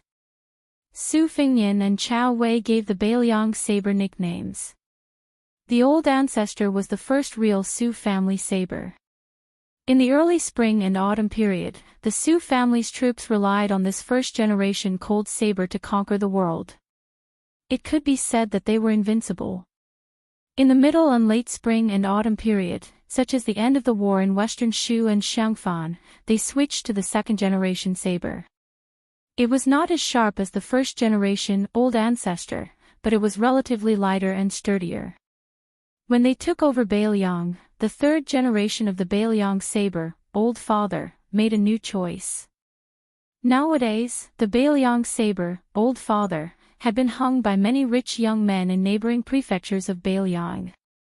Most of the Bailiang sabers with the most beautiful curves were the son. By the time the grandson generation came, it was already 5 generations. Then, in the hands of Chao Wei, it was the youngest, great-grandson. These 6 Zhong Liang sabers, unless one was a veteran soldier who was used to weapons, otherwise, it would be difficult to distinguish the differences between them. The 5th generation Su family saber, which was privately called Grandson by Su and Chao Wei, was already recognized by the military masters of Liang and Beimang as the best war saber in both offense and defense. Whether it was on foot, war, or horse, it was the best in the world. It was not that the generals of the southern dynasty of Beimang, Prince of Yanqi, Prince of Liang and Prince of Guangling, Zhao Yi, these famous warriors, did not think of mass copying. It was just that the production of a seemingly simple saber involved the quality of the iron ore, the efficiency of the iron mining, the temperature of the furnace, the forging process, the design of the mold, and so on. It even had to take into account the size of the soldier using the saber. The knowledge required was complicated and difficult. In addition to the many advantages of the Beiliang's iron ore quality and superb craftsmanship, the most important thing was that the Beiliang cavalry had been guarding the frontier for 20 years. Although Su Fengnian's sarcastic remarks about Chao Wei's great-grandson did not sound like much, in fact, he did not need to see the knife with his own eyes and touch it to know that this generation's Su Dao was domineering. It was not the sharpest or the sturdiest, but it was definitely the killing weapon that could exert the most lasting lethality. As expected, Chao Wei, who felt insulted, jumped up and scolded, "You layman, if you have the ability, don't touch a great-grandson in your life." Su Fengnian was too lazy to bicker with him. He reached out his hand and very quickly, Chao Wei's apprentice brothers ran over and presented 3 new knives with both hands. This generation's Su Dao was also a great-grandson, but according to common practice, the cavalry, infantry, and Lingzhou soldiers guarding the rear all had their own subtle preferences.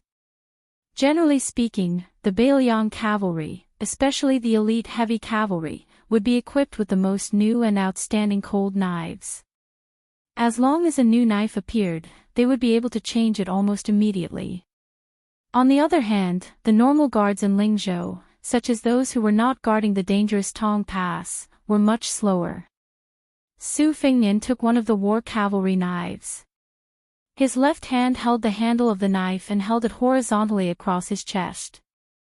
The finger of his right hand brushed across the blade, ignoring the blood that seeped out of his index finger. He narrowed his eyes and knocked on the body of the knife a dozen times.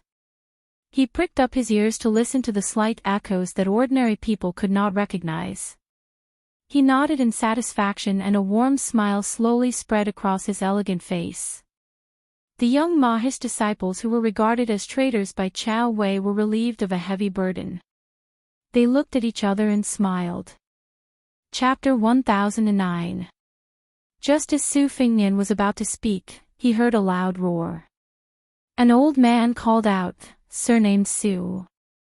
Su Fengnian handed the saber back to Moz and walked towards the desk. The Mahist Grandmaster Song Chongsui had his hands behind his back, his body reeking of alcohol. He tilted his head and signaled for Su Fengnian to follow behind him. The old man with a face full of beard like overgrown weeds walked towards a newly opened secret room. Yang Guangdou was not as slovenly as Song Chongsui. He wore a green robe and looked clean and fresh. Walking beside Su Fengnian, he softly said, "Old Song followed Prince's instructions and used 20 days to finish it. He had to drink 6 or 7 jugs of wine every day to refresh himself. After I saw it, I felt that it was not bad." "Right, Prince, how is little Prince's talisman armor? How much of Murong Baoding's attack did it withstand? If we change it to weight, did it exceed our initial estimate of 16,000 jin? How much tenacity did the talisman armor grow on its own? Where does it need to be improved? If the heavenly tribulation purple lightning is measured by 8 or 9 or 9, as for how heavy it should be, Prince, you should give us an exact number. This way, the machine bureau can be targeted. We can't spend so much effort to build a mirage. This is against the rules of the Mahist family. Prince should also know Old Song's temper. With his nature of wanting to get to the bottom of things, At the front, Song Chongsui gave a cold snort. Su Fingnian took out a prepared letter from his bosom. He smiled and said, "I've written all of these things in the secret letter. Elder Yang, you just need to follow it step by step." Yang Guangdo put the letter in his sleeve and nodded with a smile. Song Chongsui pushed open the door to the secret room. His field of vision suddenly opened up. There were mountains and rivers under his feet. This was probably the largest and most detailed sand table in history. It included the 3 provinces of Beiliang, the land of refugees, the western regions, Western Shu, Nanzhao, and all 13 provinces of the Beimang dynasty. To be precise, this was the entire western line that ran through the world. Song Chongsui did not have the slightest sense of accomplishment. He stared at the vast sand table and said in a serious tone, 20 main rivers, 67 mountains, and 140 cities and military towns are all in it. According to the intelligence report, the military allocation of each side's forces was also based on the number of chess pieces instead of 1,000 people. It was barely clear at a glance. The reason why I've been helping you day and night is because my Mahist sect is living under someone else's roof, and the Su family has helped us, the remnants of the bandits, survive for over 20 years. Therefore, it's reasonable for us to do our part. To tell me to. Tell him. To me. To me.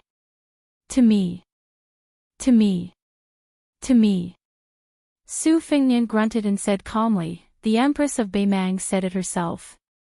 Now it depends on when and where the battle will begin. Our Beiliang no longer has the extravagant hope that Beimang will break into the quagmire east of Liang with both feet first. Elder Yang and Mr. Wang of the Yin Shui Gong have predicted that 1 foot will step east and 1 foot will step west. You will have to start all over again." Yang Guangdo sighed and said guiltily, "It's my fault for not being skillful enough. I made a mistake in my plan and misled the great general and the prince.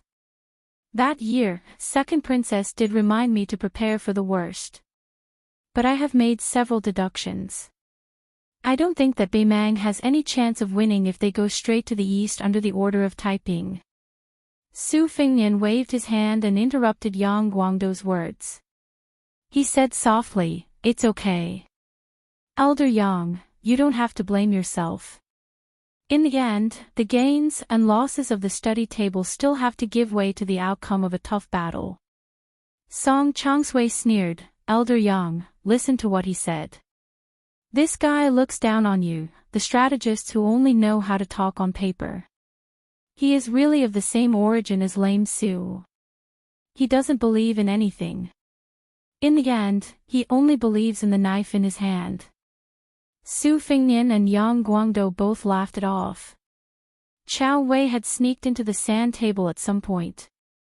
He walked in an arc and squatted in one place, muttering endlessly. Su Fingnian looked at the guy's back. The two of them were natural enemies. Su Fingnian was very familiar with Chao Wei. This shorty was very cheap. He was the kind of guy who would never stand if he could sit, and never sit if he could lie down. He was very shameless.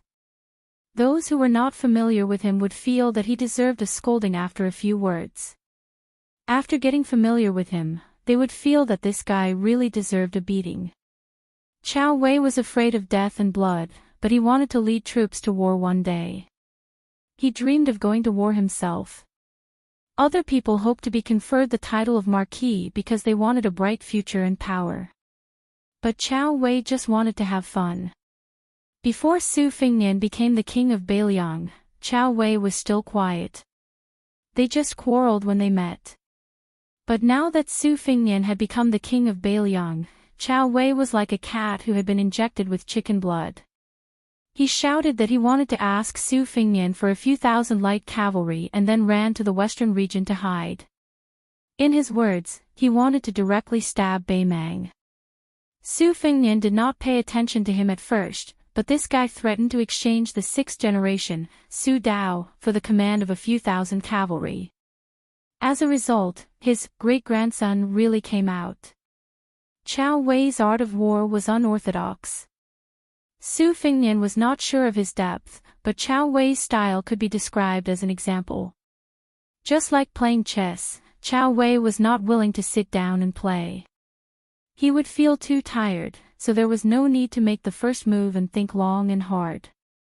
Chao Wei would only look at the two people playing chess with cold eyes and would not say anything. But when the two sides were about to end the game, he would randomly take out a chess piece that should not be on the chessboard and knock it down. He would say that the game was settled, but he would say that it was a game where he could defeat 200 chess pieces with 1 or 2 chess pieces. Who would not want to beat this kind of rascal to death? However, the sloppy Chao Wei was only afraid of one person. Even if it was Su Weisheng, whether it was fighting, playing chess, the art of war, or quarreling, Chao Wei did not have a chance of winning. He really had to admit that.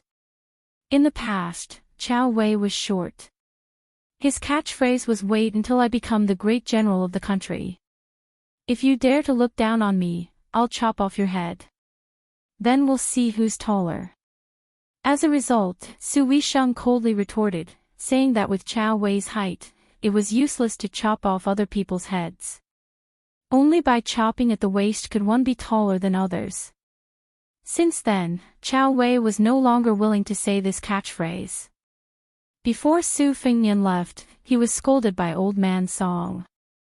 Song Zhongshui scolded this guy for being a prodigal who did not know how to manage the household.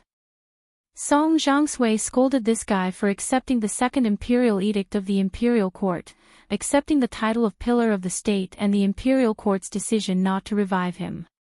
He scolded him for having no backbone and also scolded Su Fengnian for neglecting the essentials and neglecting the generals. In any case, this old man scolded whatever he thought of. Song Zhongshui's attitude showed that he was not satisfied with anything. The young king of Beiliang was scolded with spittle in his face, but his smiling face did not change. He also did not talk back. He just stood there and wiped his face with his sleeve several times. If Yang Guangdou did not stop him, Song Zhongshui, who was full of energy, would have rolled up his sleeves and directly pointed at the new king's nose and scolded. Su Fengnian waited until the old man had no more energy to scold him. Then he turned and left with a helpless face. Yang Guangdou stood at the door with a helpless face and said, "Old Song, it's about time. Su Fengnian is the king of Beiliang after all." Song Zhongshui stared and said, "What? Can't I scold him after he became a king?" Yang Guangdou glanced at the young man's back and said softly, "You should at least leave him some face. You and I both know that it is not easy for this young man to become a king. If it was someone else who was scolded by you like this, he would have already thrown a tantrum." Song Zhongshui snorted coldly and said, "He dares." Yang Guangdou smiled and asked, "Do you really think he doesn't dare?" Song Zhongshui was stunned and smiled knowingly, "This kid won't." Yang Guangdou nodded slowly and said, "That's right." Song Zhongshui sighed softly and said, "I am too lazy to scold others, and I don't want to scold them. Nowadays in Beiliang, most of the old men who can scold him have left. If even I don't scold him, this kid will be really lonely." Chao Wei sneaked behind his two masters and said shamelessly, "The saber has been made. That guy can't not give me a soldier, right?" Song Zhongshui slapped Chao Wei's head and said, "Look at you, go play with your eggs." Chao Wei said angrily, "That guy is so stingy that he won't give me anything. He has no shame. No, give me back my saber." Yang Guangdou blinked and reached out his hand. He turned it over and said with a playful smile, "This number can't run away." Chao Wei was stunned on the spot. Su Fengnian walked back to the ground and carried a new saber from the Su family. He walked along the shady mountain road to the top of Mount Qingliang and sat on a stone bench at the bottom of the building. He pulled out the cold saber from its scabbard that might soon be stained with blood on the border and gently flicked it. Great rivers and mountains, great heads that can never be cut off. Chapter 10:10. Feishou City in the south of Lingzhou was the northwest terminus of the Liang transport, while Xiangfan and Qingzhou was at the center of the empire's supply line. Thus, if the imperial court wanted to accurately grasp Beiliang's weakness, they had to have the cooperation of the king of Jing and Zhao Sun. Currently, Tantanan, who was the left assistant of the secretariat, was very satisfied with Xiangfan's actions. For this reason, he asked the imperial court for an exceptional promotion, which was also against the rules. He generously invited Lu Su, who was behind the scenes of Jing and Palace, to the front of the stage and gave him the opportunity to lecture at the Hanlin Academy, which was what the common people called the Dahuang gatekeeper. He also specially allowed him to not go to the capital to take up a post. Previously, Beiliang's Chen Shiliang had temporarily stayed in Feishou City. He had stalled for a full 10 days with the imperial court's deputy minister of grain transport, Gu Deshang. He had used all his tricks, but he could not make the deputy minister relent at all.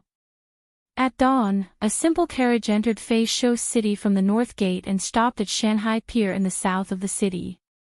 3 men of different ages walked down from the carriage. 2 of them were young men of similar age, and one of them was a thin old man in a green robe. The 3 of them stood on the deserted pier that did not have many grain ships in sight. The short young man had a cold blade at his waist. He kicked a wooden stake that was holding the ship and glanced at the temporary residence of the deputy minister of grain transport. He said unhappily to the gray-haired young man beside him, Gu Deshang and his father, Gu Ling, are known as the great and small Gu Pixiu of the river. Back then, Gu Ling recognized the master of the ceremony directorate as his adoptive father. The father and son were able to hold the post of grain transport minister one after another. It is said that the money they earned was enough to fill a granary. However, Gu Deshang is greedy. Now that the imperial court has old man Huan personally watching his money bag, no matter how bold he is, he would not dare to take a single copper coin from Beiliang. In my opinion, this is a dead end. Why don't we just kill the one surnamed Gu? In the future, whenever a transport minister comes, we'll kill them all. We'll kill them until no one from Liang dares to provoke us. When the time comes, our Beiliang can strut around and privately sell our grain. The grain transport from Feishou City to Xiangfan City consists of 16 canals of various sizes and no less than 50 granaries. There are bound to be places that dare to do business with Beiliang. Even if we take a step back, if we really can't do it, we'll just rob them. Mount Qingliang has raised so many dogs of the Jianghu. Unfortunately, the incognito king of Beiliang and the master craftsman of the Mahist sect, Yang Guangdou, did not agree with him at all. They only strolled along the limestone floor of Shanhai Pier and walked towards the transport minister's residence not far away. The official residence had been built for quite some time and was rarely repaired. Compared to the prefectural governor's residence in the city, it appeared even more dilapidated. It was no wonder that the father and son of the Gu family did not put up a front. If they really overstepped their authority, they would be accused by the imperial censor of colluding with Beiliang to fill their own pockets. That would be a death sentence for them. Even if they had the support of a high-ranking eunuch in the capital, it would be useless. Whoever interceded in this matter would be courting death. The transport minister's residence was surrounded by a fence. The dozen or so armored soldiers felt a little jittery at the slightest sound and their gazes were fearful. A few naughty and mischievous children who were born locally continuously threw pebbles into the fence. None of the armored soldiers dared to make a sound. They were really bored and could only find joy in the midst of misery. Taking advantage of the absence of the officials, they used their iron spears to pick up the pebbles. This caused the group of playful children to be even more delighted. They went around looking for pebbles to throw. Su Fingyan stood a few feet away from the fence and said softly, "The imperial court is making things difficult for Beiliang on the matter of the transport of grain. It's not entirely to test my bottom line. In reality, West Chu's restoration of the country is imminent. When the time comes, although the troops sent to rescue the emperor from all over the country won't dare to demand an exorbitant price, they still have to ensure that they can fill their stomachs. When the time comes, the sound of a crossbow is equivalent to 10,000 taels of gold. In the end, war is still a competition of resources. Otherwise, without money and without food, even if Gu Jiantang has hundreds of thousands of soldiers, he won't be able to survive the new West Chu with Sun Shiji inside devising strategies and Chao Chongqing leading the troops from the outside. Many people say that if West Chu had made up its mind earlier and allowed Chao Chongqing to take away Yi Baikui's military power before the Western Wall, it would have taken at least 5 or 10 years for Liang to completely pacify the spring and autumn period. Yang Guangdou smiled and said, I have made countless deductions about West Chu's restoration of the country. It will take some time. Chapter 10-11. Su Fingnian nodded and said, 60% of the world's taxes come from West Chu. Over the years, Liang has squeezed West Chu into a miserable state. No matter how rich a place is, it can't afford to kill the goose that lays the golden eggs. However, Yuan Benshi and Bai Yan have always wanted to force West Chu to rebel. Gu Jiantang and Gu Lu have also dreamed of fighting West Chu. In times of peace and prosperity, civil officials enjoy prosperity, while military generals can only live off their savings. Therefore, the emperor of the Zhao family quickly found something for important officials like Zhao Yuling and Yin Maochen to do, either to evaluate officials or to preside over imperial examinations, so that when the time comes, they won't have too much energy and can only be used as a hindrance. Over the years, the imperial court has deliberately weakened the military defense around West Chu. On one hand, it wants to make West Chu feel that there is hope for the restoration of the state. On the other hand, it wants to be more sinister. Among the vassal kings, not to mention the prince of Jiaodong Zhao Sui, the prince of Huainan Zhao Ying and the king of Jing and Zhao Heng, they are all relatively weak vassal kings. However, they still have at least 4,000 to 5,000 elite soldiers in their hands. Sending them to quell the rebellion is an overt plot by the imperial court. They have no choice but to obediently go to West Chu's border and wipe out all the elite soldiers.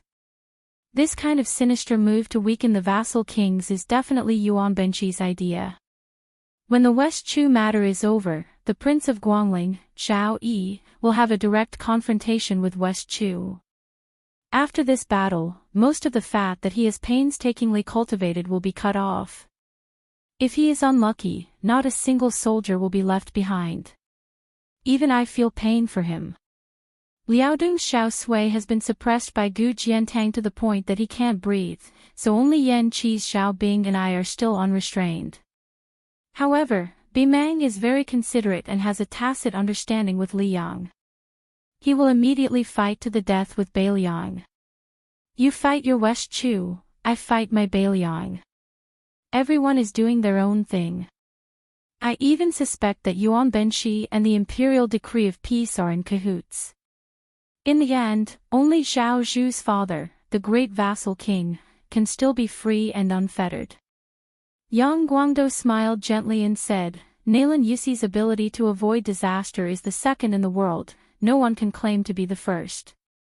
Su Fingnian muttered to himself, the battle between Liang and West Chu will definitely be fought before us and Bei Mang. Even if the Zhao clan is fully aware that Bei Mang has no time to take care of the Eastern Front, they will not let Gu Jiantang participate in it. With great difficulty, they managed to get rid of Su Shao, they can't raise another Su Shao. It's not that civil officials can't be given titles or rewards, but military generals mostly need to have their own troops. If nothing goes wrong, it should be Liu Baijie and Lu Xingxiang. One of them will be in charge of the Ministry of War, while the other will go to the south. However, Liu Baijie is just the newly appointed Minister of War, so the possibility is small. As long as Lu Xingxiang can obtain military merits, he can return to the capital next year to contend with Liu Baijie, so that the Ministry of War will not become the only Ministry of War under Tangxi's Sword Immortal. If Lu Xingxiang takes the lead, a few old bastards like Ngu's General Yang Shinxing will definitely take advantage of the opportunity to get a share of the action. However, whether it's Lu Xingxiang or Yang Shinxing, these old generals, they are all far inferior to Chao Chongqing. Lu Xingxiang is still fine, he's not bad at commanding troops, but he is bound to be restrained in all aspects. In the early stages, the only ones who can fight to the death in a disadvantageous situation are probably the troops of Prince Guangling, Zhao Yi. In my opinion, this battle is not likely to be fought. Perhaps Chao Chongqing will be unstoppable all the way to Great and City. Yang Guangdou frowned. After West Chu takes the advantage, they will go up north. Not to mention Chao Chongqing. Even if Beimang dares to place the final battle outside of Great and City, their chances of victory are not high. Su Fingnian smiled and said, "I'm just speaking casually." Yang Guangdou laughed and said, "If that's really the case, it will be a great thing for Beimang. Perhaps Beimang will suddenly have an idea and decisively give up on the Western Front and turn to attack the Eastern Front. Together with West Chu, they will attack Great and City from the north and south. That will be wonderful." Didn't Gu Jiantang always feel that he lost to the general because of the timing? Now, he has a chance to prove himself. For so many years, he's been building the Eastern Front. He's got both manpower and money. He can get whatever he wants from the imperial court. If he still can't get what he wants, Gu Jiantang should hang himself with some noodles. Chao Wei interrupted and asked, "Is Chao Chongqing really that powerful?" Yang Guangdou sighed softly and said, "During the spring and autumn period, the scholars of West Chu were the most prosperous. West Chu's Chao Longley was the most proud. Chao Tu is the best, and he alone is the best in West Chu. This is not a boast. However, the world has been blinded by his magnificent feat of entering the palace. Most people feel that he is an expert in martial arts. When it comes to arranging troops, he and Chen Jibao are probably the best. Gu Jintang's strength lies in the fact that in every battle, he wants to take advantage of the geographical advantage. He says that if he doesn't fight, he will win. Overall, compared to Chao and Chen, he is still slightly inferior. However, the timing of the heavens is illusory and can only be encountered but not sought. Gu Jintang's timing is the general trend of Liang. Chao Chongqing's timing is the length of West Chu's destiny. As for Chen Jibao, he is probably still waiting. Su Fingnian smiled faintly and said, "Chen Jibao is waiting for Chao Chongqing and West Chu to be destroyed together. He is waiting for Beimang to fight Beiliang and Gu Jiantang until their vitality is greatly damaged. Then, it will be his turn to take the stage." Su Shao only flattened the spring and autumn period. Chen Jibao's ambition is obviously greater. He wants to unify the world with his own hands and forge a vast empire that has never been seen in 1,000 years. As for whether he wants to be the emperor himself, only heaven knows. Yang Guangdou exhaled deeply and said, "Once the great general leaves, the world will be in chaos." Chao Wei clicked his tongue and said, "In any case, I definitely won't fight Chen Jibao face to face." The short man counted on his fingers and said slowly, "The land of refugees already has the Feng battalion stationed in Qingcang. Young Prince's Longxiang army has also infiltrated. In addition to Fatty Chu and Yuan Baixiong in the north of Liang and Yu provinces, Beiliang finally has its own eastern and western lines. In addition, there are 14 new captains guarding the important towns and passes within the borders. It is the second line of defense. As for me, I am further northwest of the land of refugees and can be considered the most important third line of defense. In fact, I don't care whether I am defending or not. In any case, I am only attacking and not defending. When you guys are fighting to the death, I will make the final decision. Hey, surnamed Su, let's make a deal first. If you give me 5,000 light cavalry and 10,000 high-quality warhorses, I can help you take advantage of the chaos and flatten the Southern Dynasty's nest." If you dare to give me 10,000 men and 20,000 horses, I will help you take over the Northern Dynasty's king's tent. Su Fingyan said helplessly, "It's not that I can't give you, but do you really think that Bei Mang is a bunch of blind and useless people?" Chao Wei rolled his eyes and said, "I have been calculating this great raid that is destined to go down in history for more than 10 years. I have been counting on this battle to become famous my whole life. Do you think?" Su Fingyan was about to speak when he heard a familiar, "Oh." Chapter 10-12. As it's about 4,000 words, it's a little late. P.S. My favorite two writers. One is Tomcat, and the other is Chong Nan. Chong Nan has already published a book on Zongheng today. King of Eternal Eventide. It's really great. PS2, Tomcat, when are you coming to Zongheng? PS3, I'm just fantasizing. There's another chapter tonight. There were still pebbles constantly being thrown in from outside the fence. The pebbles grew in size as a few tall and stocky Bailiang youths joined the fray. Their strength was even greater, and this was no longer a joke. The Liang soldiers serving in the Deputy Transport Commissioner's residence did not dare retaliate. All they did was glare angrily. Of course, they were not afraid of the young and stocky youths, but of the Bailiang behind them. Furthermore, the Deputy Commissioner, Gu Deshang, had repeatedly ordered that no one in the residence was to provoke the locals. Those who violated the order would be stripped of their armor and official status. When a leader who looked like a commandant saw his subordinates being smashed into metal armor, causing a string of blinding sparks, he was probably a clay bodhisattva. He secretly used his spear to pick up a pebble and threw it at the fence. Intentionally or unintentionally, the pebble smashed into a youth in green cotton. The youth failed to dodge in time and subconsciously closed his eyes. Just as his face was about to be smashed by the pebble, a handsome scion with two sabers hanging by his waist reached out to grab him. The youth opened his eyes and gave a bashful smile of gratitude. When the commandant saw the young scion, he treated him as an ordinary scion of a wealthy family and did not think much of it. However, when his gaze wandered and stopped at the waist of a short person beside the scion, his scalp tingled. It was a genuine Bailiang saber. In today's Bailiang, regardless of past merits, as long as one was not a soldier in the military, they were not allowed to carry a cold saber. No matter how many of the elders in your family were generals or who was the provincial governor or county chief, once they were discovered by the patrolling guards, they would all be arrested on the spot, whipped 50 times, and thrown into prison for 3 months to half a year. As a result, in the spring of the first year of Xiangfu, the prisons in Lingzhou were particularly lively. They were already packed with scions of various ranks, and each of them had their skin and flesh torn open. These scions who had bumped into the new provincial governor, Su Beiji, carried cold sabers in private and rode horses on the streets. However, these fellow sufferers were able to gather together in prison without hindrance.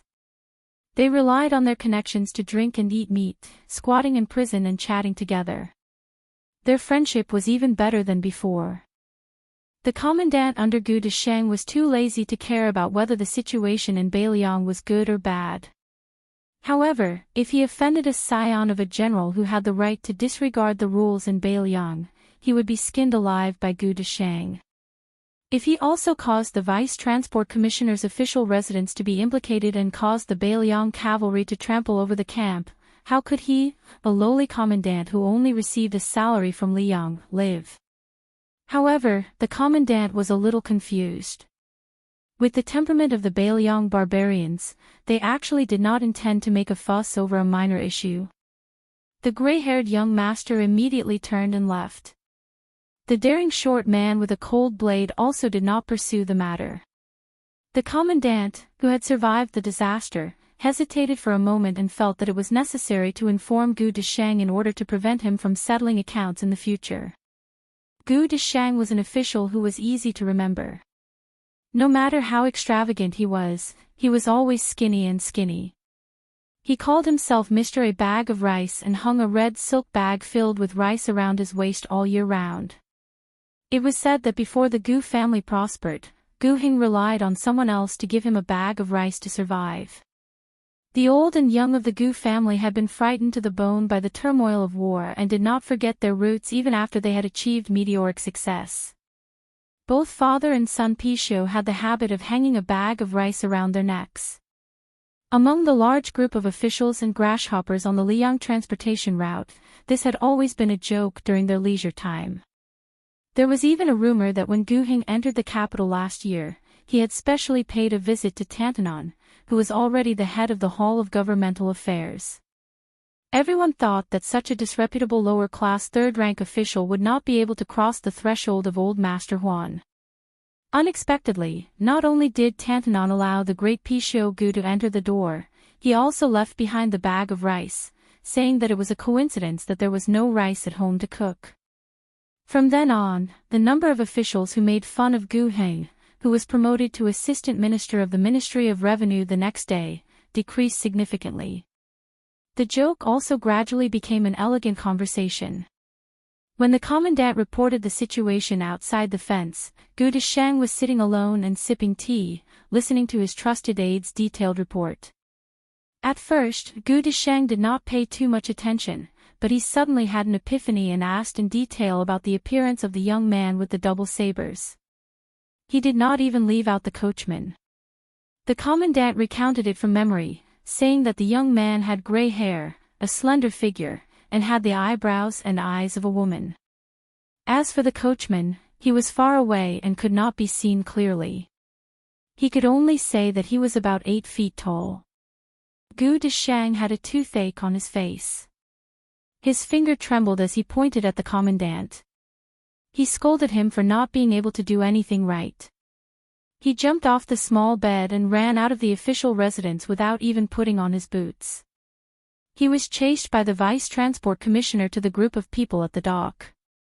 However, Gu Desheng suddenly stopped and hesitated. In the end, he did not walk out of the official residence. He did not exchange pleasantries with the new Prince Liang. Gu Desheng tiptoed back to the residence and called for 2 old trusted aides. He asked them to quickly write a stamped letter to inform all the transport officials between Fei Shou and Xiang and Fan that they were going to move. However, it was not a big move. Instead, they were going to use the blockage of the major rivers and canals as an excuse to try their best to deploy a small number of transport ships to transport 30% of the previous year's grain. The 2 aides were puzzled, but Gu Desheng wasn't in the mood to dispel their doubts. When he returned to the tea room, the tea had already turned cold. Gu Desheng sighed. Every family had their own problems. He knew his own abilities as an official, and he was good at making money. However, the imperial court had made so many dazzling moves in the past 2 years that he and his father could only see the flowers in the fog. Fortunately, his father went to the capital last time and relied on Old Master Huan. With Tantanon's guidance, Gu Desheng was able to inherit the position of the Deputy Transport Commissioner. In addition to his father's promotion to nobility, the father and son, the son earned money in the local area while the father became a high-ranking official in the imperial court. Therefore, this time, the Gu family was determined to be the bad guys of the imperial court and clash head-on with the Bailiang. Gu Desheng was equivalent to guarding Fei Shou city with a heart of death. This was all to repay Tantanon's kindness. However, Old Master Huan was still Old Master Huan after all. He even personally taught Gu Desheng and gave the Gu family a protective talisman.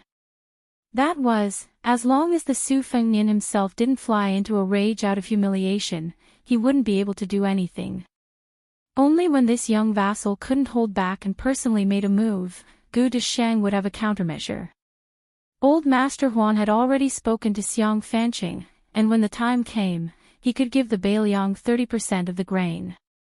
Although Gu Desheng had followed Old Master Huan's instructions and used this protective talisman, he wasn't sure how Bailiang would react. In fact, Gu Desheng had been very uneasy the last time Chen Shiliang was riding a tiger and couldn't get off. Others didn't know how much Bailiang valued this poor scholar. When they had talked at the Huan residence, Tantanon had mentioned several times that this person couldn't be underestimated and that it would be a good thing for him to be able to stand out a day later. Gu Deqing, who wasn't very old, thought of the difficult days he had spent in Fat Longevity City for the past half a year. He touched the bag of rice at his waist and smiled bitterly. Old brother, wealth comes from danger. Now that the Gu clan is rich and this mission is done, we can just obediently ask for money in the future. I won't deal with the Bailiang barbarians even if I'm beaten to death. Now, even the most unknown courtesan in Fat Longevity City isn't willing to take my money. I really have nowhere to spend my money. How miserable.